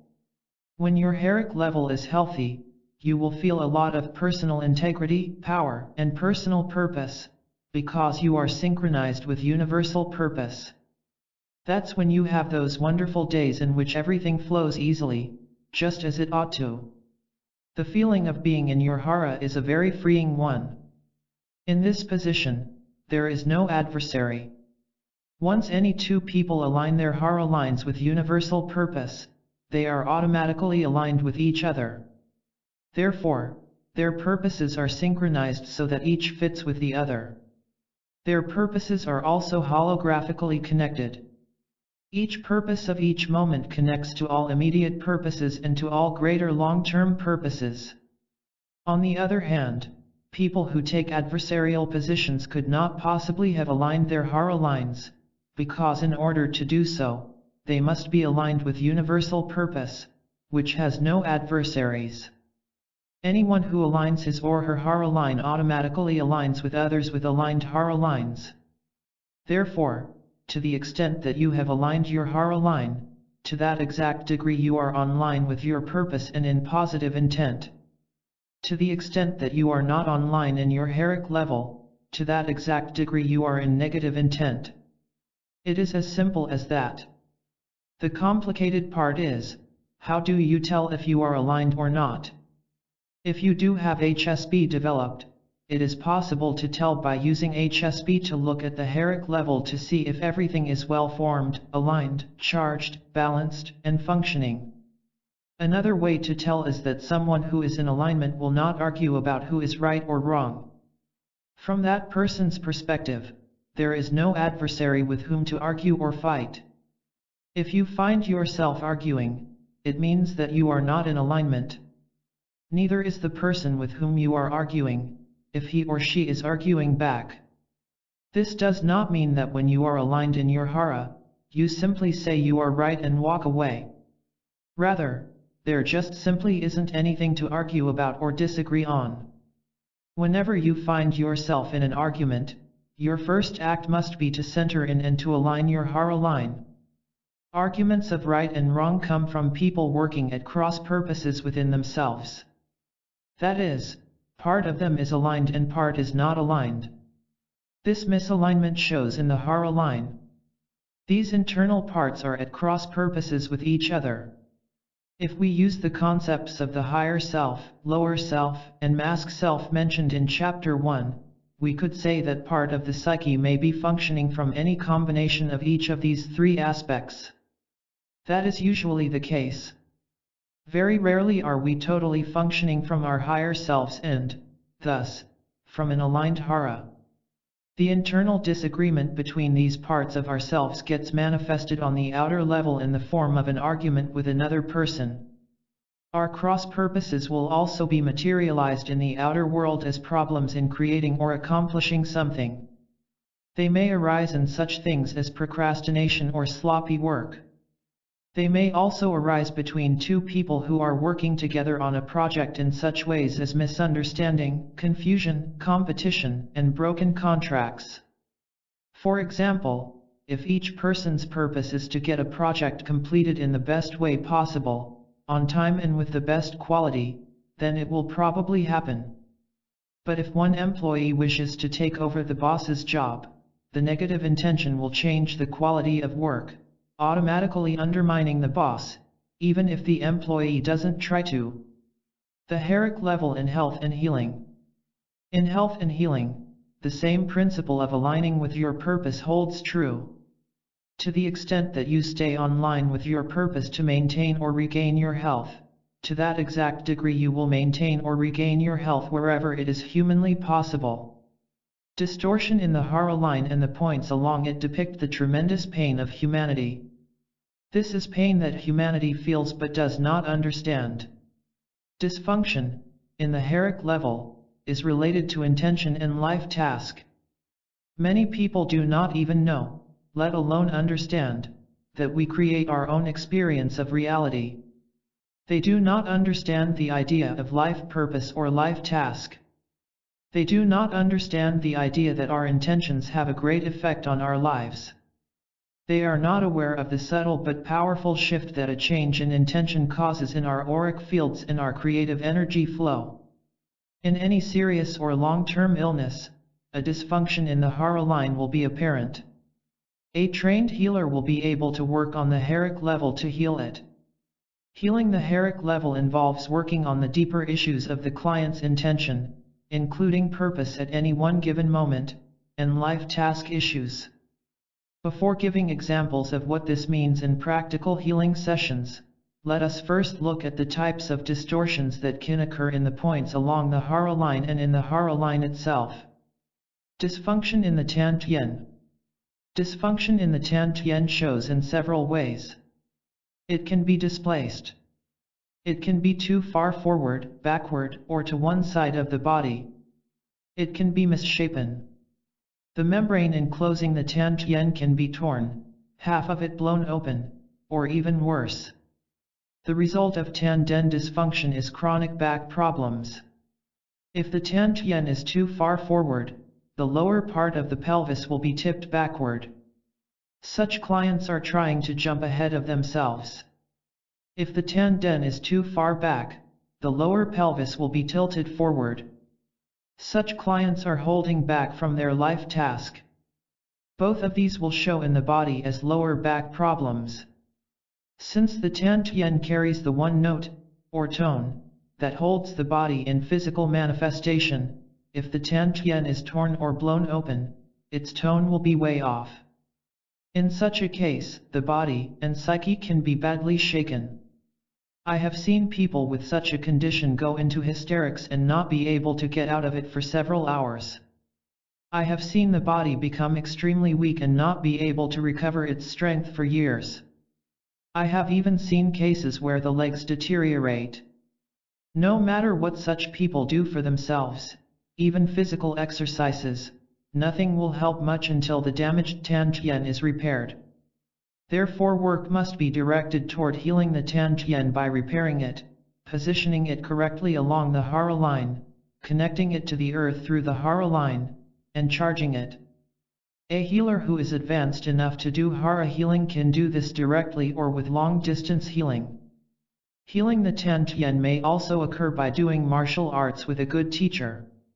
The practice of Tai Chi is very good for this. It is very important to learn martial arts from a good teacher so that it is done right. Otherwise, the healing effects won't happen. After the Tantien is repaired, then physical exercise to maintain alignment is very effective. All physical exercise ought to be done with focused intent to bring conscious awareness into the body. Dysfunction in the soul seat. The soul seat usually becomes disfigured by shrouding. That is, it gets covered by a dark cloud of energy. The result of this is that people don't have the ability to feel what they want now or in the future in life. They have no feeling for what they want to do in their lives. Such people also usually have a sunken chest and display a give up, I don't care, or life is boring and meaningless stance. They carry a deep sadness. When a healer begins to clear the cloud of dark energy and enhance the light of the soul seat so that it begins to expand and flow forth, clients usually have one of two reactions. In the first, they may suddenly feel a new lease on life and begin recreating life according to spiritual longing of which they are now aware. The second is that they may go into mourning for all the lost time in life in which they have not been doing what they wanted to do. After a period of mourning, clients' lives begin to take on new meaning. New eros is born, and clients find themselves full of great excitement about what they can do with their lives. Many people create a shroud of dark energy around their soul seat after they lose a loved one.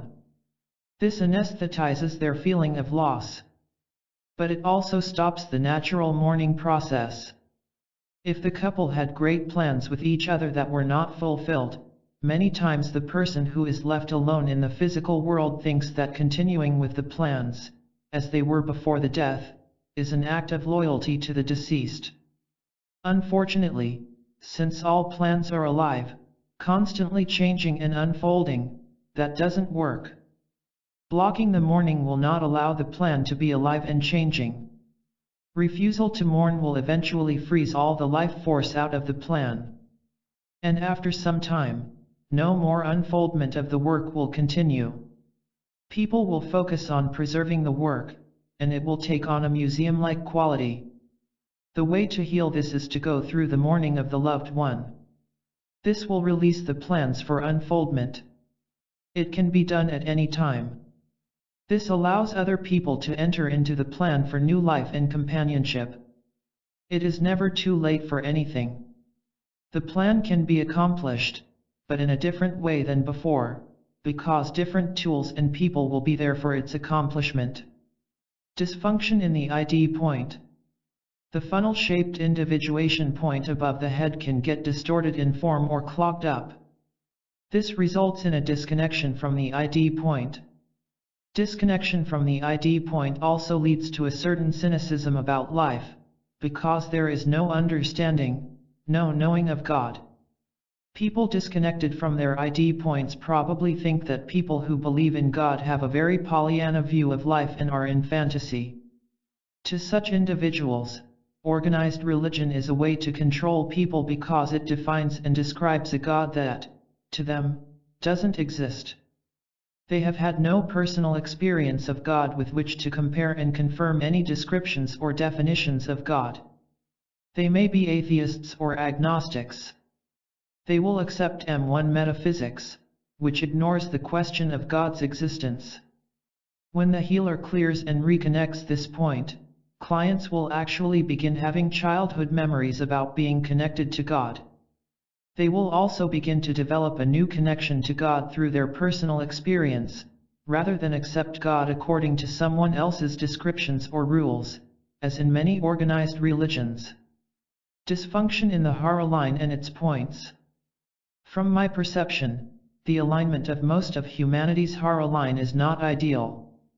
I have never met anyone who is able to hold their Hara line straight and in alignment all the time. Most people do not hold it in alignment at all. A few can hold it perhaps 30% of the time. A very, very few can hold it more than 50% of the time. Most martial artists, after years of training, are able to hold the lower portion of the line that connects between the earth and the Tiantian. Some can hold the middle part of the Hara line from the Tiantian to the soul seat. But they do not know about the upper part of it. It takes years of training for anyone to connect to and hold the entire Hara line in alignment for any length of time. Instead, most people are misaligned most of the time and suffer greatly from it. Misalignment in the heric level shows as distortions in the Hara line and the 3 points along it, as well as disconnection between each of the 3 points and or the earth. As a result of the above listed distortions, many people in our culture are largely disconnected from the earth, from their fellow creatures, from God, and from their purpose, as well as from themselves. This causes great pain, both on the emotional and on the spiritual levels. They don't know why they are here, they don't believe there is a purpose to their lives, and they are very uncomfortable on earth. In short, as the popular saying goes, life sucks and then you die. This too can be healed through Hara healing.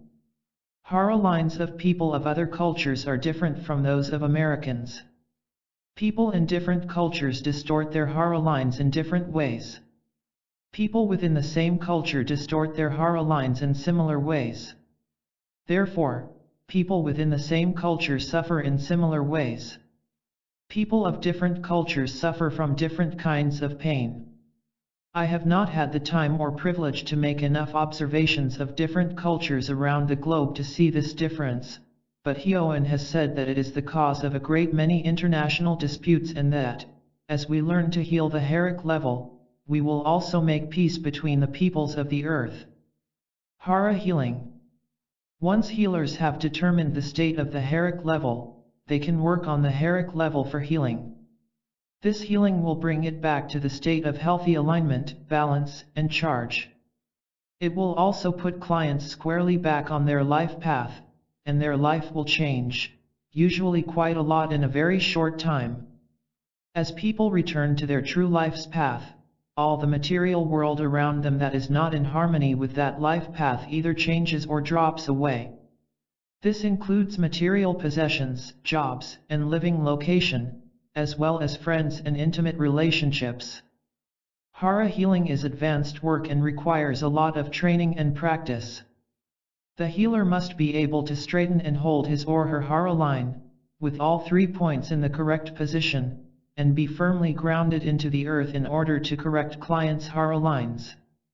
Healers who are off can easily make clients ill, disoriented, and confused. I am not allowed to teach healers Hara healing until they are ready. That is, they must be able to hold the Hara line for 1 hour without dropping it. Then, if they do drop it, it must be recovered within less than a minute. This takes years of practice. A good example of what can happen as a result of Hara healing occurred in my work with a professional musician, whom I will call Thomas. Thomas's auric field was very dark and stagnated with dense, low vibratory energy. From his field condition, I could tell he had been depressed for years. He was full of resentment and rage, and he had a great deal of masochism. So if I went in to pull it out and clear his field, it wouldn't have worked because I would have been doing the precise thing that his parents had done to him to cause the problem in the first place. See the masochistic defense sections in chapter 15. On the heric level, his Tiantian had been pushed down into the back of his body and was disconnected from his soul seat. This meant that he was depressing his life task and backing out on it. He was also not connected into the first point of the individuation point above his head. Knowing that the key to his release was to realign him with his life purpose, I concentrated only on the Hara work during the healings. In a series of 4 or 5 Hara healings, I aligned his Hara line and all the points along it. I watched his aura straighten and clear as a result of the Hara healings. The clearing of his auric field lifted his depression and allowed his psychological issues to rise to the surface of his consciousness to be worked on. He worked directly on these issues in his therapy sessions. In an interview with him 4 years later, he stated, before the healings, I had a lot of trouble just living, as far as going into depression. I wanted to just hide a lot of things and not really deal with what was going on at the time. I was depressed a lot. The main reason I came for healing was to claim my own energy. There was a lot of turmoil, a lot of upheaval, and a lot of change after each healing session. I started dealing with a lot of family stuff, mother and father stuff, in my therapy. It was the usual life parent stuff, a lot of anger. I had a tremendous amount of anger. Soon after that, the breakup of my marriage came. Plus, I was having all these career problems, financial problems, all happening at once.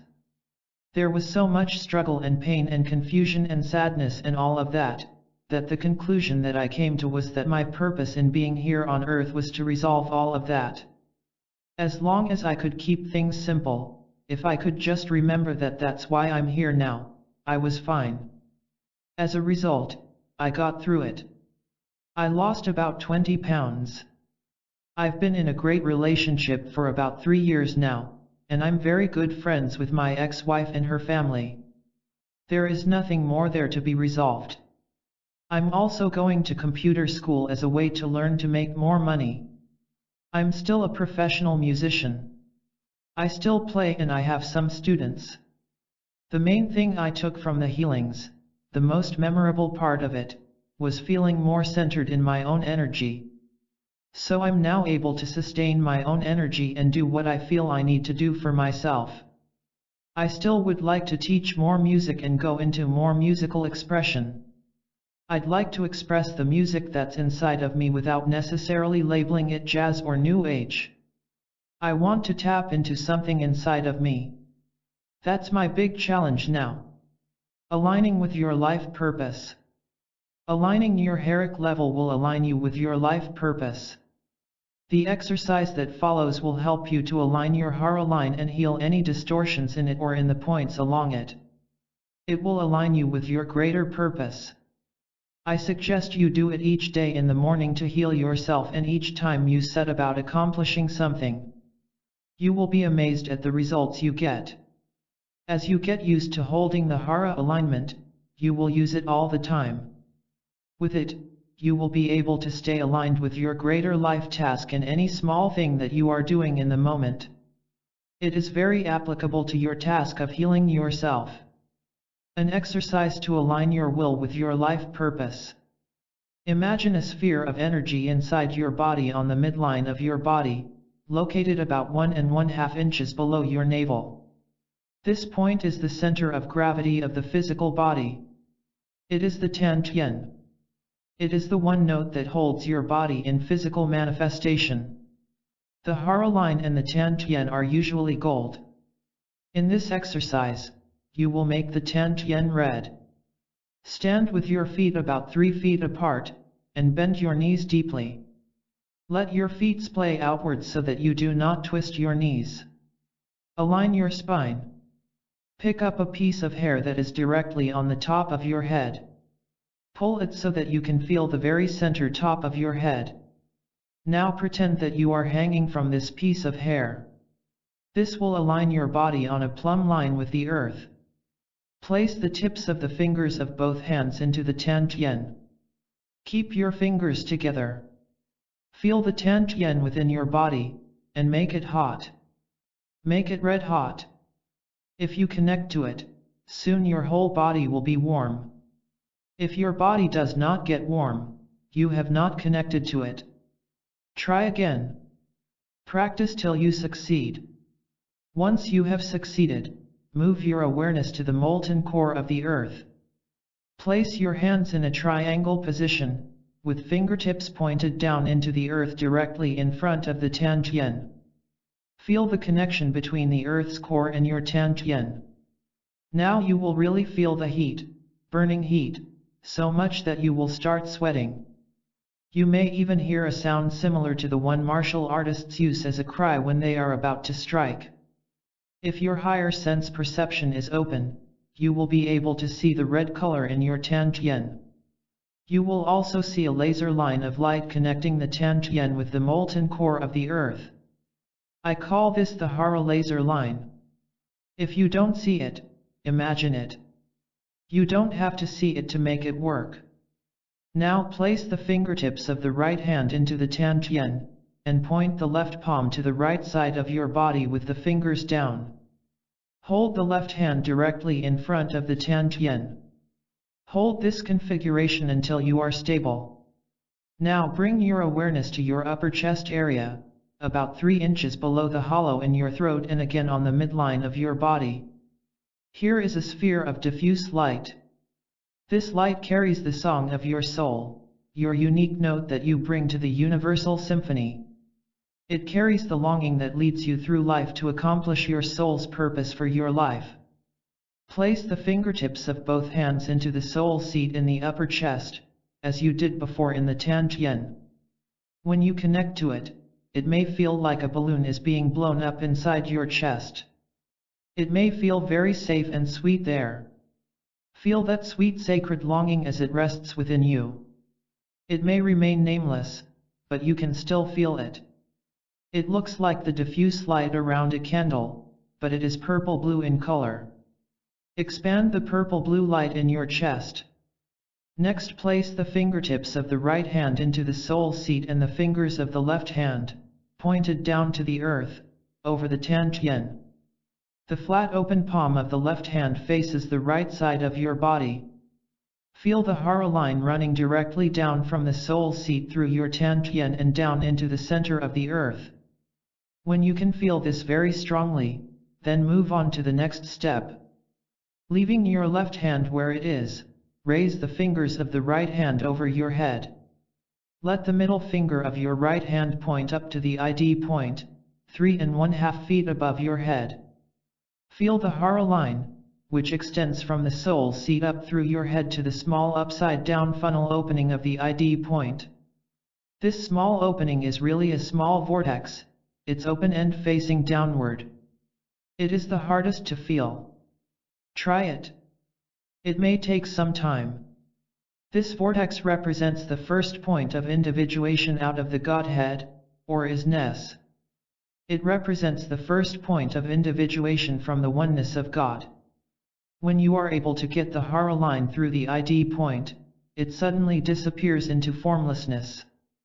When it goes through the funnel, it may make an HSB sound like a cork coming out of a bottle. You will instantly feel the difference, because as soon as you connect it, you will have thousands of times more power. Suddenly everything will get quiet inside, and you will feel like a bridge of power. You have aligned your Hara line. Wait for several minutes until the Hara line is stable. Then lower your right hand, with fingers pointed up and palm to the left side of your body, so that it is over your soul seat. That will be more comfortable for you. Keep the left hand pointed down, palm to the right side of your body, held over the Tiantian. Feel the Hara line and the 3 points. Make it straight with your intention. Intend for it to be straight, bright, and strong. Keep your intention until you feel it get straight, bright, and strong. Straighten your body again so that it is as if you were hanging from a hair on the middle top of your head. Tuck your buttocks under a bit, and deeply bend your knees, keeping your feet 3 feet apart and splayed out a bit to protect your knees. As you bend your knees, they should come down directly over your feet. Check to see, feel, and hear if the points are strong, firm, and charged. If there is weakness in any area, note which area it is. This is an area that needs healing work. Concentrate on it longer. Align the Hara line and enhance the points as best you can. When you have aligned your first point of individuation from the Godhead with your soul's sacred longing and with the one note with which you have drawn your body up from your mother the earth, you have aligned yourself with your life purpose. You may not even know what it is, but you are aligned with it, and your actions will automatically be synchronistic with it as long as you remain aligned. The group Hara line. This technique can also be used with groups to set the purpose of the group. Here is how it works. The true individual purpose of any member of a group is holographically connected to the purpose of the group as a whole. Once all have aligned their hieros, all have aligned their purpose in the moment with their greater purpose as individuals and as a group. Everyone's greater purpose is part of the great evolutionary plan of the Earth, which was first mentioned in Chapter 13. This puts everyone into synchronicity, and the group becomes synchronistic. And as was said before, within this framework of reality no adversarial position is possible. The synchronicity can be felt in the room. The room fills with the power of the task at hand. Everyone has a part to do. The purpose of each part is connected to the purpose of the whole. It is surprising how well groups function when they are able to begin by aligning each individual will within the group. When this is accomplished, the groups will emerge. Hara alignment can be used for any group.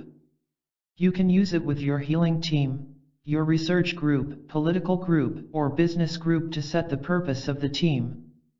This model holds true everywhere, especially at the negotiating table between businesses, because it is based on unity rather than duality.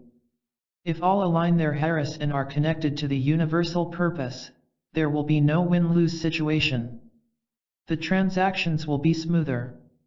I once gave a 30-minute lecture to the Win-Win Breakfast Club in Denver on this subject. This organization is a group of heads of businesses and corporations dedicated to the win-win style of business, rather than the win over the adversary style. It took them only a few minutes to change the energy in the room to a synchronized group purpose when I showed them how to align the hara. They learned it faster than any group I have ever had the privilege of teaching. I recommend using this as a beginning meditation every time you work with a group. If disagreements arise, it means your alignment has gone off. I recommend repeating the meditation for realignment. On the other hand, the presence of a leader whose hara is held in alignment will help all others around him or her to synchronize with their own purpose. I use this regularly in preparing first myself, then the team of teachers with whom I work, and later the larger team of apprentices with whom I work in my training programs. I call it setting the group hara line. To set a group hara line, the first step is very important. The leader must first set her or his hara. This means personally going through the hara setting meditation just given. I, as leader, do this alone, before my first meeting with the teaching team. Then when the teaching team first meets, we go through the whole meditation as a group. This synchronizes the purpose of each individual within the teaching team with the purpose of the team. Later, when the teaching team meets with the apprentice team that supports the teaching team, we once again use the meditation to set the purpose of that greater team. The next day, early in the morning before class starts, this alignment is done again with everyone in the room. This aligned energy is then expanded throughout the room before the students enter the room. After the students are all settled into their seats, I once again lead the meditation to help them also set their hara lines. This process helps us regulate the tremendous amounts of energy released during the training class weeks. The power, strength, and purpose that builds in the room can be felt as the group hara line takes shape. It is a beautiful thing to watch. Each line within each person connects to the earth, aligns, and gets brighter. As each does, it helps those who haven't been able to align to do so because of the power in the room. Then when the whole room becomes synchronized, a large group hara line, representing the group purpose, forms in the center of the room. In this way, we stay on purpose throughout the class. If we get unsynchronized, we simply repeat the alignment process. Aligning the group hara is one of the best results of holographic modeling I have seen. It is a very practical example of maintaining individuality and individual purpose while remaining connected to the larger groups that surround the individual. In this way, the individual connects to the love, support, power, and knowledge within the larger group. I believe this is why we get so much accomplished in our classes and learning and change comes so fast for students. Aligning a group of people with its purpose. To do this in a group, sit or stand in a circle and align your individual hara lines according to the instructions given in the hara alignment exercise. Be sure that everyone does this together, moving from one position to the next at the same time. With each step, give time for each person to get aligned. You will feel the energy of the group shifting as this is done. It is very much like an orchestra tuning up. After some time, you will sense or feel, see or hear, the energies of the group stabilize. If you continue to sit in meditation, you will sense the hara line of the group form in the center of the circle. It is very similar to the laser line through your body. It represents the group purpose.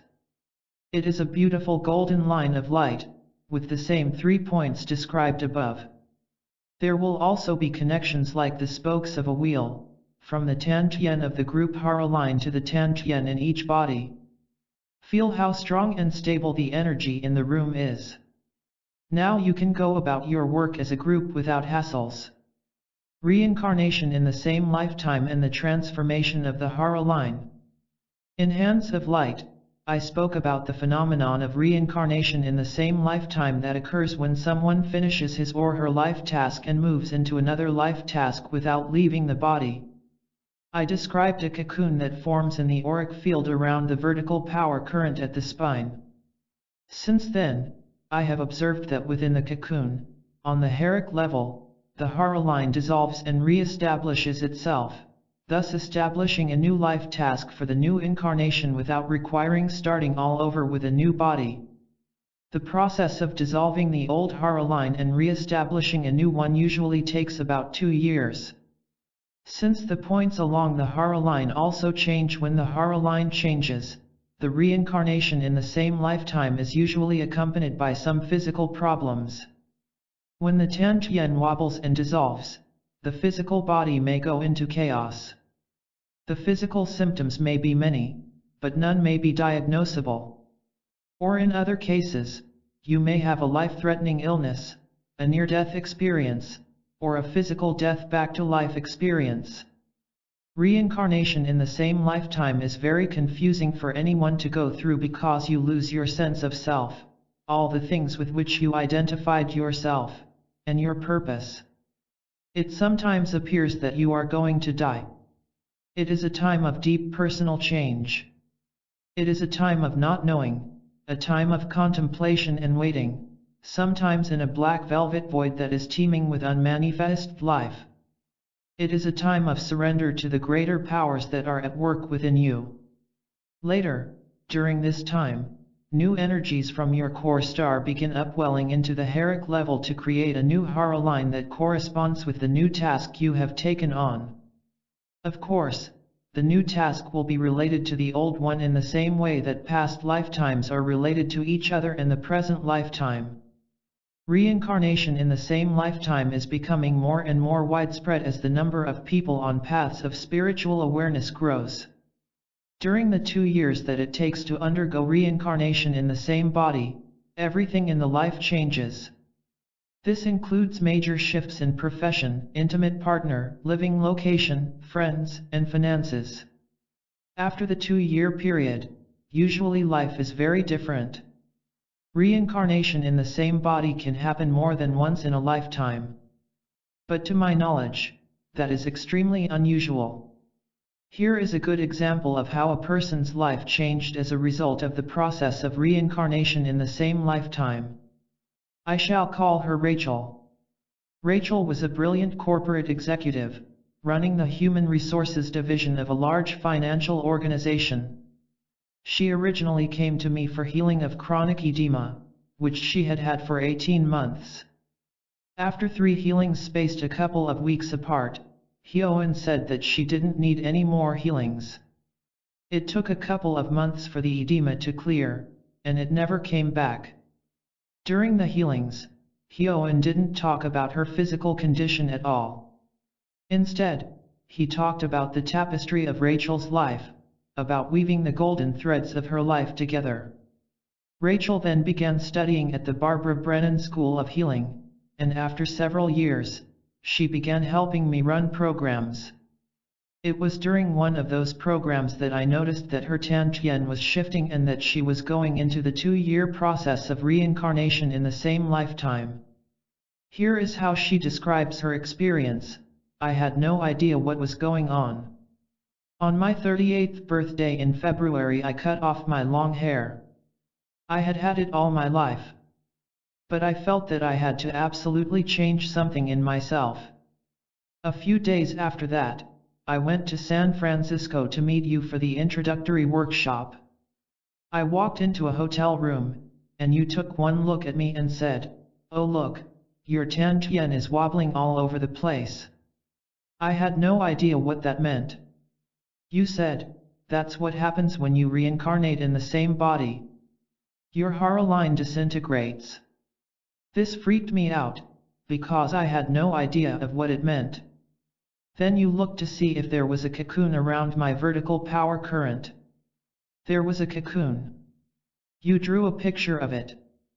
Then 6 months later, after the cocoon had started to dissolve, there was a section of the vertical power current in which the change had been arrested.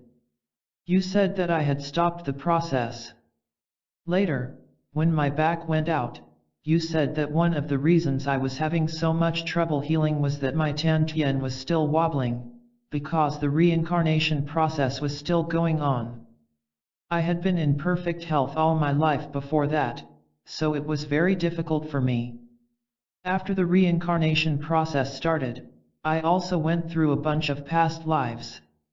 I had never experienced them on a personal level before. I also had at least 8 or 9 experiences that I would call a dimension of time lapse, in which 2 times were overlaid. I could feel or experience another level totally outside of what was happening in the present. One of them, I remember, happened when I was sitting on the stage during class, looking at the students. I looked up at the balcony, and I knew it was empty. I knew it was 1989. But at the same time, I also had a vivid experience that the balcony was filled with a screaming crowd of people, and they were yelling for judgment. It was a whole trial scene. Those experiences began after this reincarnation in the same body process began. Then about 2 years after it all began, you came up to me when you were doing channeled healings and said it was over. Some of the external, obvious things resulted from this. 1. I couldn't stay in my job anymore. I had to spend a lot more time learning about spiritual life, and that's when I quit my job and worked for the school. I had wanted to leave for a long time, but I had a lot of fear about security in terms of money and what safety really was. After the reincarnation process began, it became impossible to stay in that job, no matter how great my fears were. The impetus behind the change literally propelled me to move into a part of my life where I would feel better about myself, even though I didn't know what that meant, because I didn't. I just knew I had to stop feeling that every day when I woke up I couldn't bear going to work. The reincarnation experience gave me a feeling that change is good rather than scary. Change became something very exciting, like looking forward to something. It felt very different. I was the most incredibly healthy person before the reincarnation started. After it started, I hurt my back. That was the first major disease I ever had. It was almost exactly a year after the reincarnation started. Now my back is 1000% better than it was a year ago. Now I have only functional back pain. I had no other physiological effects. The major difference I see in myself from that period is the big change in my relationship to myself. Once I went into the past life experiences, my relationship to myself got a lot deeper. I had a greater awareness of how I wasn't aware of myself. My biggest change is that I really notice now the part I play in everything.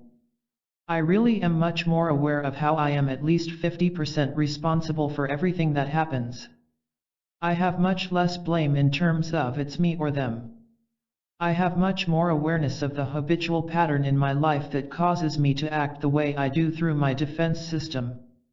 My self-awareness went from nil to extreme. I'm very aware now of my reaction. I'm much more aware of the role I play in my life in all my situations than I was before. Instead of my life being something that happens to me, I feel much more like I am a creator or co-creator. So any experience I have, I immediately find my part in it.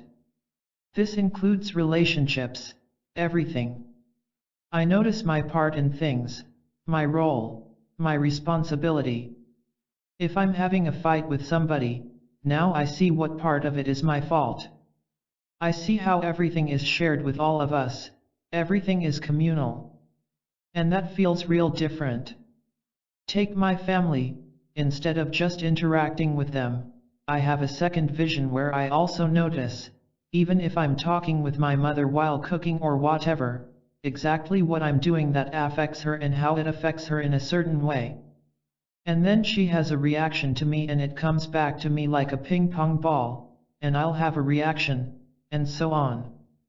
So since this reincarnation in the same body, I notice that there's always this interaction stuff going on, and I actually can see my part in the play superimposed over my life.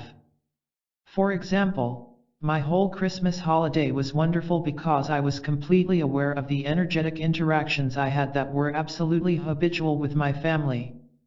It was fascinating to watch.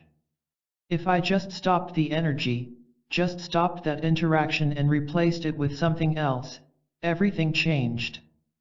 I think that what is left of my back pain is connected to everything I just said about being responsible for my interactions. I think that it has to do with focus outward instead of inward, and the more I learn to focus inward, the more my back heals. And the more I look outward, for acceptance or whatever, the more I get myself in trouble. My back still has to do with holding back my spontaneous emotional reactions or responses.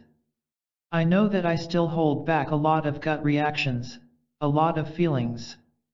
I doubt and question myself a lot, and I think that's when my back hurts the most. I don't always notice it right away, but I'm beginning to be aware of that. So my back doesn't hurt very much when I'm happy. Introduction to Surrender, Death, and Transfiguration.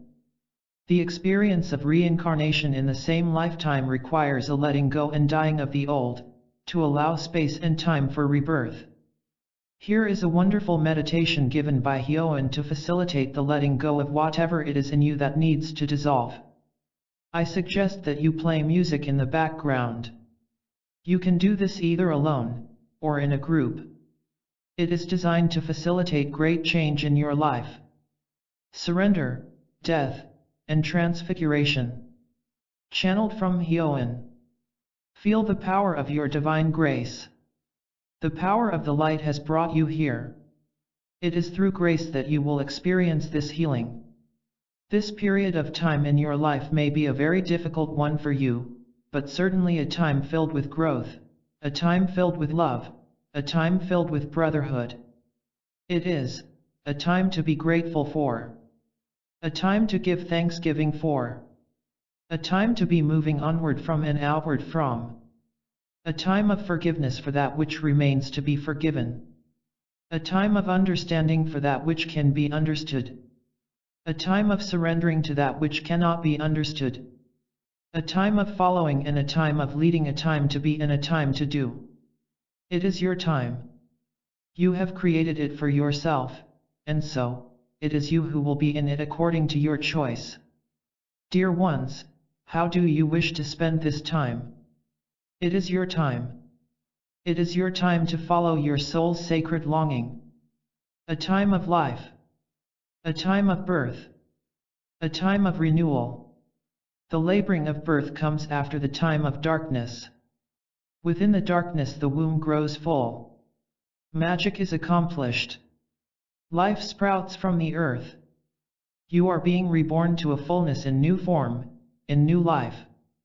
With you, new generation arises and blesses the face of this earth. Peace will come. Peace will reign. Feel a star of light in the center of your body that represents your individual essence. We are all born into the light.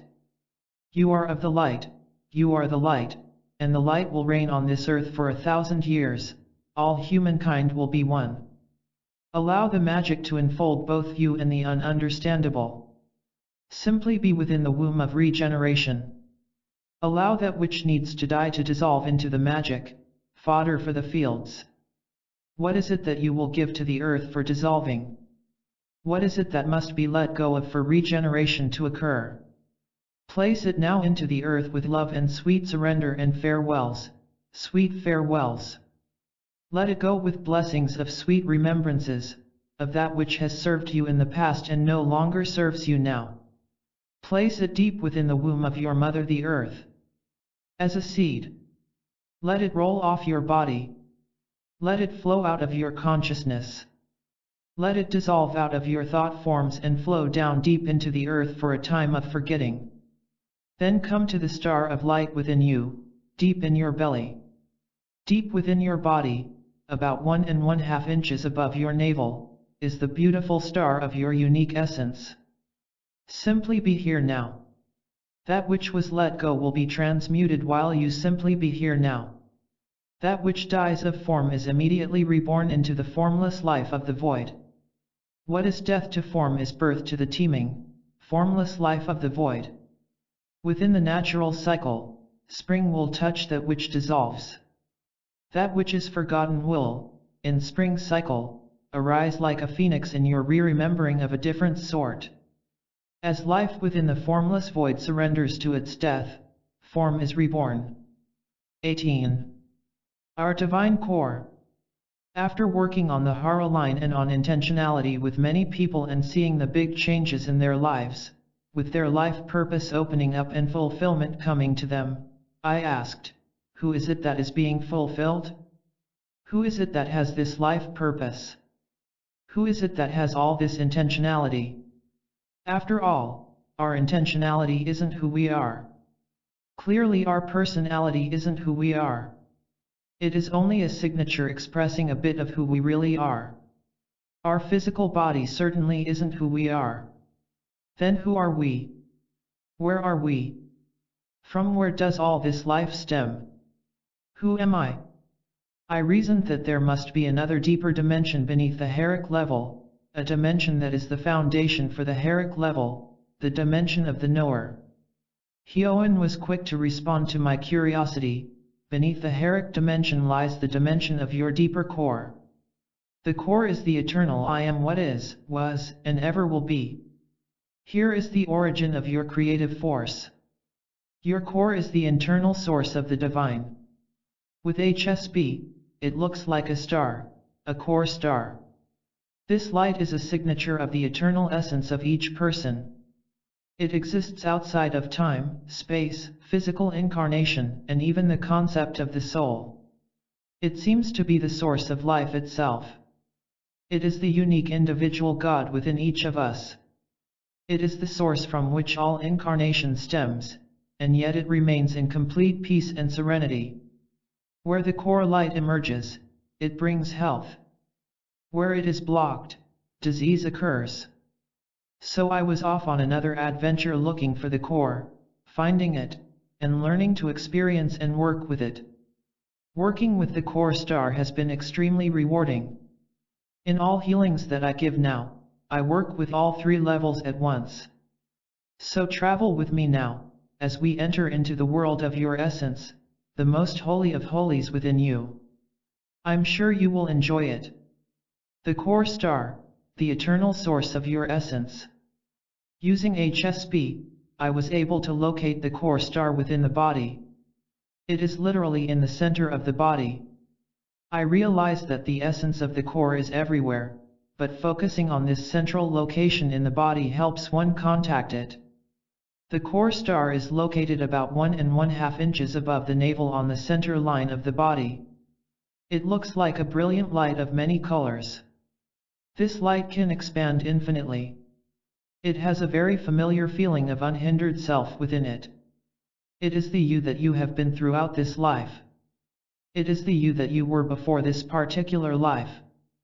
It is the you that will continue to be after this particular life. It is the you that exists beyond time and space. This essence of self is different for every person. It is your unique essence. That is the individuated divine within you. What may be confusing about the core essence is that it also exists in the divine unitive principle, or God. That is, it is both the individuated God within us and the universal God at the same time. It is this paradox that sometimes is not easy for us to understand. How can I be me and God at the same time? God is so vast. God is beyond human understanding. How could I call myself God when I know that God is much more than me? The only way to answer that question is through the experience of the core star.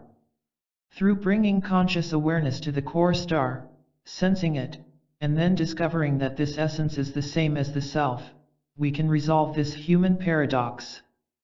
Once you can experience your core essence, you will be able to find it everywhere. You will find it everywhere in your body. You will find it everywhere in your auric field. You will find it everywhere in your heric level. You will find it everywhere in your life. You will find it stretched out to the far reaches of the universe. You will find it everywhere you look for it. Your core essence expresses itself to certain degrees everywhere. The places in your intention, your life energy fields, in your physical body, and in your life where it is most fully expressed are the places where you are healthy and happy. The places where it is expressed the least are the places where you are least happy, in discomfort, or have problems. It is as simple as that. Therefore, we have come around to the beginning of this book, where disease is described as a signal that we have in some specific way become disconnected from our core essence. We have disconnected from our inner divinity. We have forgotten who we are.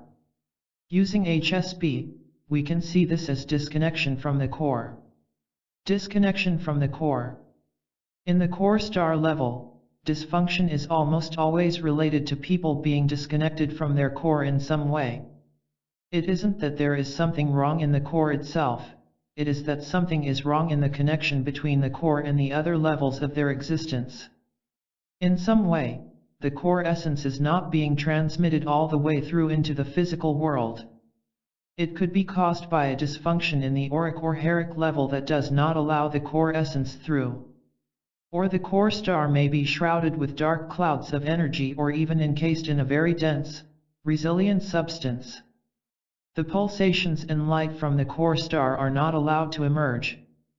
People severely disconnected from their cores have no connection to their creativity. They do not experience themselves as having an inner divinity. They cannot experience themselves as a unique center of light in the universe. These people have forgotten who they are and have a great deal of trouble connecting to the higher self or even knowing that they have a higher power within them. Healing with the core essence, it is clear, because of the importance of the core star level, that all healings should include some work to upwell the core essence into all the levels above it. Any parts of the heric level, the auric field, and the physical body that have been worked on in any healing should be flooded with the core essence before closing a healing. This is true because anywhere the physical body, the auric field, or the heric level has been distorted, the core essence is also prevented from coming forth in its full brilliance. To give a healing, first the healer uses HSP to appraise the condition of the physical, auric, heric, and core levels. The healer gives healing on each of the levels, beginning with either the aura or the hara, whichever is appropriate for the client. After this work is completed, the healer uncovers and then upwells the client's core star into each of the levels above it. The core essence is first upwelled into the heric level, then into the auric, and then into the physical body.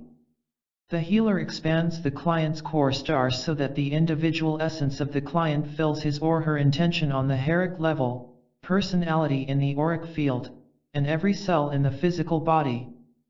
Then the healer expands the core light from the body out as far as is comfortable for the client. It may be a few feet, or it may extend to the far reaches of the universe in this way. A good example of such a healing took place during a sophomore class around December 1989, when a student from the West Coast came in on crutches with her left leg in a brace. I'll call her Sarah. She said she had been in a snow skiing accident and had badly torn the anterior cruciate ligament in her left knee. A brief HSP appraisal showed me that she had torn ligaments inside the knee that needed to be repaired. I could also see that her hara had become misaligned and that the deeper issue was her relationship to her budding healership. I asked her if I could use her knee as a teaching tool for the class and worked on her in front of the class.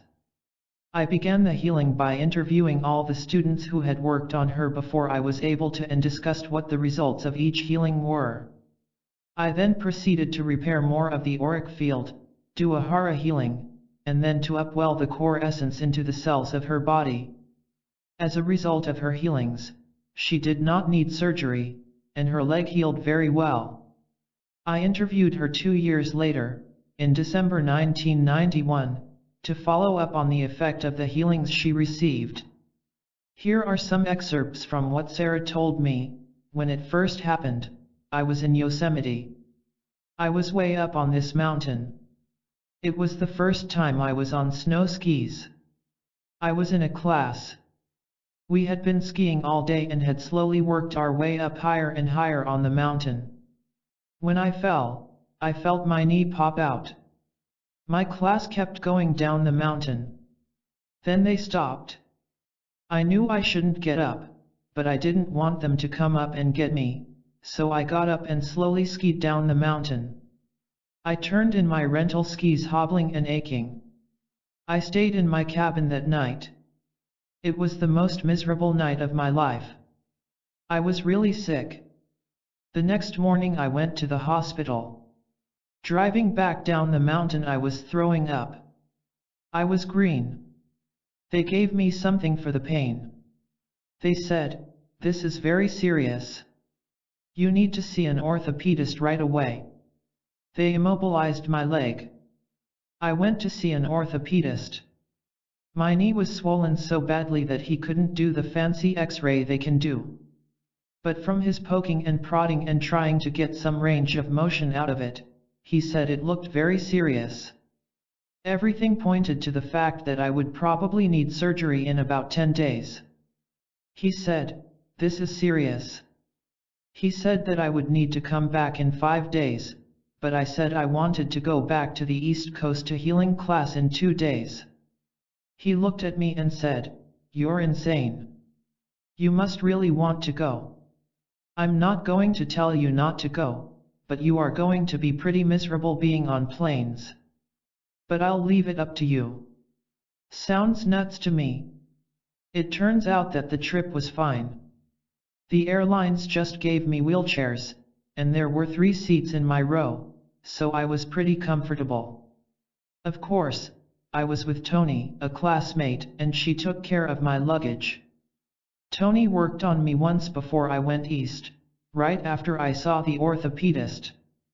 And that's when I actually saw, using HSP, that she connected 2 thread-like strands in my auric field. The cruciate is a cross. That's what cruciate means in Latin. It's a cross hinge on the inside of the knee. She connected 2 of the threads that were just kind of hanging out there. They looked, using HSP I learned in class, like white, snakish-looking threads. And she put those back in. That was actually pretty painful when she put that back together. I was really sweating when she got in there.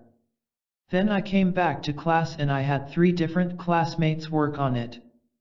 Somebody just ran level 1 energy into it, which I felt starved for. It was the first time I really understood what is meant by physical energy. Then Martin did a little bit of work on it.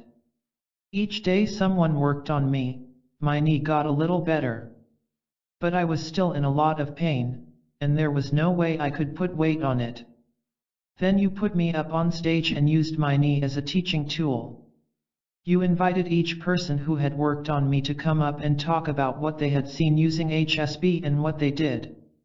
And then you had me give feedback about how that was for me. Then I remember you started doing the Hara work, because we hadn't known anything about that. You were standing at my feet and conversing with the class, and I remember the incredible sensations that were moving up my legs. I was thinking, I don't know what this is, but whoa. Something is going on here.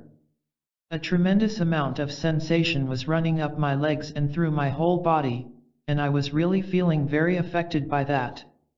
And then you said, oh, yes.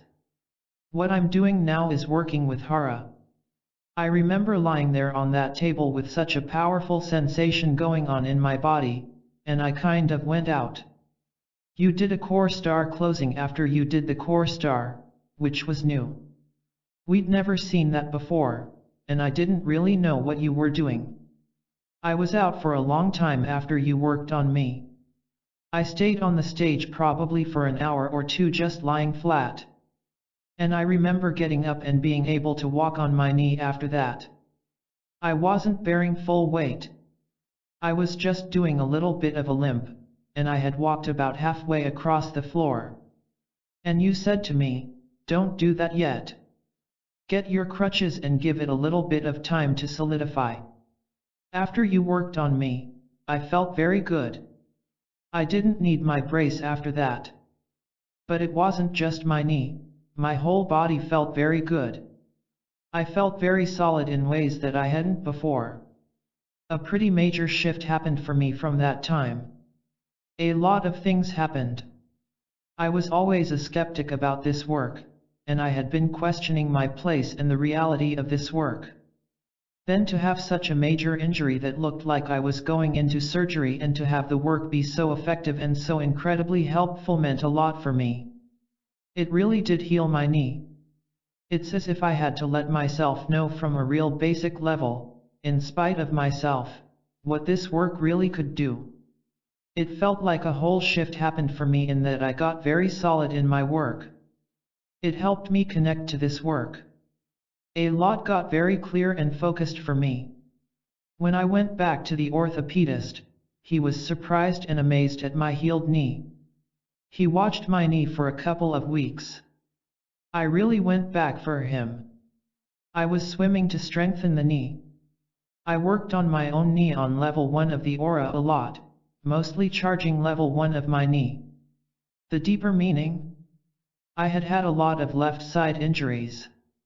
It was very connected to the woman side of me. I needed to be able to step out of the world and receive.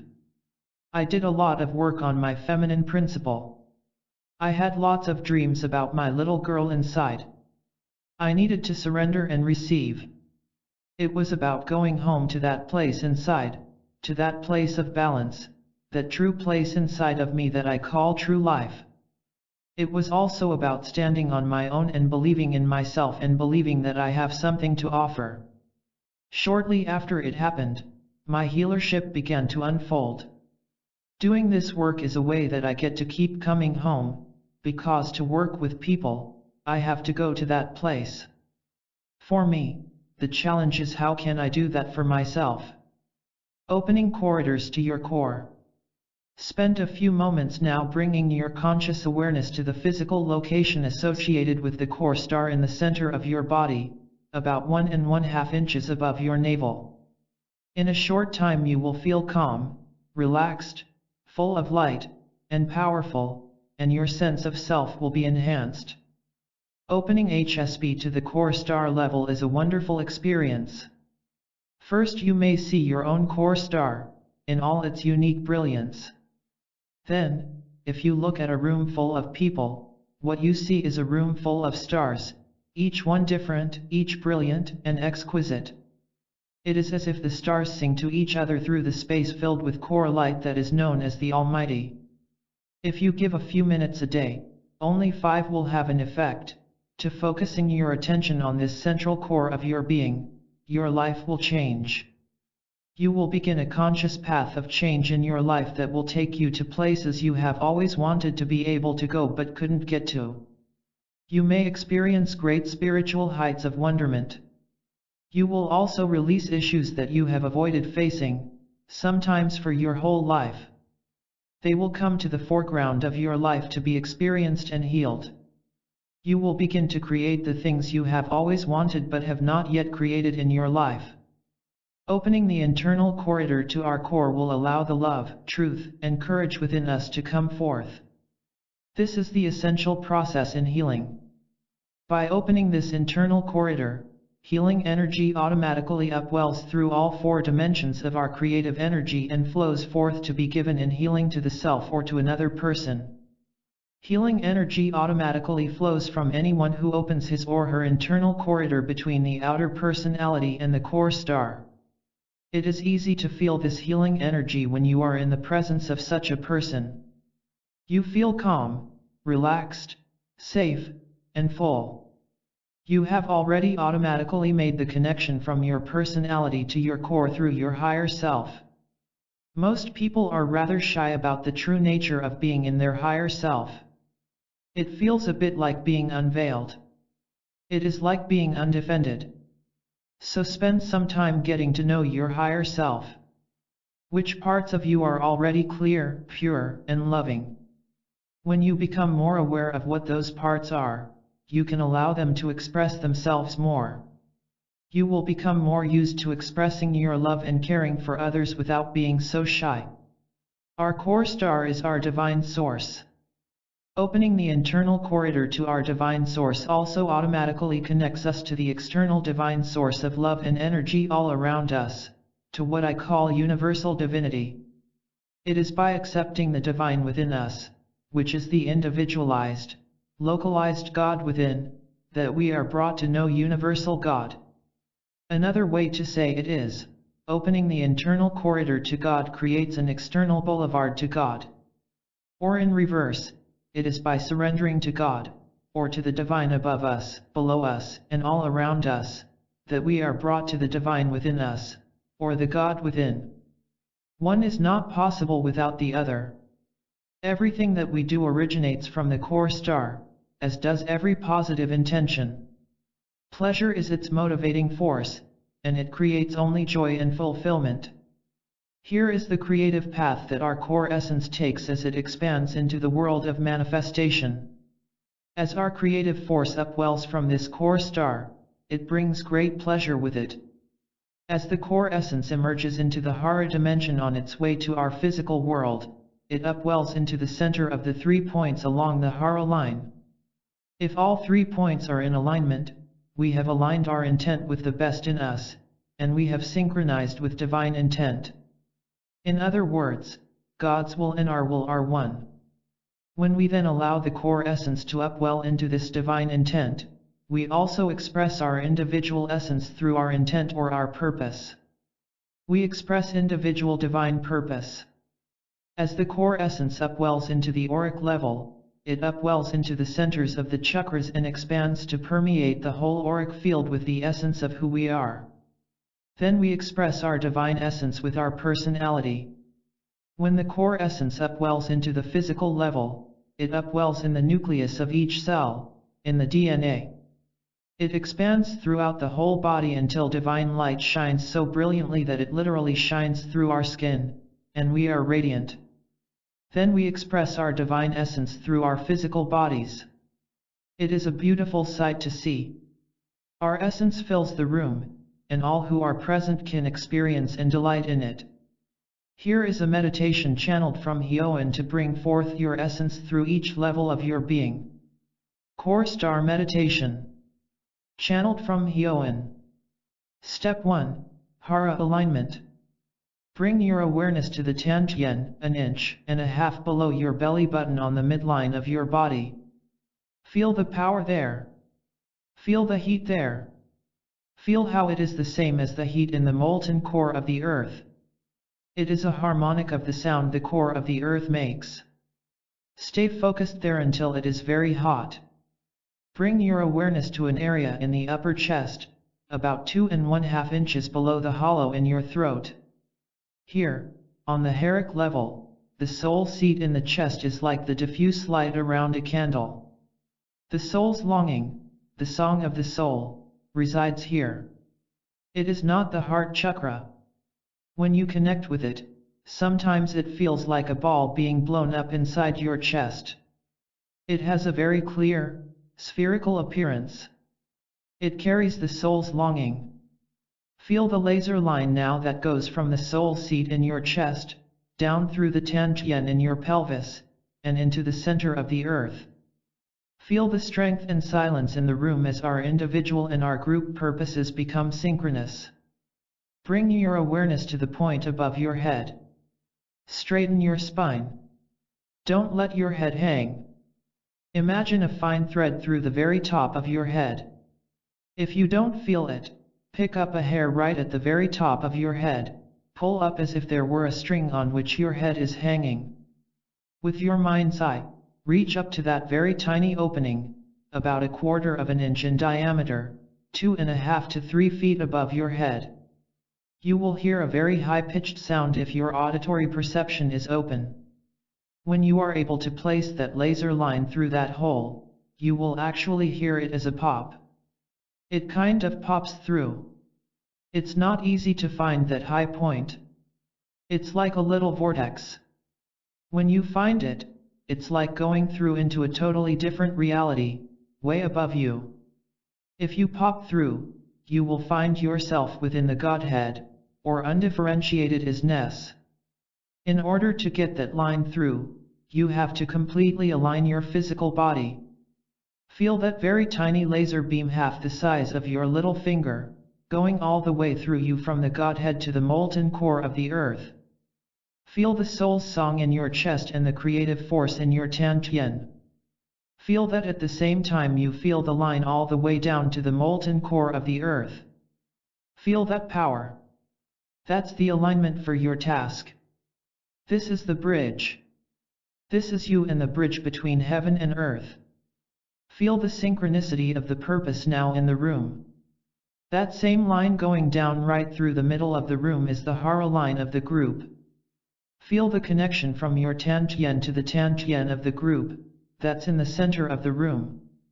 It is upon this level that your task and the task of the greater group of which you are a member synchronize. It is on this level that the task of this group will synchronize with that of the greater community around. That will then synchronize with that of the state, the country, the continent, and the earth. This is the way to connect to the power and truth of a system within a greater system. It is the key to holographic universal alignment. There is no need to struggle or to worry that your task is difficult. It need not be. For when you align yourselves on these levels, the core star, the aura, the hara, and the physical body, then you are in synchronicity with the world around you as well as yourselves. Step 2. Light emerging from the core star. Move your awareness now to the core star, 1.5 inches above your belly button. Here resides the essence of who you are beyond time, beyond space, beyond longing and desire. At this place you simply are. There is no need. There is no pain. You simply are creator. When you as creator move forth from the core star of your essence to create, you first bring creative energy into the level of the hara, your divine task. From the haric level, you bring energy to the auric level, creating your personality, template for the physical. From the auric level you bring energy into the physical, to create life and form in the physical body. The creative force moves from the one, core star, through Trinity, represented by the point above your head, the point within your chest, and the point within your Tian on the haric level, through the level of 7, the 7 layers of the auric field, and into the multiplicity of form in the three-dimensional world. When you have completed one plan of creation, you will then move forth more of your essence into the Trinity, through which shines your purpose. So allow your essence now to exude itself strongly and steadily from your core star, through your haric level and into your auric field. Allow that essence to flow through each layer of the field. Each layer of the field represents a state of being, a level of being in humanness. Bring the essence of your being through each of those levels of human being.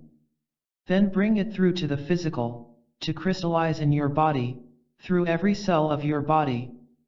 It will create health, joy, and pleasure in your physical life and your life's work. Your body, your personality, and your life are all expressions of your divine essence. And so the One has become the Trinity, has become the Seven, and as you open the seals of the Seven, you will know God within the human being. Look now within each cell of your body. You will find in the nucleus of each cell a configuration very similar to your core star, a point of light radiating forth the essence of your being within every cell of your physical body. Healing, then, is simply helping yourself connect with the truth of your being. It is nothing more than that. Where there is pain or illness, anger or fear, where there is suspicion or greed, where there is forgetting, remember your core star. Allow the light within your core star to emerge. Remember the light within every cell of your body. Remember your body. Bring the members of your body together within the light of your body, your altar in form. That light is the light of your core star, your essence, the God within. Your task did not come from pain, it came from the desire to create. It came from the flow of love out of the center of your being, which in its creative movement out from the core became disconnected and forgot who it is. It is only a matter of reconnecting with the memory of who you are. Your life task is to remember that original creative urge and to complete your creations so that another will well up from the source within you. Let the essence of who you are that rests within your core star shine forth through all levels of your being. Allow that original creative urge there to lead you through your life. The core star and the creative pulse of life. Recently, in a lecture on creativity, Hyoen described the phases of the creative process in relationship to the 4 dimensions of our being. He said that the creative pulse arises out of our core and upwells through all the levels above into the material world, as you just experienced in the meditation. Hyoen said that the creative pulse then manifests fully in our lives as our life creations. For example, we paint a painting, write a book, build a house, make a scientific discovery, or create an organization. When we are finished, we celebrate. We have great feelings of accomplishment and say we have done it. But Hyoen says it is here, at the apparent height of our creativity, that we must be careful about how we view our accomplishment. He says that our work of art or discovery is not the final product of our creative process. He reminds us that the purpose of life in the duality of the physical plane is to hold up a mirror to ourselves so that we might recognize our divine individuality. Our final product of art or scientific discovery or organization is really our most highly polished mirror. It is the point of highest discernment that says, look, see yourself reflected here in this accomplishment. It is really only the midpoint of the creative process. The creative process or pulse of life has 4 phases. First is the stillness of the empty void deep within the core star. This is a point of stasis. Then comes the expansion out of the core, as the essence of who you are expresses itself through the levels of intention, heric level, personality, auric level, and into the physical world. At the height of physical expression, when we look into our highly polished mirror, we go into the next phase. It is the stasis at the end of our expansion into individualism. Here we pause for self-observation. Then soon afterward, the creative pulse of life moves back inward from the physical world into the auric, down into the heric level, and then back into the core. It is here, deep within the core, that we reach the 4th and final stage of the creative pulse of life. We again move into stasis deep in the core. So what really is our final product of creation? Once we have had a good look in our highly polished mirror of self-discernment, we bring our creations back through the level of personality, through intentionality, and into the deeper self. As the creative force jumps back down through each dimension, each phase brings our learning with it. That learning moves from the physical world, to the psychonoetic world of feeling thoughts, into the noetic world of pure ideas, down into the world of intentionality, and deep into our essence. Our final creation then is the distilled essence of our core. This creative process is continually occurring. We continually create more individual core essence. We are always somewhere on this creative wave in every part of our lives. I would guess we are probably on every part of the pulse all the time, but in different areas of our life experience. We are surrounded and interpenetrated by a pulsating universal wave of creation. We are of it, we are it, it is us. It flows through us, and we flow through it. There is no end and no beginning. We create it as it creates us. There is no initiator. There is only the creative wave of life that is constantly unfolding and enfolding. In its unfolding time is created. In its enfolding time is dissolved. It is what David Bohm, the renowned physicist, calls the implicate order. The creative wave begins with enfolded stasis, then it unfolds up and outward from the core star through the dimensions above into the physically manifest world and expands outward to the far reaches of the universe. The expansion slows, stops, and rests in stasis. It has woven the golden threads of new creation through all that there is, through all the manifest world. Here it communes with all that it has merged with. In this merger, love is created. Love remains. And then it begins the long journey of contraction. It enfolds upon itself.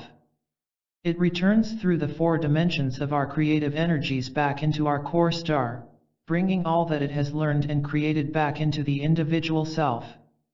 Most of us do not give enough time for the stasis part of our creative wave. There are two phases in the stasis part of the creative wave, the part before expansion, when we are contracted and merged within our deepest self, and the part after expansion, when we are expanded and merged with another. In the first, we need quiet time alone to integrate who we are with what we have created in the past. We need to be alone to meet ourselves, to be with ourselves without doing anything. This time of centering is a time of gathering power without doing anything. For the second type of stasis, we need time to be with others in quiet, non-verbal ways, so that we can experience the wonder of the other.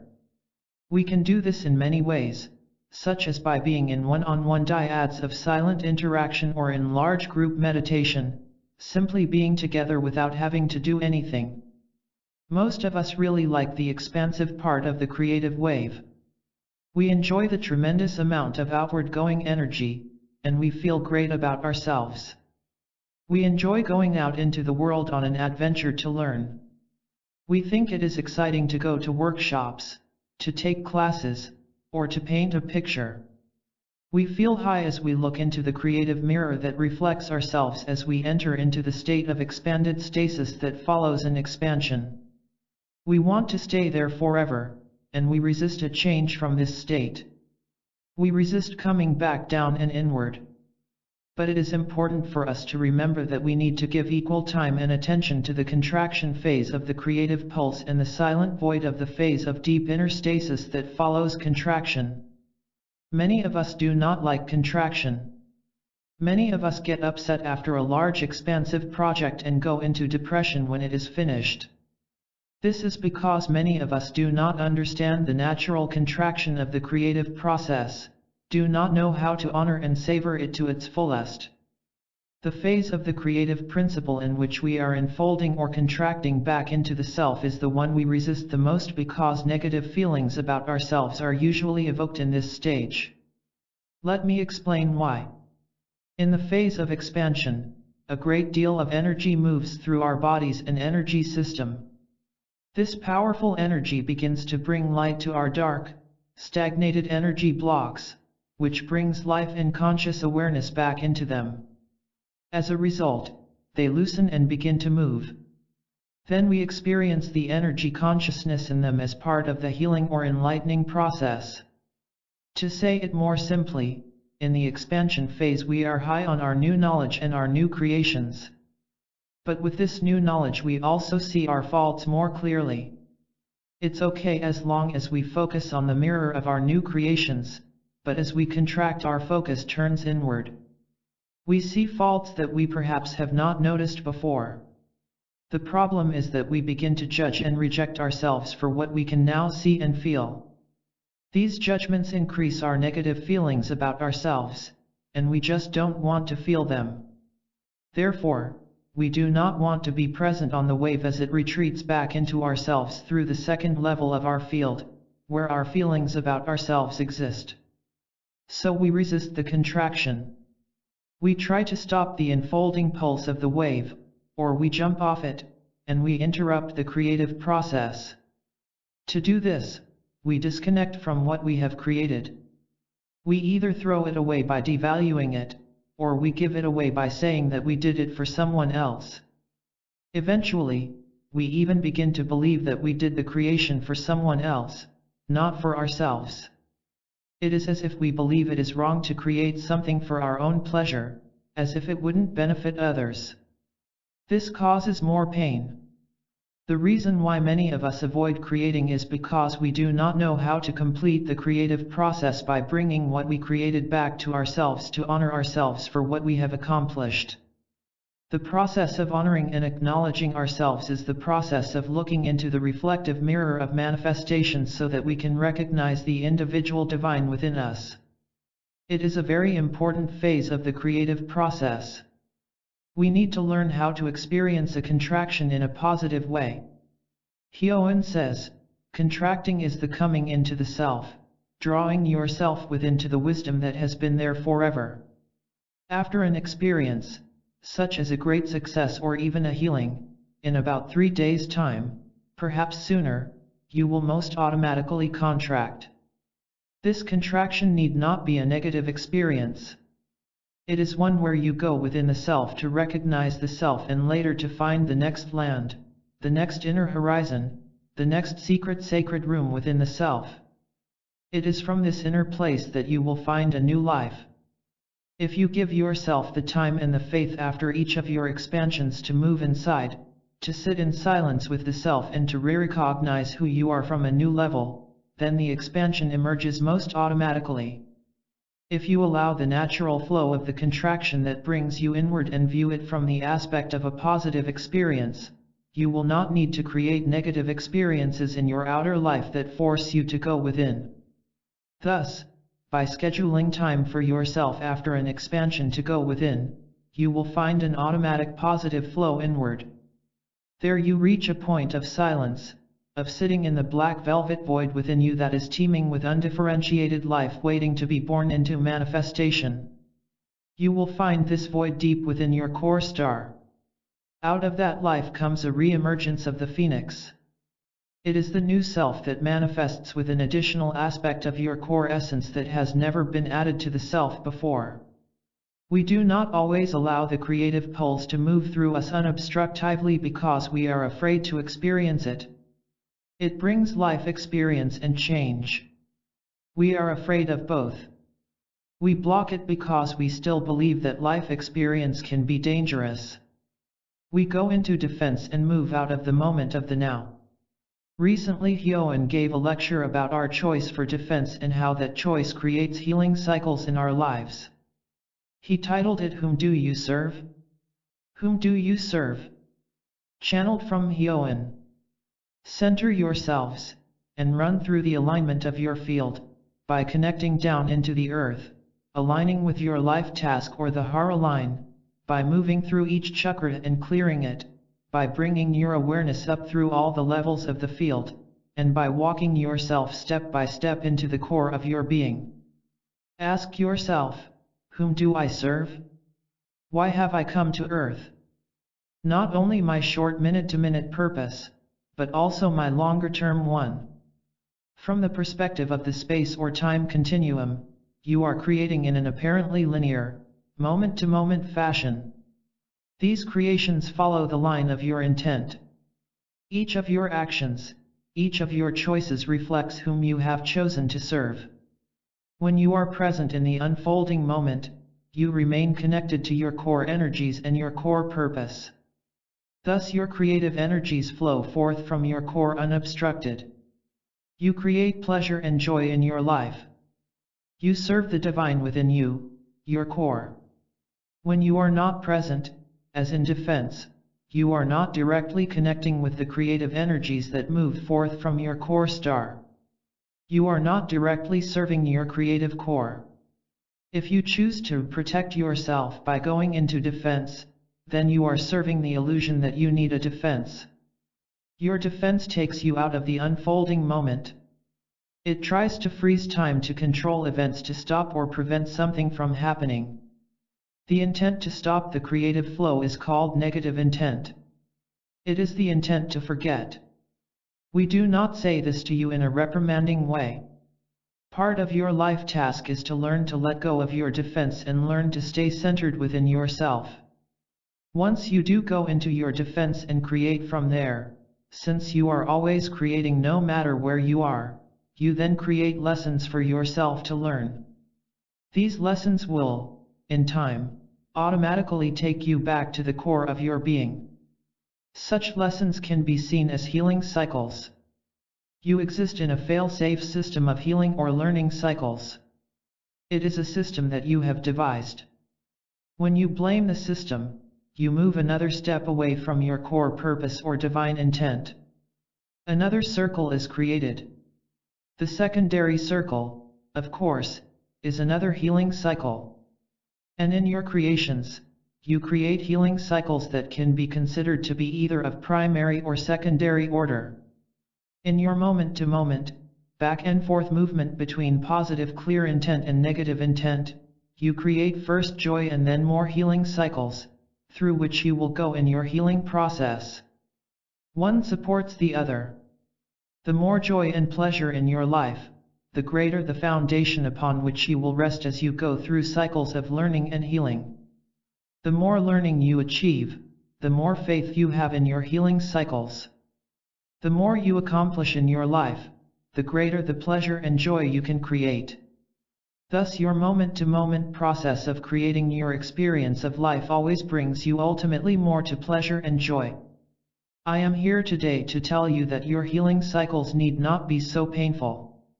The natural process of creation includes the expansive, contracting, and static principles. Many of the problems that you have come from not understanding the creative process and how to assist yourself as you go through it.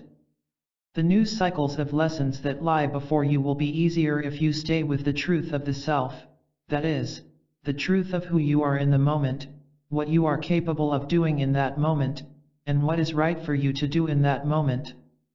Beneath your inability to stay with yourself in each moment lies a distrust.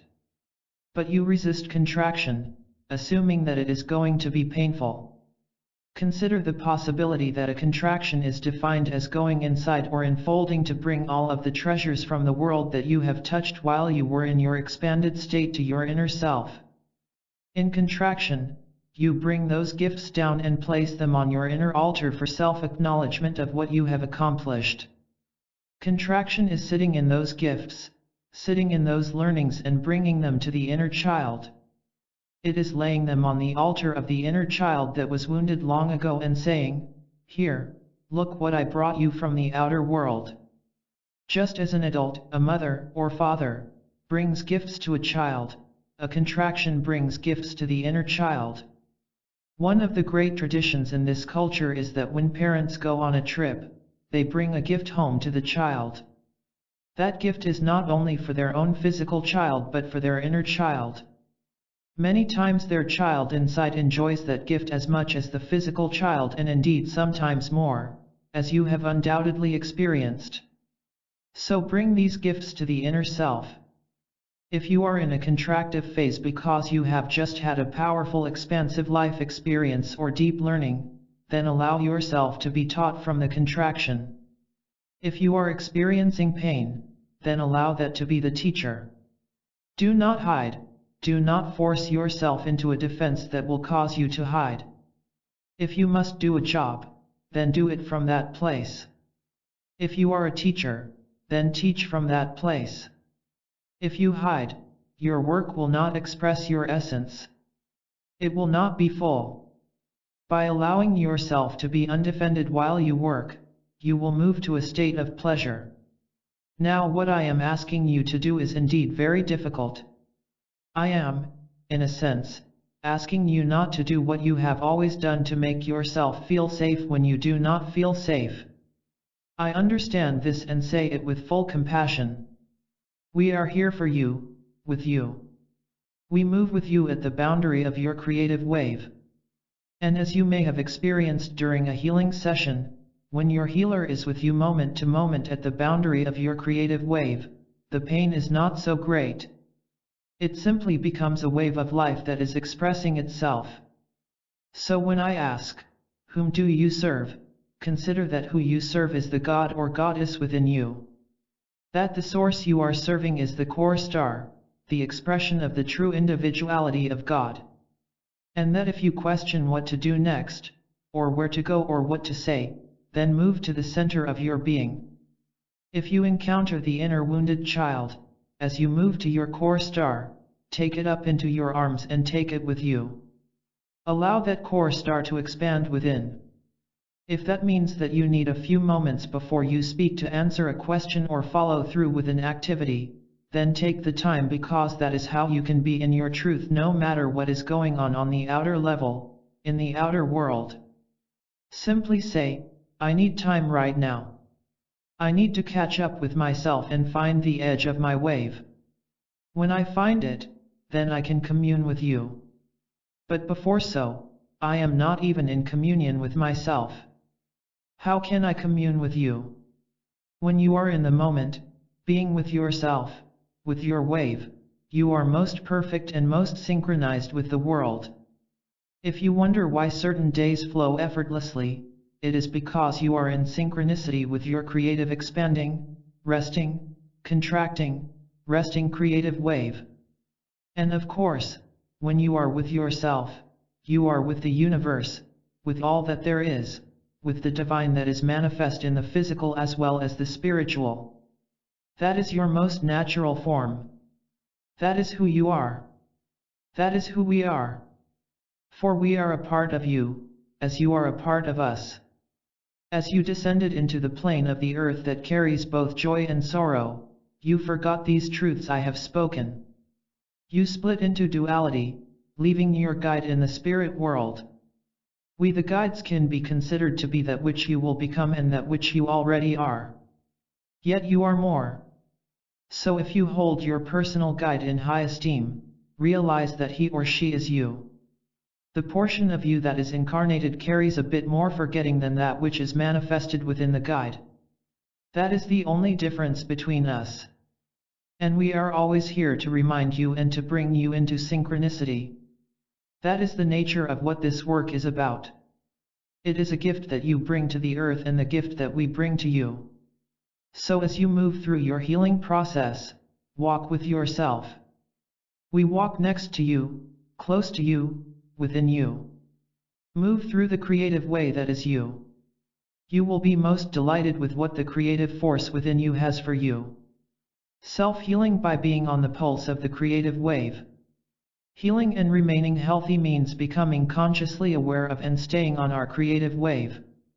It means being present in the unfolding moment. It means being who we are in each moment of time. We can consciously follow the life pulse as it moves up through our 4 dimensions of creative energy. We can be with it in each moment as it moves through our auric field, level by level. To bring this chapter to a close, I would like to share with you a meditation that Hyoen gave toward the end of the 1989-90 training program. It is a meditation to keep your conscious awareness firmly placed upon your creative wave as it moves through you. It brings you to the center of yourself, which is alive, creative, and free. In it, you become the pulse of life. The unfolding self. Channeled from Hyoen. Listen to the internal music that plays who you are. Feel the light welling up within you, within every cell of your body. Connect down into the ground and connect with your purpose in being here. What is the task that is set before you in this very moment? What have you come for, and what is there to learn in this very moment of your unfolding. Rather than thinking of what must be next, bring yourself to the unfolding moment within you and sit sweetly within every cell of your body, not who you wish to be, but who you are in this moment. As you move through your expansion, then stasis, or communion, and then pull down into the self in contraction, ride the wave all the way in. You will find a layer of pain, but simply ride through it to the child. As you take the child in hand, go deeper to the core of your being, to your individuality, and move deep inside this core into the great void within the self. Experience this great void, for it represents your potential. Within this void all of life is pulsing, vibrating, full, yet unborn. Here is great peace. Sit in grace within this inner void. This void is not empty, although it may appear that way from the personality level. The more one enters into this void within the self, the more life one finds. Simply surrender to the safety and to the grace of this inner center, letting go of all attachments. When there is movement out of seemingly nothing, simply ride the expansion of the pulse of life that comes outward, filling the space with manifest life, filling the space with understanding. As you go upward and outward, you will feel this life pulse moving through the levels of your auric field. There will be a level where the mind begins again. If you continue through, you will move onward and outward through all the levels of your field and all the personal experience within each level. You are experiencing life manifesting. You are experiencing the creative process. This expansion continues outward indefinitely. Allow your conscious awareness to ride this pulse as far out as it is able. Know that this pulse goes to the far reaches of the universe. It is only your images that limit you. Bring your conscious awareness to this process. As you expand, reach in a 360-degree sphere outward as far as you will go. Expand, reaching through the infinite universe. There will be communion with all that is outside or apparently outside. This is where fusion takes place. Sit in it. Then once again, as your creative wave unfolds, simply follow it back in. This expansion and contraction takes place every moment. It is a multifold expansion or stasis and contraction or stasis pulse. There are fast pulses and slow pulses. There are pulses of which you will never be able to be aware with the conscious mind, for they are inconceivable. And so as you travel inward again, once again you will move through the levels of the field. As what you've learned is brought back through all the levels of your field and thus your personality, the new gifts bring light into your individuality. As that light comes in through your field, those portions of your being that are stagnated within your negative image are enlightened. When the light first touches the forgetting, many times you experience pain. For it evokes memories. It evokes energy and consciousness that have not been clear. In the beginning of the process, as you go in through the emotional levels of the field, you will feel your emotional pain. Do not stop the movement. Continue to bring the light in and lace it through all of these disappointments, through the fears, through the sadness, through the grief, through the mourning that you have experienced in your life. If you continue on the inward pulse down, bringing light and the understanding that you are one with all that there is, you become one with the pain. You are one with the individuals that are involved in this pain. And thus, in the fusion of the duality that apparently exists between you and those involved in a painful incident in your life, love is born. For what is touched with light will create love. For communion creates love. As you go deeper through the pain and the fear, the very process of this communion creates love. It is brought down into the inner child and placed at the feet of the child, and that love touches the original wound of the child and it is healed. It continues down into the core star, the essence of who you are. Once again you sit in the void, having brought more light to the inner light. Simply sit in the Mother in grace. With this grace, you are in communion with the Great Mother, and again love is born. Later the movement outward begins. The child, having been nourished to fullness, now moves away as its inner cup runneth over. Having been born out of love, it moves into its own, feels its individual self and its body. It likes and loves what it feels. It has more love for itself. It understands itself and thus has its value. Being valuable, it feels its love for others and continues outward. This love for others evokes their love. The child receives the love and validation back from others. Loving validation brings courage as the child's conscious awareness expands through divine will. It feels its wholeness and its divinity and enters into spiritual ecstasy. Entering spiritual ecstasy, the child is brought through to perceive the perfect pattern and the knowledge of the divine mind. It moves outward through the far reaches of the universe, out to that which has been called the Father, once again approaching fusion. Your inner self moves through the manifest universe, creating more life as you go, bringing the gifts that the individual self has manifested to the universe. This is the creative process. It dissolves dualism. Thus, you create your world around you, through the expansion, stasis, and communion with the universe around you, and the contraction, stasis, and communion with your interior individuality. It is you, the unfolding self. Conclusion. We have spoken much of creating your own reality and its connection with your health and well-being in this book. We have explained how creative energy originates in our creative core and that the impulse to create originates in pleasure. We have discussed the route that creative waves of energies take as they emerge from our core on their way into the physical world. We have shown that when this creative energy emerges into the physical world in a pure, unobstructed way, it creates health, happiness, joy, and fulfillment in our lives. When it is interrupted, blocked, or distorted, the result is negative experience and illness. Illness is a result of blocking the creative force. Illness is blocked creativity. Each negative experience is a life lesson designed to bring us into our truth. Each negative life experience can be seen as a healing cycle that takes us into deep levels of the self that we have forgotten for a long time. Creative energy from the core automatically wells up directly and creates more pleasure in our lives, or it is diverted and creates a healing cycle. It is one or the other. Either we are fully expressing our core essence in joy and pleasure, or we are in a healing cycle that brings about more conscious awareness of ourselves, which eventually, in a roundabout way, also allows more expression of our core essence, which then creates more joy and pleasure in our lives. This is the new paradigm for the 90s. On the spiritual level, our choice in the moment is the choice between love and fear. And we make it each moment of our lives, whether or not we are consciously aware of it. It is the choice between being undefended or defended, of being connected and individual or disconnected and separate. The choice for love is to let our core essence shine forth.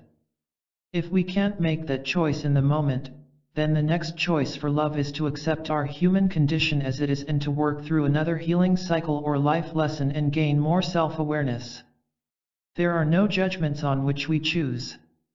A healing cycle or life lesson is an honorable choice. Our choice to be in the physical world is a choice to go through healing cycles. It takes courage to be here. We are honorable and brave to choose to be here. Hyoen says that the only reason we are here is that every moment we make the choice to be here. No outer God is making us be here, no old karma is forcing us to be here. We have chosen this human condition. Part of the human condition is that we are unable in our state of evolution to always choose to express our core essence. We don't know how to do so yet. We haven't yet learned eternal love, but we are sure working at it and doing pretty well. We have decided the trip is worth it, so we are here. We all have hope for and desire self-improvement. We are all here to learn who we are, both on the most microscopic as well as the macroscopic level. thus allowing the light to emerge from the source of the core star is the healing process. The more you let your true essence shine through every cell of your being, through every cell of your body, the healthier and happier you will be.